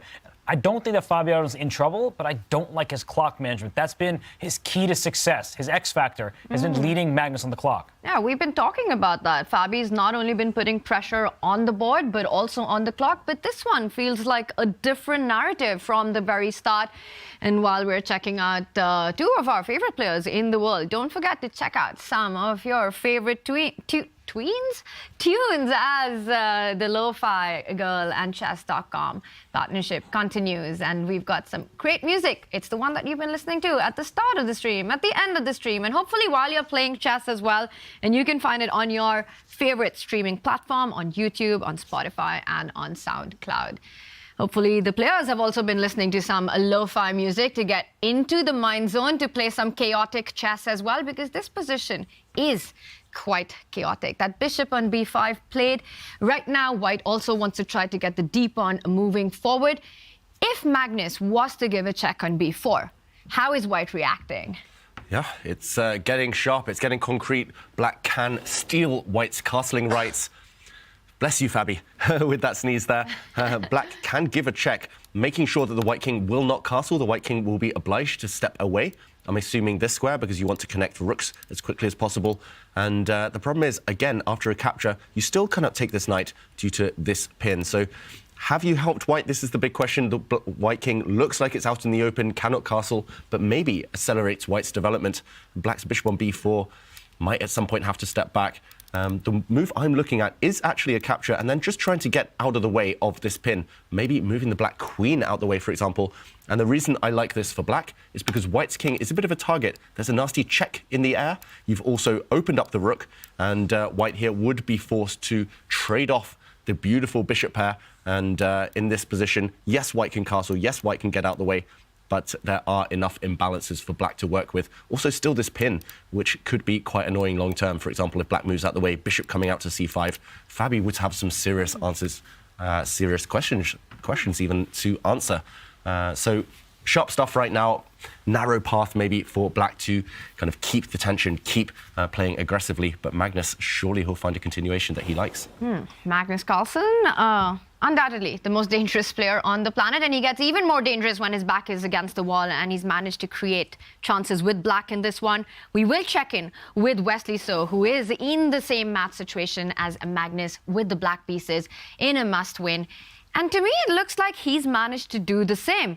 That bishop from f5 is eyeing the c2 pawn, and I just want to ask you, can he start getting greedy already? Can he pick up that pawn? He can definitely capture that pawn on c2, and Wesley will go up material. But what Nodirbek is aiming for is a potential attack against the Black King. There is this annoying pin from that queen on e3 towards that queen on b6. The knight can't easily move, so bishop takes pawn on c2, pawn to e6. Sure, Black can sidestep all this with pawn push to f5, but now your bishop on c2, maybe it's a little bit too deep in enemy territory. Your knight on c5 is tender, as I mentioned. Your king, it's a bit more exposed. Now you're pushing pawns in front of it. So even though Black is better, objectively speaking, the evaluation bar says that, the players don't know that. So it's a risky pawn for Wesley to grab. That's the thing. Bishop takes pawn. From a human point of view, it's either very good or it's very bad. So Wesley's weighing up those options. If he can survive and remain a pawn up later in the middle game, he will go for it. And if not, if he thinks his bishop might get trapped, he cannot touch that pawn, and White would then get time to plant a knight on d4, kick the bishop, protect c2, and the game would continue. So this might be a once-in-a-game opportunity to take this pawn, to take a big risk. I think the match situation kind of suggests you should take this pawn and go for it. Ask Abdusattorov to prove the compensation, but it does take nerves of steel. And it's not normally Wesley's style to be greedy and to kind of allow an attack. He wants to keep more control. So big moments, I'm not sure, even if I knew the computer evaluation, that I would take this pawn because it looks so dangerous for Black. Yeah. And that move, e6, definitely has nightmares for Wesley from their second game in which Nodirbek just exploded Black's king side.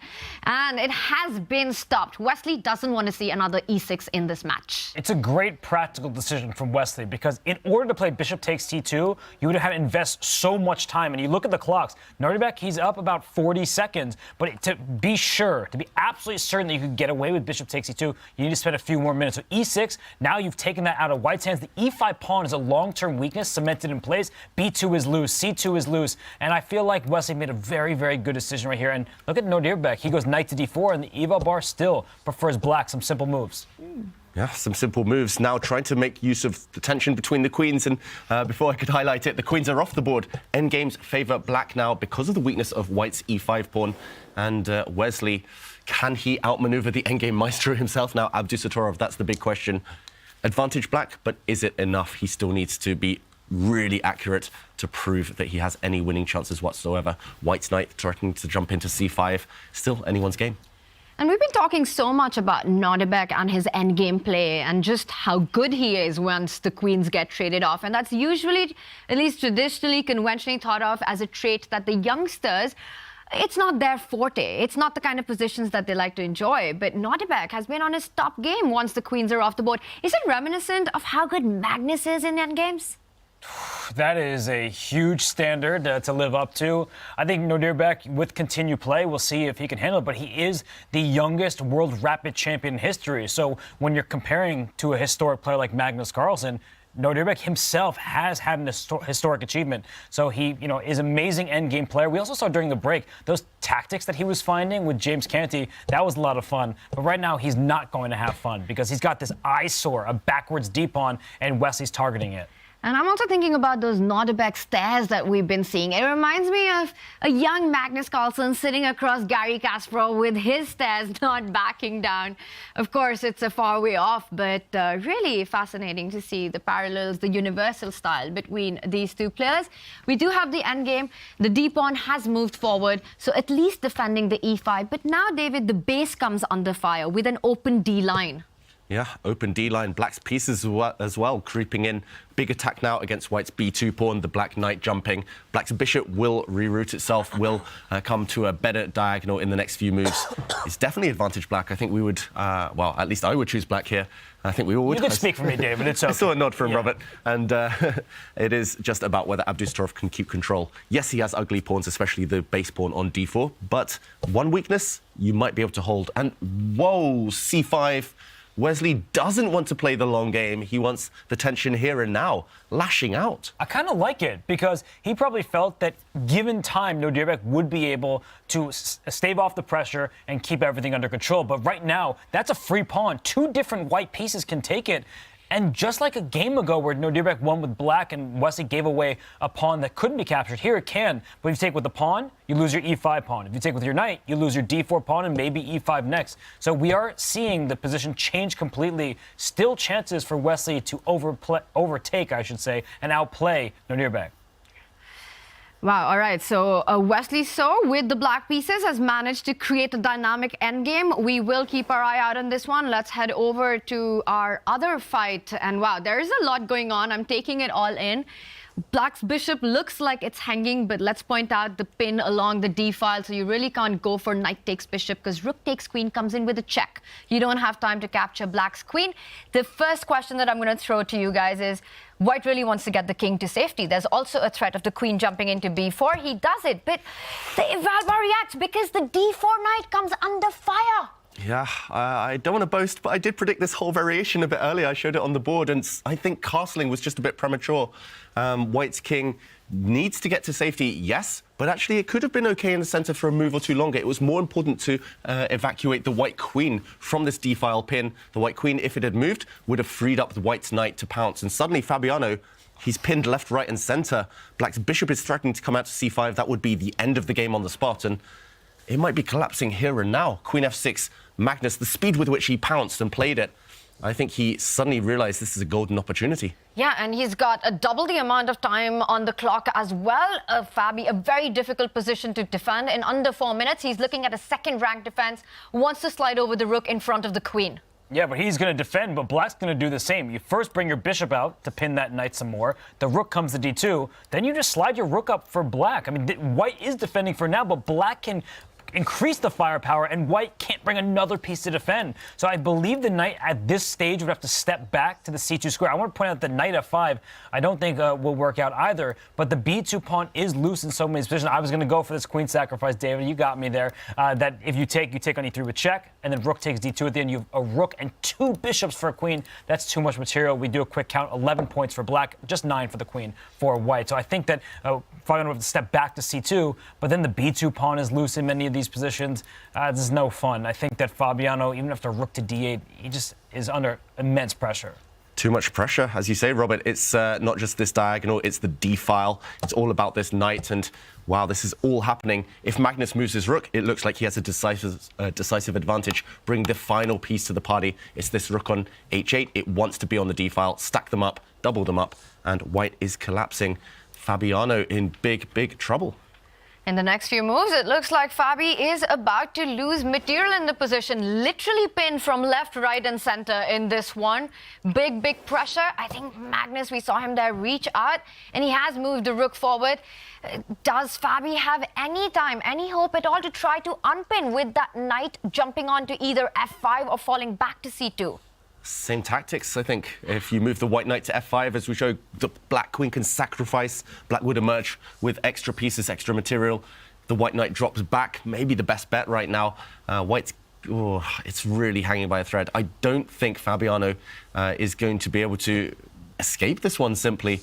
3 minutes on the clock, yes, but so much to calculate. There's so much tension, so many alternatives. Too many tactics, I think, for Fabiano on the left-hand side of our screen. He can also move his king to the corner. That way some pieces aren't captured with check. But you see the EVA bar still in black's favor. There's just way too much to work through. Maybe the computer can find some kind of wild defense. But for Fabiano, he's just a mere mortal. It's not going to be simple. And I see Wesley. I just saw him on the right-hand side of our screen. His knight jumped into e3. Watch out. There may be some checkmating ideas against the white king. If that knight can jump over to the kingside, knight g4, do not lift your rook off the first rank. If you're Nodirbek Abdusattorov, that could actually end badly. Wow, and white's knight retreats. Backward knight moves are the hardest to spot. Abdusattorov on the right board of our screens. I think he can force a draw right now. The other white knight can start retreating. Black's rook is tied down to the defense of his own knight, and look at what he's doing. He drops his knight back into the center. Black's rook forced away. White's knight continues to harass this black rook, and position repeats itself. The only way to keep black's knight alive is to repeat and draw, and handshake. Abdusattorov takes it. It's handshakes. Abdusattorov wins set 1 of the semi-finals against Wesley So. He was the underdog on paper, but he shows why he is absolutely at the top of his game and here to stay and fight for this championship. Wesley So has to win second set to keep it going. And ever the chess player Nodirbek Abdusattorov, he looks at what's happening between Fabiano Caruana and Magnus Carlsen. He's not looking ahead to a potential final matchup. He just loves chess. He wants to see the best of the best play, and he is one of the best players. So he's right there with them. But right now we do have this other game going, Tanya, and Fabi, he's in trouble where Nodirbek was not. And I'm just thinking, Nodirbek was the chosen one. Wesley chose to play against Nodirbek. Is that a decision? He's got to be regretting that right now. Yeah, he had to choose between two evils. He chose his own poison, Wesley So, and it looks like that's backfiring. But another chance tomorrow. It's the best of 3 sets. Tomorrow's second set will be vital. So still chances for Wesley So to fight back. Magnus Carlsen trying to fight back in this game. I like the simple approach that you mentioned earlier, Robert. Just bring that final piece in. Black's rook in the corner, slide it to the center, back up, double your rooks. And still pressure on Fabiano's position. But for now, he is holding things together. Knight back to c2 was an important move to find. And it's hard to fault Wesley So for picking Nodirbek, because when you look at what Fabiano's done in 3 games against Magnus Carlsen, not much easier of an opponent, not easier at all. So we are going to focus in on this game here. The knight did retreat to c2. The b2 pawn is loose because that queen on f6 is staring in that direction. And Magnus, I mean, he's been like this all day. I don't know if he's feeling under the weather or if he's just bored, but even bored Magnus is great at the board, and he just slides his bishop back, so no trades allowed to Fabiano. Okay, I didn't actually have this move on my radar. I was looking at the forcing lines, the direct routes, trade-off pieces, go for pawns, try to capture stuff, try to turn your advantage into something material. But he's simply dropping back, saying the bishop pair is good enough. The white king, not entirely safe. No defenders around it. And we know the bishop pair, how strong they are. Black's other rook will join. Black's pawns on the king side might throw themselves forward. Still a big advantage long term. And a big advantage on the clock, more importantly. And things are just starting to get messy. Things are just starting to get complicated for white here. We can't imagine the bishop and the queen lining up on the diagonal, hitting that h2 pawn, a defender, key defender on the king side for white's king. Right now, another question for Fabi. The b2 pawn is hanging. I like this approach by Magnus. He wants to keep the tension on. The bishop pairs not allowing any trade. Fabi ignoring any threats on the b2 pawn, lining up against Magnus's king. Yeah, a good move, activating his final piece. I was talking about the black rook joining the party. That white rook was fast asleep, snoring in the corner. And at least it's staring down the black king, but I don't see any direct threats, and that means Magnus does have the luxury of time to activate his piece. Look at the centralization for black's rooks right now. It feels like something is brewing, something's in the air. There's going to be some kind of bishop takes pawn on h2 with check. I don't know when it's going to happen, but it looks like with all of these pieces staring down the d-file, black is going to win that battle. You usually do when there's a queen in line with a rook. Queen e1 play. I actually think you can take this pawn with check. I think Magnus can grab it and then take on the rook on d2. And at the end, he's got this queen check that will pick up his sacrificed bishop. But I would be a little bit nervous if I were Magnus, because that rook on c1, it stares through the knight towards the black bishop on c6. There will be things to work out, but I do believe Magnus can snag that pawn on h2, and there he goes. Wow, Greek gift sacrifice. Normally, we would say when it comes to sacrificing on this type of square, but this one is based on double attacks, geometry. We see forcing moves. The king had to recapture a trade of rooks, and Robert, the sting in the tail, as you mentioned, the black queen sliding to d6. Fabiano pauses. Does he have any other option? He's currently down the exchange, rook for knight. He has to simply take back and allow this check to come. Black will win back the sacrificed piece. Here we go. Double attack, check. And black will profit. A pawn up in the endgame. Yeah, and playing Magnus Carlsen down a pawn, the rook and bishop combining, and that pawn isn't any pawn. There is a potential of the h-pawn marching down the board in the endgame, creating a rook-pawn passer, which are the hardest to fight for knights on the board. And Fabiano Caruana has to do this uphill defensive task under 30 seconds. No chance. I don't like to call games over before they're over, but he's also passive. His knight can hardly move because the pawns behind it will be under attack. If the queens come off the board, he's just down a pawn in an endgame, and the bishop is stronger than knight because they're pawns on both sides of the board, bishops being long-range pieces. Yeah, we know it's Magnus Carlsen. Anyone else, you might stand a chance, but here the queens are off. We're in the endgame now, and black's rook's coming in. So many targets on that second rank. That's where all of white's pawns are. An attack against the black bishop slows down Magnus here. Black's bishops could simply move, though. He can be defended by the king. What will he go for, Magnus Carlsen? He's done the hard work. He's up a pawn. He just needs to slow down, consolidate, and he should get the job done eventually. Good move there from Fabiano, challenging the bishop. He also wants to bring his knight forward to c4, which he can now do because that rook can't stay on the second rank. So the black rook, it's fine moving backwards, but it is just a pawn. So perhaps I was calling it a moment too soon. I was looking at Fabiano's clock. I was looking at Magnus' confidence, and you see Magnus. I mean, he's perked up. He's ready to take this game. He's ready to take this game. Look at the nerves, though, on Fabiano. He's got half an eye on the clock. He played that move with 3 seconds left. Now he's been forced to put all of white's pawns on light squares. Easy targets for black's bishop. Look at the white knight, though, contorting, retreating to ugly posts on the edge of the board. There's a threat of knight coming to b5, but this can be prevented, and then white's knight will be offside. Really not good news for Caruana fans right now. And Fabi's played such fabulous chess today, but this game, from start to finish, getting out of the opening, Magnus really put the pressure on. He put the pressure on the moment he went longside castle, saying that he's going all out on the d-file, eventually won that d4 pawn. He's up a pawn. It's a matter of technique. Magnus Carlsen up on the clock, Fabi down to 7 seconds. He wants to avoid these complications, which often happen with a knight jumping forward. a6 would be a move that I would blitz out. What else is Magnus thinking about here? He could also move his rook forward back into the second rank to go after white's pawns. a6 is a great choice, though, Tanya, because in that circumstance, you take away the knight's forward jumps. And you look at Magnus, he's just being extra careful. He doesn't want to fall into any knight forks, any tactics, so a6 would be a good choice by that standard. Yeah, I'm in your boat, Tanya. Play a6 in 1 second, think later. You've done the hard work, you've pocketed a pawn, kill all counterplay. But Magnus, he wants a more direct route to the victory. He doesn't want to allow Caruana any chance long term. But there we go, a6 eventually does appear. And Black's rook trying to come down to the second rank. That's been prevented. Fabi made that move again with 3 seconds. And a clear, visible wince there as he made it. Black's a-pawn coming down the board. Targets. It's a majority attack, 3 versus 2 on the queen side. Can Magnus just keep pushing?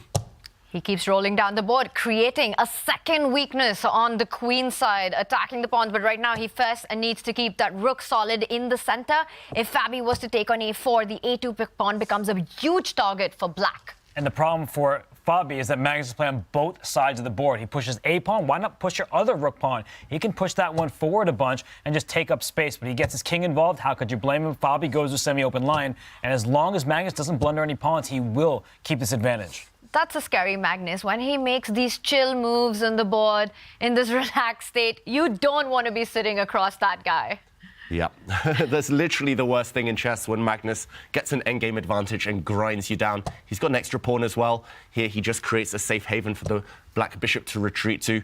Fabi zigzagging back and forth with his rook, and the Black king surely is going to come in soon. Magnus first ties down White's pieces to the defense of the b-pawn, and the king is coming.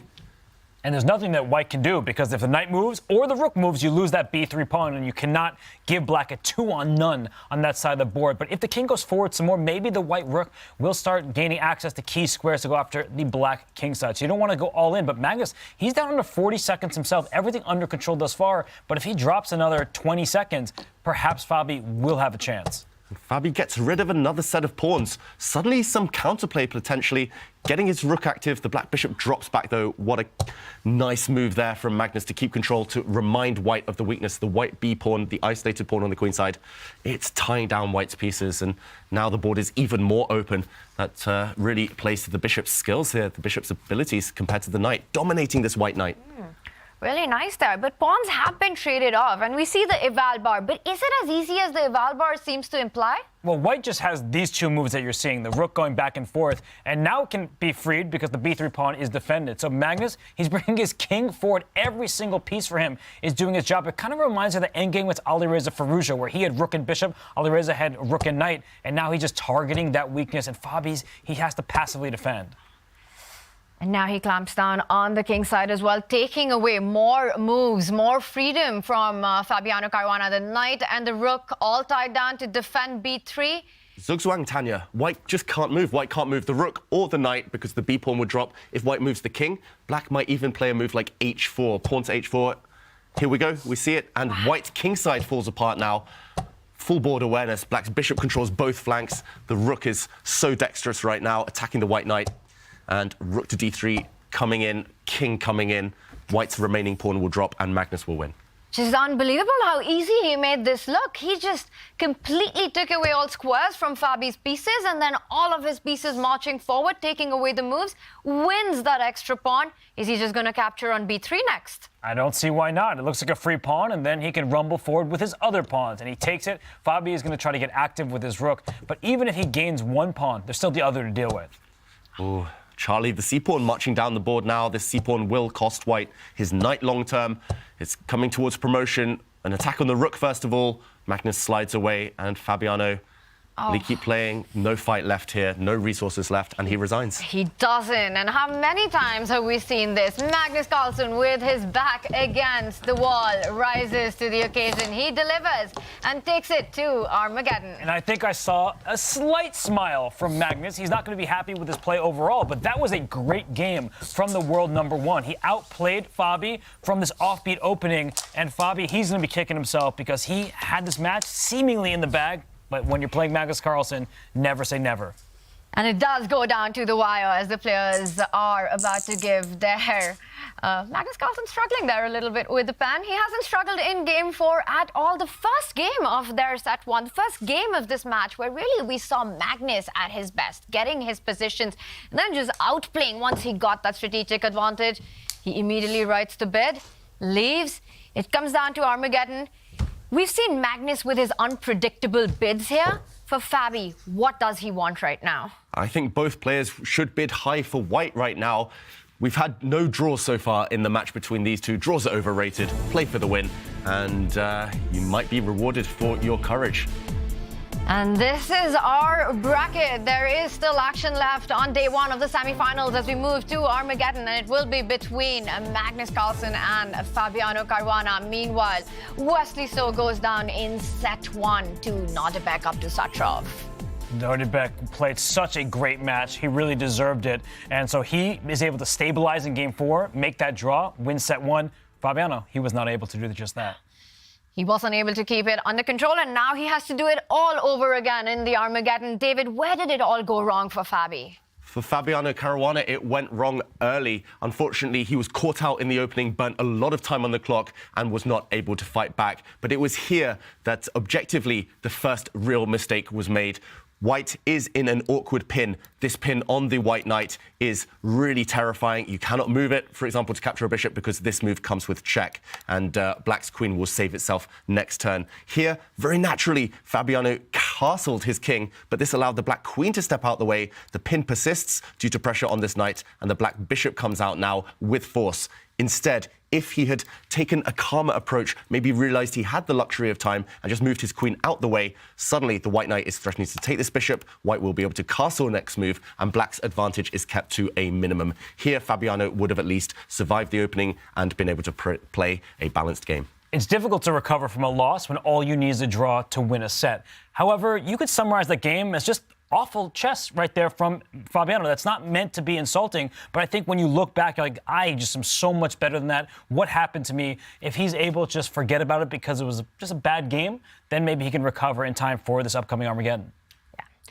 They say short-term memory is a chess player's best friend, and right now, Fabi needs that. He has to let go of what just happened with the white pieces, because this is reset time as we go into Armageddon, and that is a world number 2 who has to do it all over again against Magnus Carlsen after this break.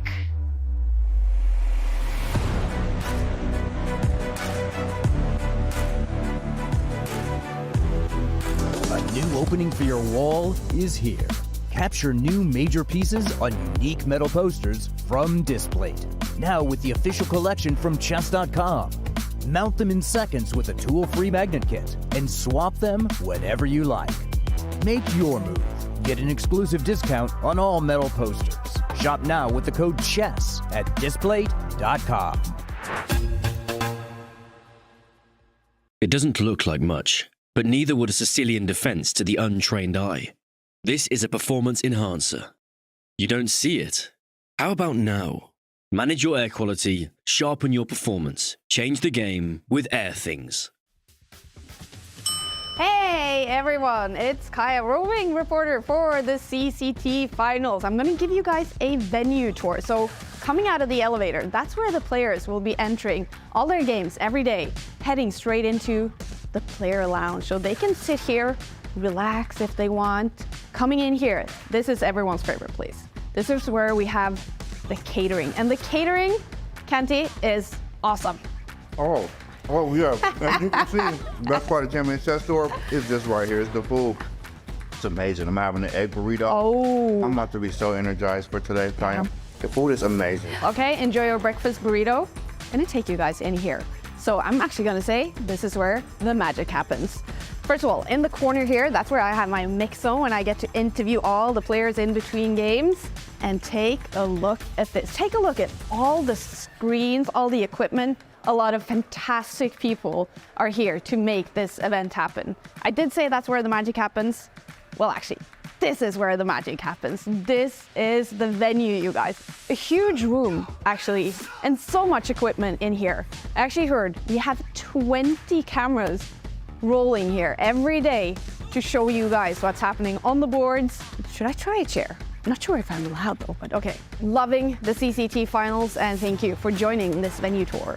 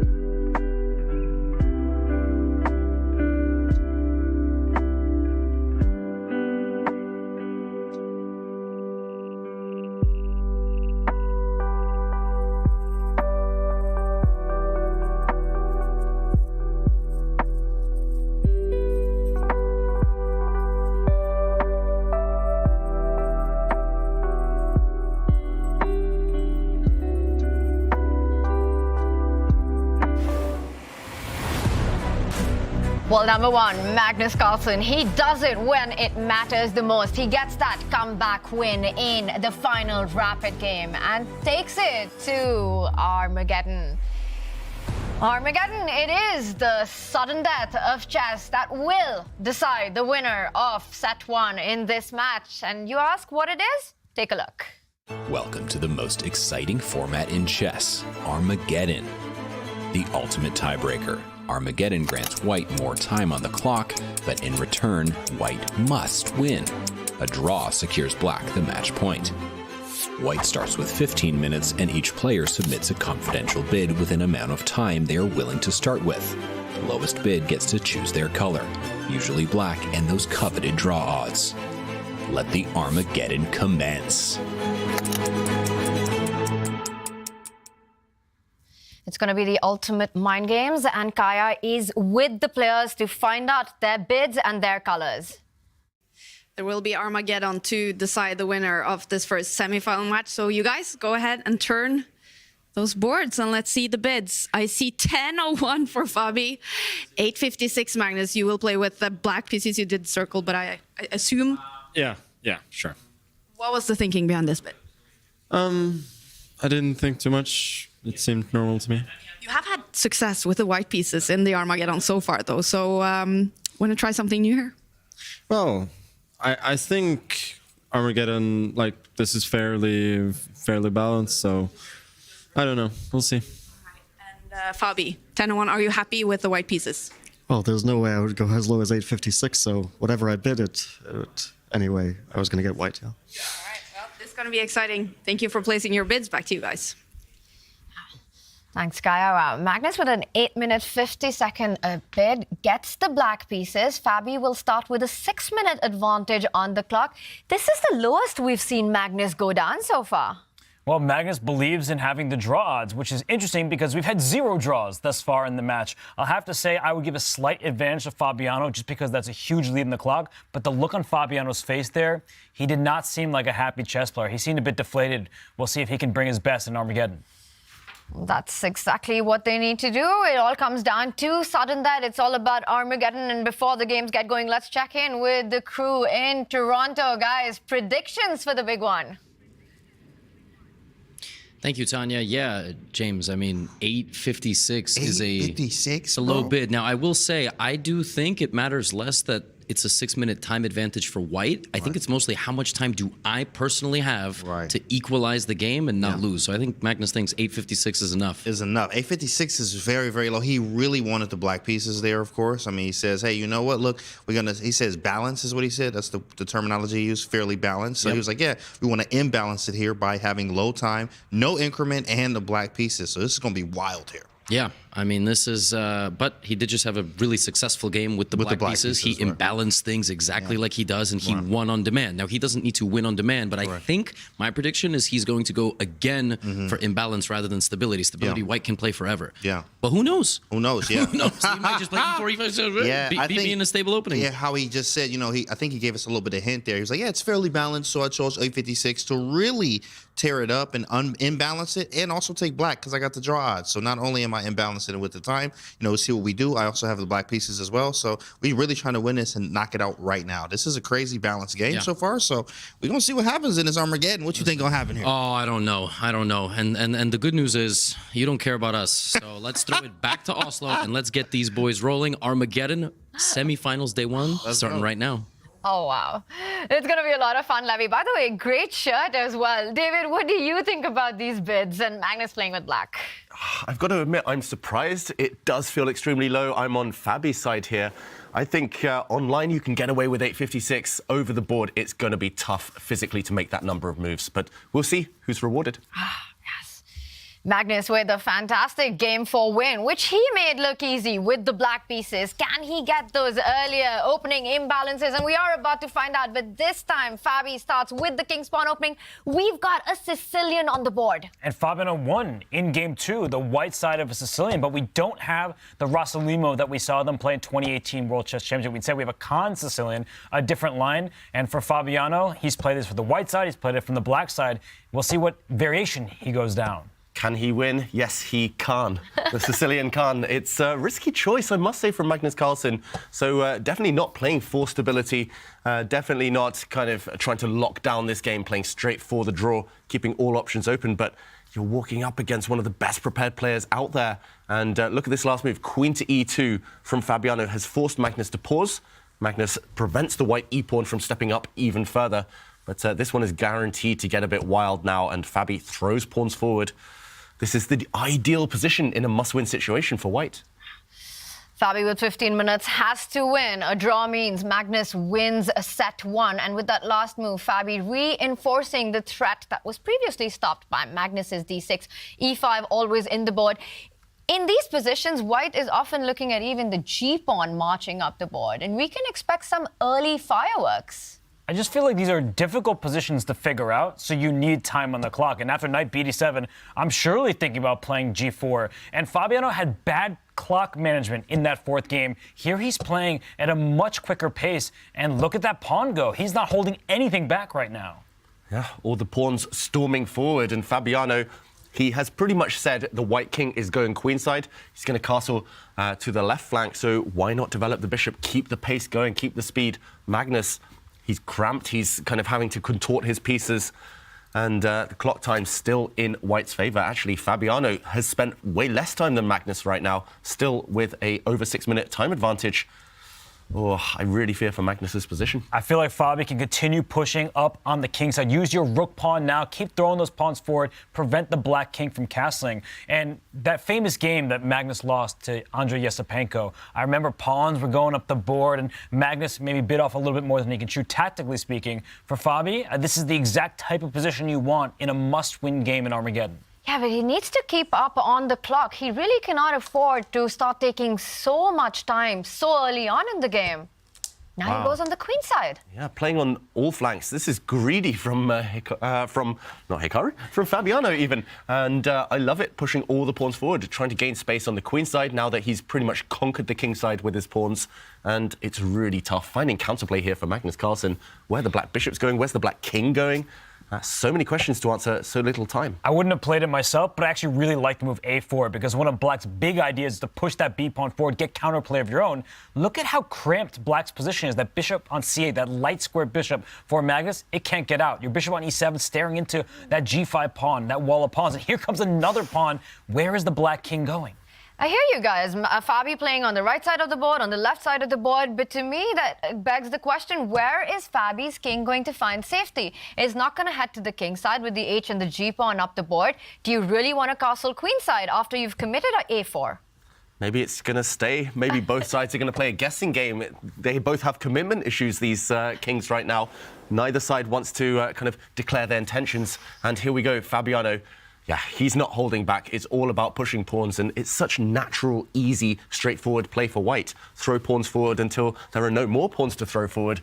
For black, it might be decision time where to put that king. And if black castles queen side, right, to the left-hand side of our screen here, white can continue throwing up pawns on that side of the board. You first have to cover your bases, make sure you don't drop any pieces along the way, but you have to watch out for all sorts of sacrifices and pawn pushes. The black king is going to be exposed no matter which direction it goes in. And if you castle king side, I worry for you there as well. Magnus, by the way, he's down to 6 minutes, 45 seconds, no easy choices ahead.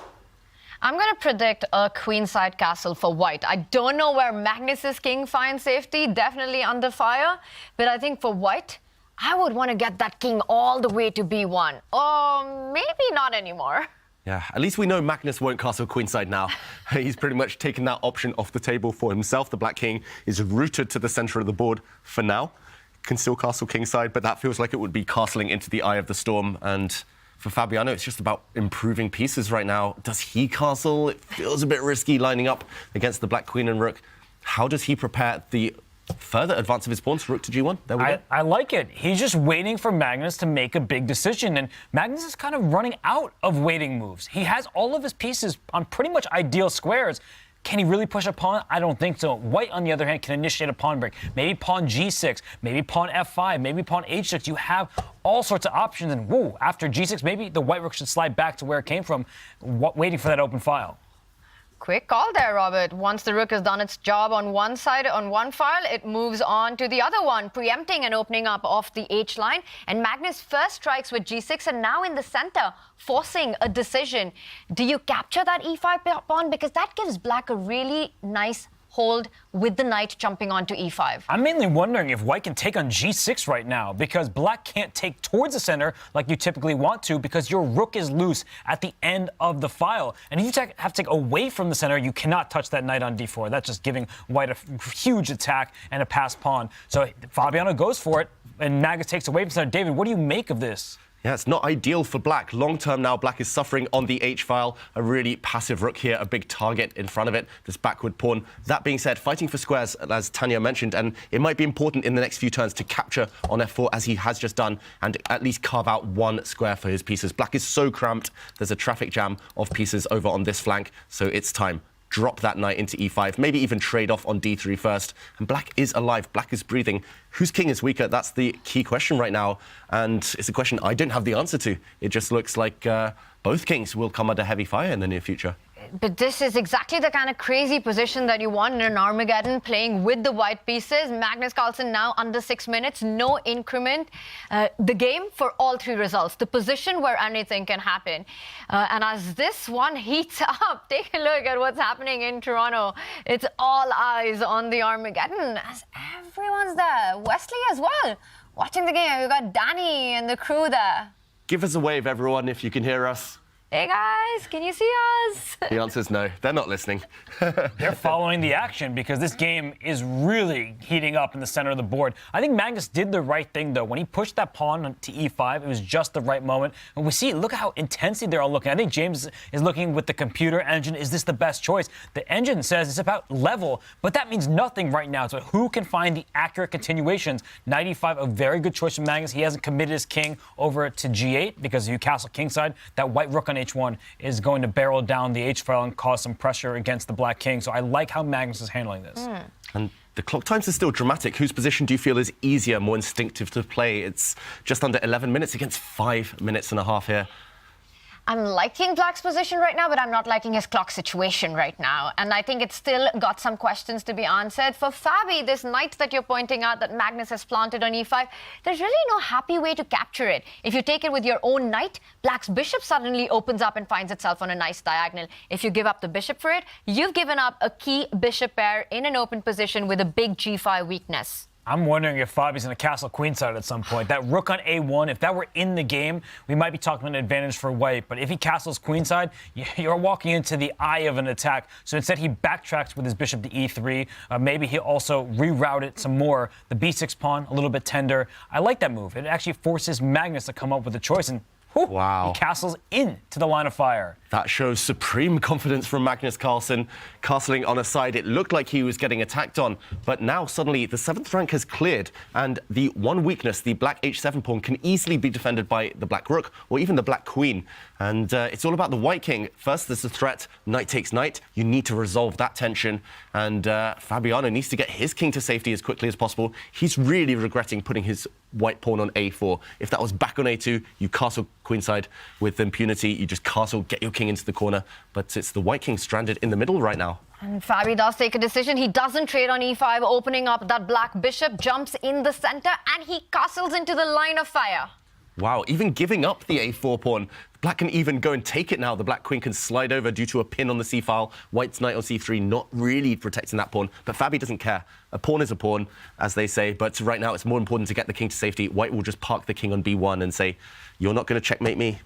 And he plays B5, does Magnus. He doesn't want the pawn. He wants to continue the attack. And one thing that Magnus needs to keep an eye on, a rook takes pawn on H7. It's a whole rook sacrifice. You just need to be very careful about ideas like that, because the white queen sliding over, the next rook coming in, there could be the makings of a checkmating net. But for now, B5, it looks like the white king's in more danger. Yeah, big move from Magnus Carlsen. Not materialistic at all. As I mentioned, he could have won a pawn, but who cares about pawns? It's more important to attack, throw pawns forward, throw pieces forward. And actually, Fabiano's hesitating trading off a set of pawns because suddenly the A line would come open, available for black's rooks long term. I would not envy Fabiano's decision right now. It looks really, really difficult to whip up an attack against the black king. You're basically relying on those tricks you mentioned, Robert. Just some tactics, something landing, but if it doesn't land, you might just be collapsing on the other flank, and he does trade off pawns. That is a surprising decision. I thought he would start with king to b1, but maybe he's saying to Magnus, I don't see your checkmate just yet. That knight on c3 is no longer pinned. It can jump forward into d5, and Magnus presses forward. Ooh, if Fabiano's dropping back with his pieces, I'm not liking his chances. Yeah, but now black can double up on the open A line and start targeting that knight on a2. Two obvious moves to me. Queen a4, followed by the rook lining up with that queen, hitting that knight that had just moved backwards. To me, it just feels like all the attack is advantage Magnus right now. Yeah, retreating in this type of position in any open Sicilian, taking a step back is like falling off a bicycle. It means you stop pedaling, you will get punished, you will be in for a world of hurt, and opening up lines even further for his bishops. This is really instructive by black. But that rook sacrifice that I was saying you need to keep an eye on, can Fabiano go for it? His position is getting really bad. It's actually on the verge of getting out of hand. Rook takes h7. The king takes back. I'm looking at queen h2 check. The knight on e5 is loose over here as well. So, if you go king g7, I get to take the knight with check. I'm bringing my rook over. Maybe I'm playing a little bit of that, what they call coffee house chess. I'm playing for tricks, but I need to do something, right? Yeah, you need to try something, and now might be the final moment Fabiano is able to create any counterplay at all. The evaluation bar still says good for black, but it's not entirely winning. You're setting traps, you're forcing Magnus to burn clock, and here, big threat. If you aren't able to run into the center, which I don't think is too appealing because this knight drops, suddenly your king's still under heavy fire from all angles, then what else to do with Magnus's king here? Maybe you move the bishop out the way in that position to guard across the 7th rank, but it's really, really difficult. It might be now or never for Fabiano to muddy the waters. Take this pawn before it's too late. You need to try something. I'll just mention that queen to h2 is not good enough. It looks like a double attack, but this way round, the move order doesn't work. Black just simply defends the knight, defends the pawn, and everything is controlled.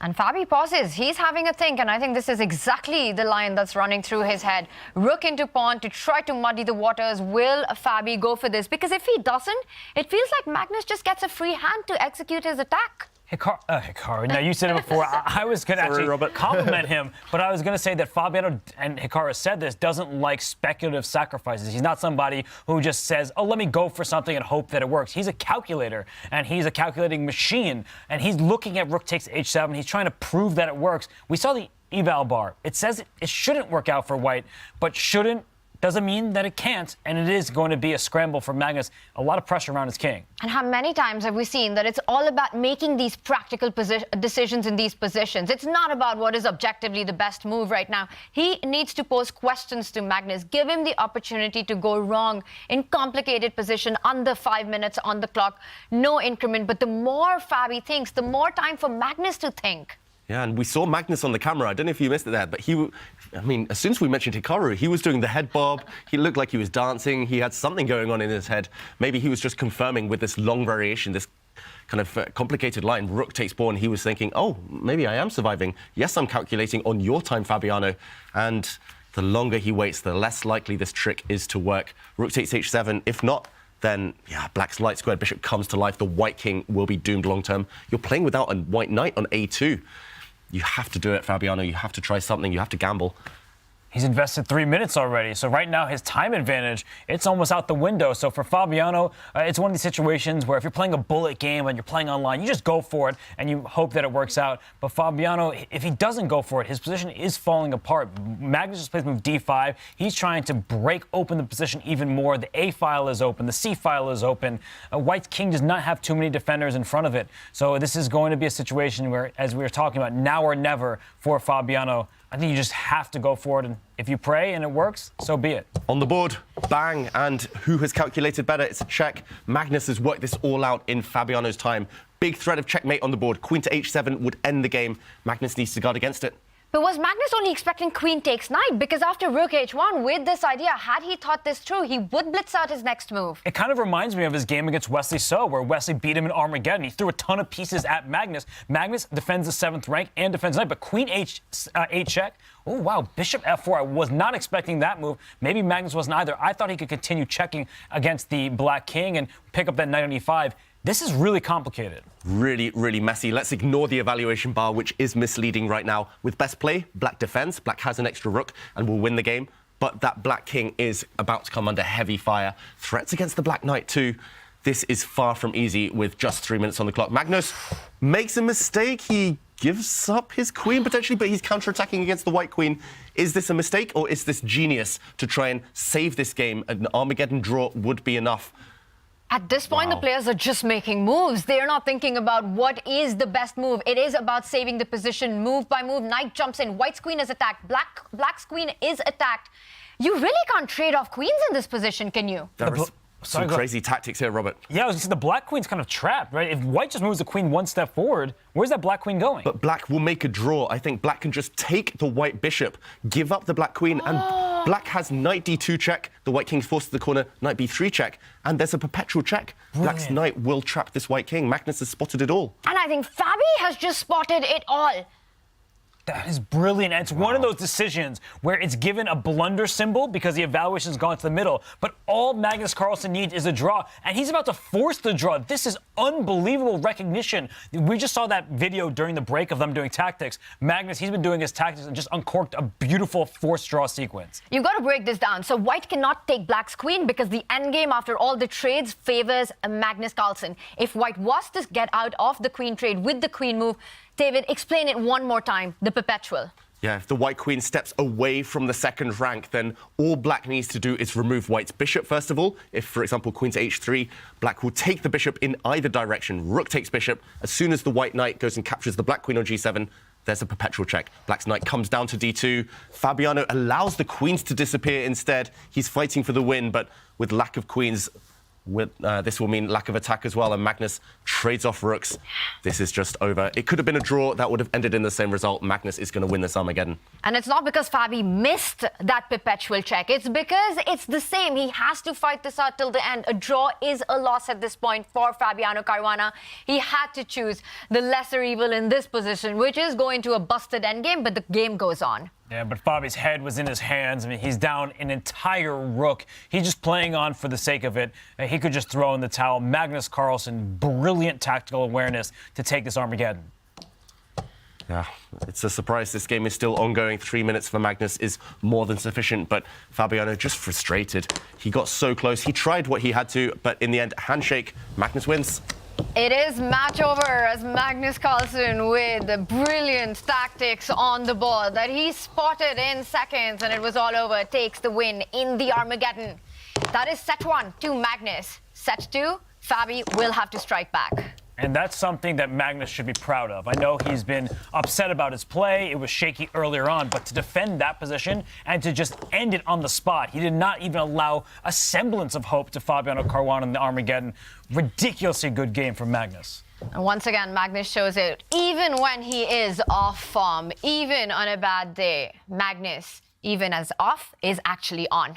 And you just cannot write him off, and we see him getting that big dub in.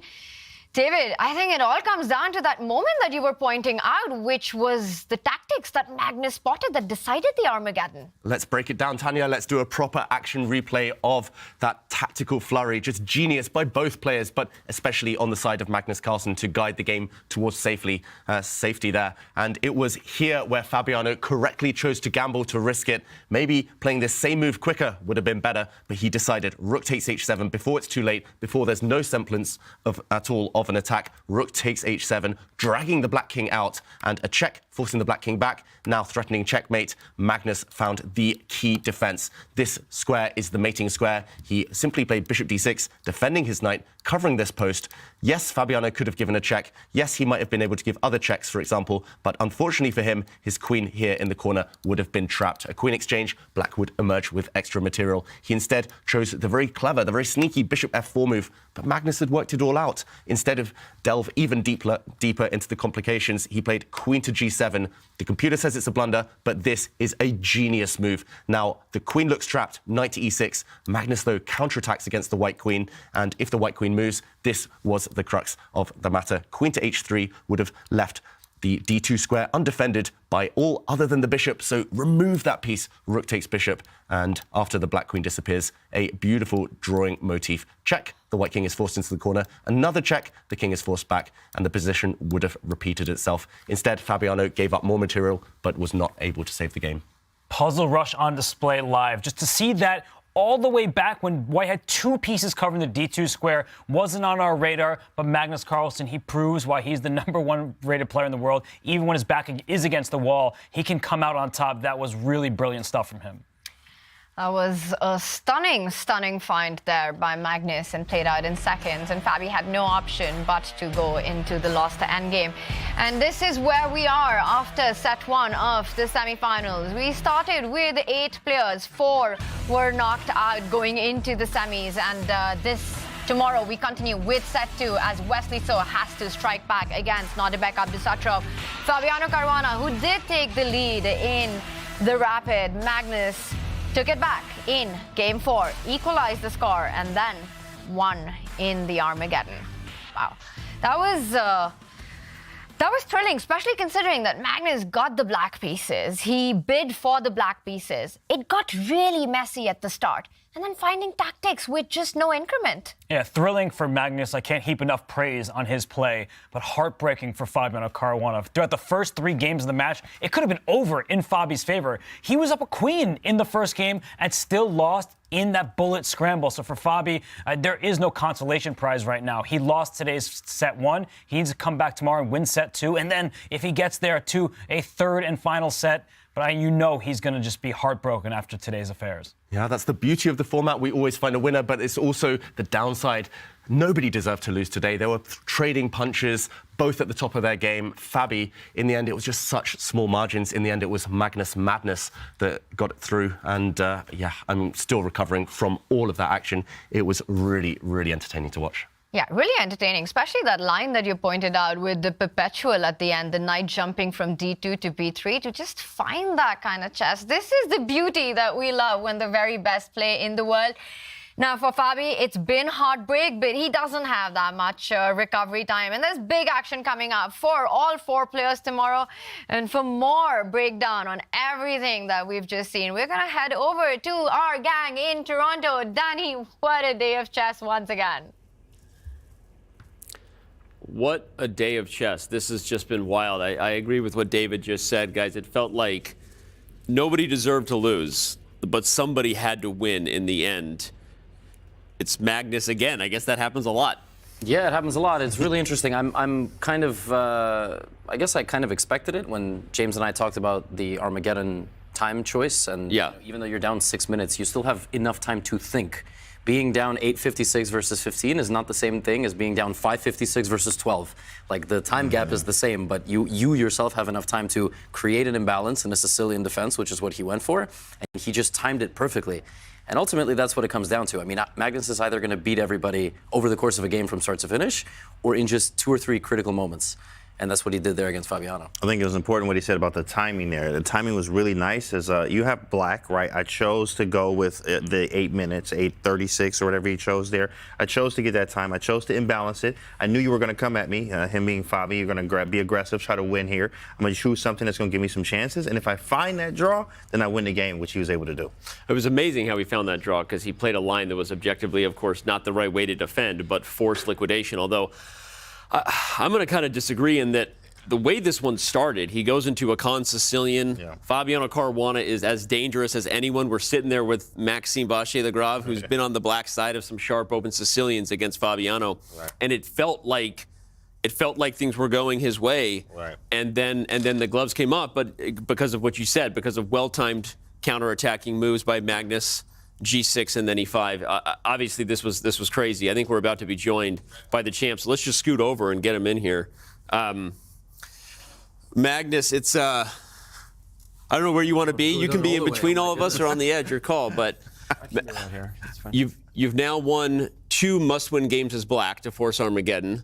But take us through your thoughts on today's match. This felt like one that neither of you really deserved to lose, but in the end, somehow you snatched a victory. You could look at it both ways. Like, we kind of also both deserved to lose because we made a lot of mistakes.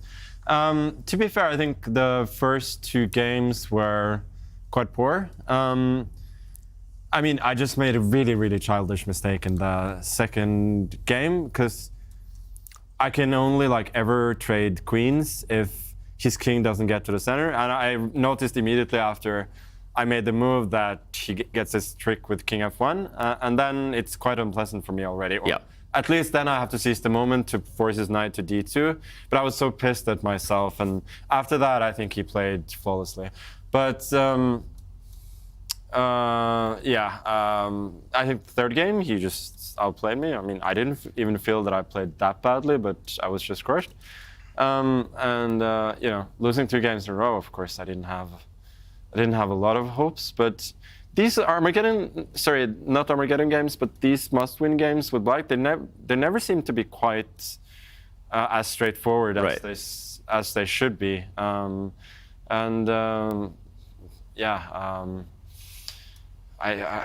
wouldn't say that I particularly believed in it, but I thought, let's give it a shot. Like, remember, you know, complicate the game, don't be too desperate, and so on. And yeah, the opening was a dream for me, and from there on, it worked quite well. Magnus, I have a question. Obviously, Game 4 of Rapid, you have to create imbalance to play for a win because it's 2-1. But when you're playing Armageddon, I mean, some people play E4, E5, they just try to hold with Black. I mean, you played Sicilian, it was a con-Sicilian, it was complicated, everybody's sitting out there looking at all the tactical possibilities. Do you have to make a conscious effort to play a Sicilian or an E4, E5 versus the opponent? Or, I mean, are we overanalyzing as commentators? I think it was more about my moods. I didn't want to get back in sort of a defensive mindset, so I was trying to treat it more like a must-win game, or at least one where I should not, you know, not try and avoid the fight. So I also felt like trying to provoke a crisis in the game earlier might be okay for me since I have less time. I just didn't want to be in a situation where I get ground down. I mean, I didn't have the energy or the nerves at that point to play like a long game at all. So I just wanted to get a quick fight and see what happens. And it also felt to me that he would be shaky after the last game. He probably wouldn't expect anything particularly sharp in the opening. So I hoped that I could surprise him. But I mean, of course, it's extremely risky, especially considering that my position from the opening is objectively, I think, pretty dubious. There's still chess left. Of course, you have one more match. So, you know, let's say we win and we go to the final. Who are we looking to face? Would you rather Abdusattorov or Wesley So as strong as they are right now? I think it's far too early for that. Okay. I mean, the way that I'm playing, the way that Fabiano played me in game 3 especially, we wouldn't take anything for granted. I mean, I think that's fair. What would you say your mindset then is? Because, I mean, game 1, you kind of got away with one, right? Fabi was 2 moves away from winning, and then even though maybe it was back and forth, games 2 and 3 go his way.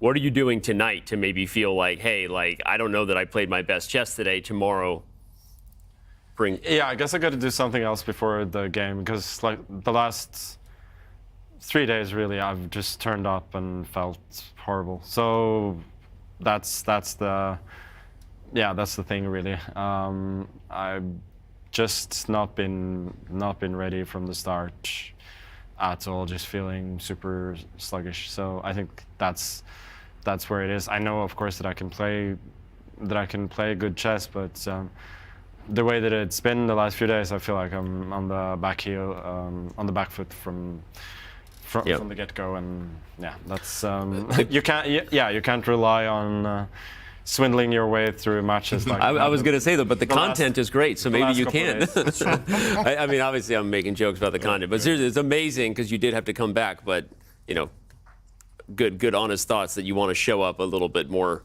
ready right out of the gate tomorrow. No, I mean, of course, it feels great to win even on days that I don't feel so great and that I don't play so well. But yeah, I don't think you can rely on it. Yeah.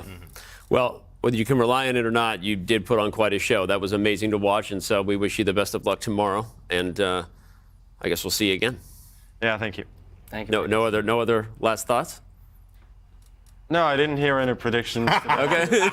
You were about to... I haven't felt slighted in any way. So.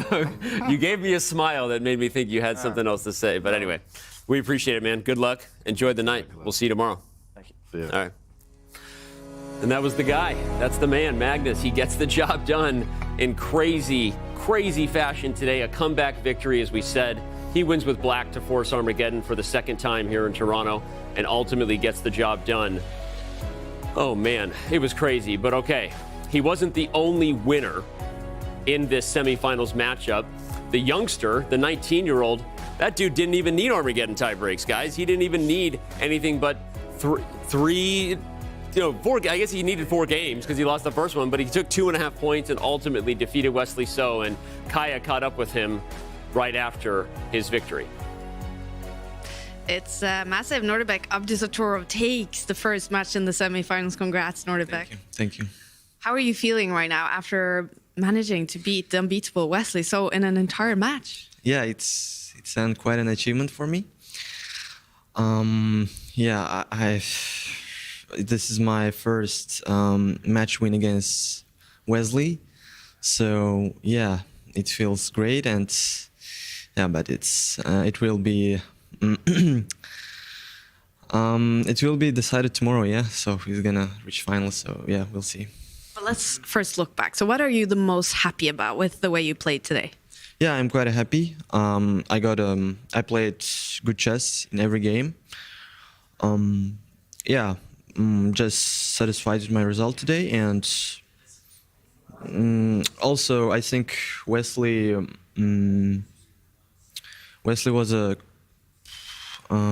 in not like good shape today, so I think he will give me a tough fight tomorrow. What will it be about tomorrow then to be able to actually win the semifinals here and go to the finals? Yeah, I mean, there is a match ahead of me, and so I need to first win that match. So it's quite a long way, to say. Yeah. What will you do the rest of the day here in Toronto today? Just rest, just have a walk and just enjoy the time here. Who do you have with you here in Toronto?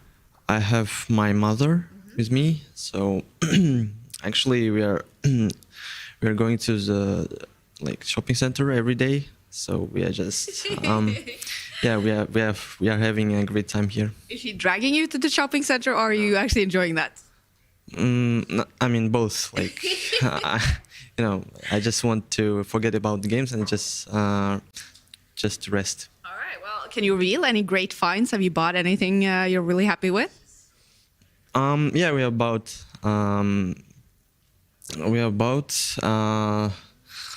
perfumes. So yeah, I'm happy. Yeah. All right. So are you gonna? So it seems like a recipe for success for you. Will you go to the shopping mall today as well then? We'll see. I think she's already there. So we'll see.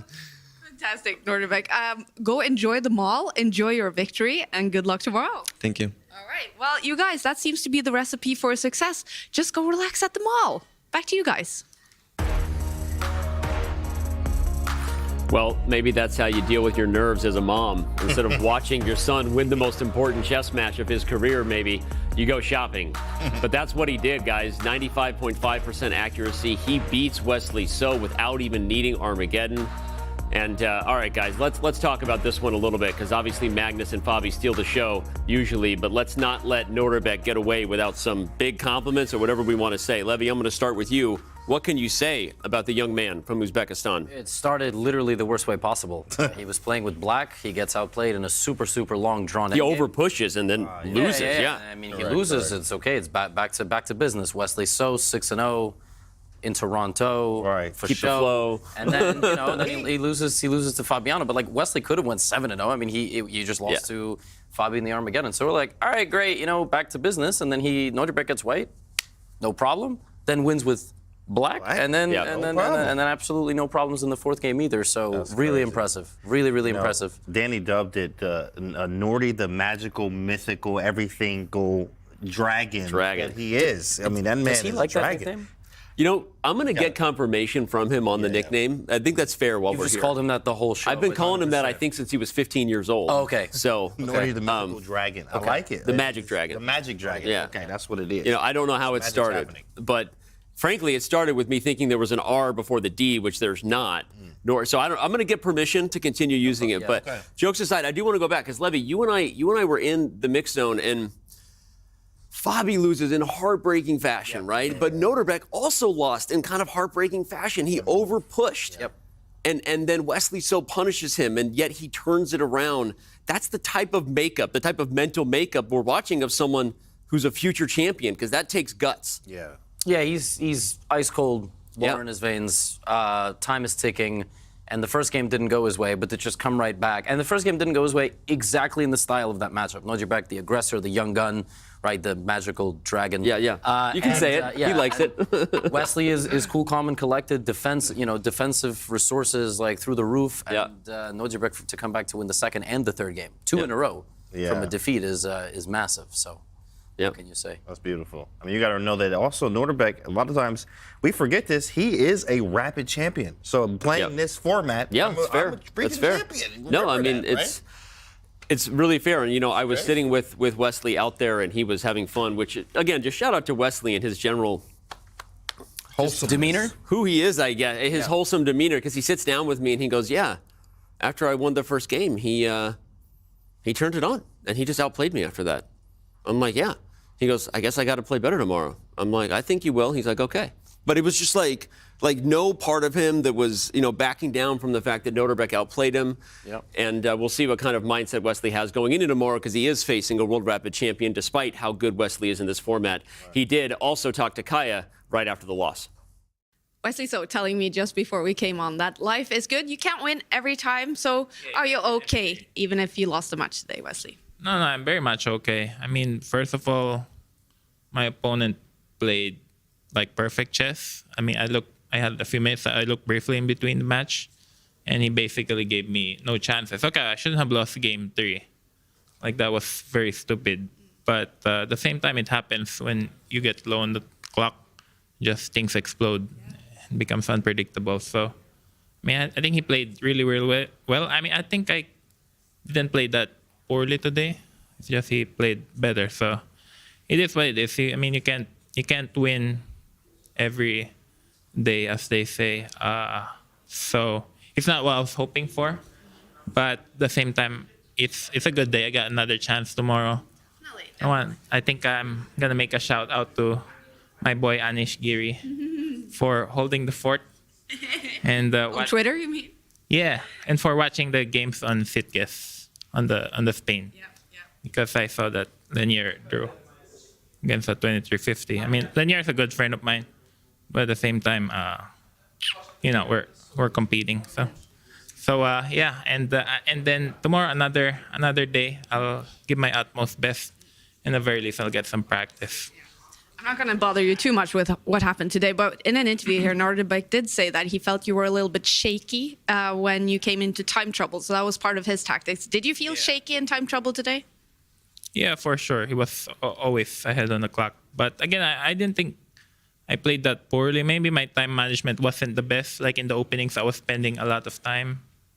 So that could be improved. Like, I'm always down on the clock, and then later he would catch up, and then we'd get even. And in time scrambles, he's a young kid, so he's very good. And what will you do today now to just forget about this and get ready for making a comeback tomorrow? Well, I'll watch the Armageddon game.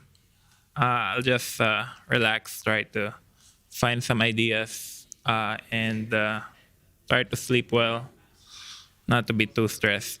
And hopefully I can come up in very good form tomorrow, and then we'll get a match. Best of luck tomorrow, Wesley. Thank you for stopping by. Yes, anytime. All right, Wesley. So he's going to make a comeback tomorrow. That's the plan for him. Back to you guys. Well, do you think he makes a comeback tomorrow, Levy? I mean, I have no idea. I guess it's too late to change my pick. I chose Carlsen, and I chose So. That has nothing to do with Nodirbek. I just thought Wesley was in great form, but this is actually Wesley's worst situation that he's been in the 2 years of events in Toronto. Last year, he won the entire event, and this year, he's on the verge of elimination. So tomorrow, he is fighting to win the set, to force a tie break, and then ultimately to make it to the finals.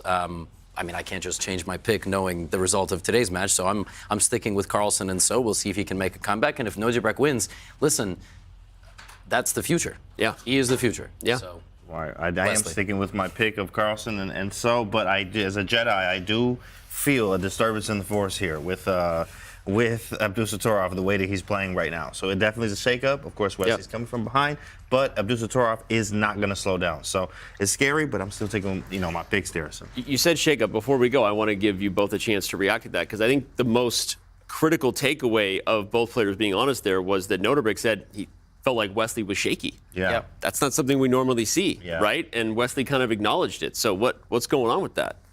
I think Nodirbek just speaks his mind. Maybe there's a little bit of spice on there. Maybe there's a little bit of trash talk, but I think he's just young, hungry, confident. Like, we have to remember, Nodirbek is the pride of his country. Like, Uzbekistan, where he's from, is fully on board with his chess career. He's like meeting the president. They're naming academies. He's getting cars. They bought him a Chevrolet. They bought him a what about a BMW? They bought him a Chevy? Well, No disrespect, but next time when he wins this, get him a BMW. This show is not sponsored by Chevrolet. If Chevrolet wants to sponsor it, they can. That'd be great. Yeah, there you go. Or BMW. Go ahead. My point is also, like I keep saying this, but he's the only guy up here, not named Magnus Carlsen, who is a world champion. He's the 2021 World Rapid Champion. He knows what it takes to win a world championship title. And this year, after this event, he's got he has a chance to win one again over there in Uzbekistan. So he knows what it's like to perform at the highest level at the age of 17. Only small correction, Wesley did win a World Fisher Random 9-6 championship. Yeah, we need like a few of those to make it really. I know. But your point is very well taken, and I'll even double down on it. He won a World Rapid Championship. That's what we're doing here. We're playing rapid chess. So that was 15-10. This is 15-3. It's the same. It's basically the same. So he knows what it takes, and he might make us all put our foot in our mouth. And, maybe he wins the whole damn thing. Yeah, and then they get him. They get him a statue and a BMW. Right. If he wins the whole damn thing here, you're getting him a statue and a BMW in Uzbekistan. Central You're Square. doing it. Nodirbek Abdusattorov. That's what we're gonna do. Get it engraved on the side too. Guys, this was incredible. The stage has been set for tomorrow. Nodirbek Abdusattorov, the underdog. The underdog is up. The underdog's on top right now, and he's going to shine until the chess stops. Maybe we'll see. The other matchup, of course, the underdog is not on top. Magnus Carlsen is leading, but he didn't play his best chess today. We'll see if Magnus can finally figure out his slow start that we've all been talking about for a while. But all right. For the crew, for Levy, for Canty, for everyone crushing it, working super hard. There's a lot of people here bringing this thing to you. Everybody in Oslo, we love you. We know it's late. Hope you're going to enjoy your evening. The first day of the semifinals here at the 2023 Champions Chess Tour Finals is in the books. We're going to take a very, very quick break tonight, but we'll see you bright and early for the second day of the semis here from Toronto. Can't stop, but he gave it away with check. He just blundered the pawn with check. Magnus Carlsen does the unbelievable. He wins down a queen. Oh, and he's trading off all the bishops. Brilliant. And Nodirbek, he's resigned. Abdusattorov, the comeback kid, strikes again, leveling the game. And in what style? Amazing performance. Fabiano Caruana really bringing his A game today. Nodirbek Abdusattorov also gets the back-to-back victory. Fabiano just frustrated. He got so close. He tried what he had to, but in the end, handshake, Magnus wins.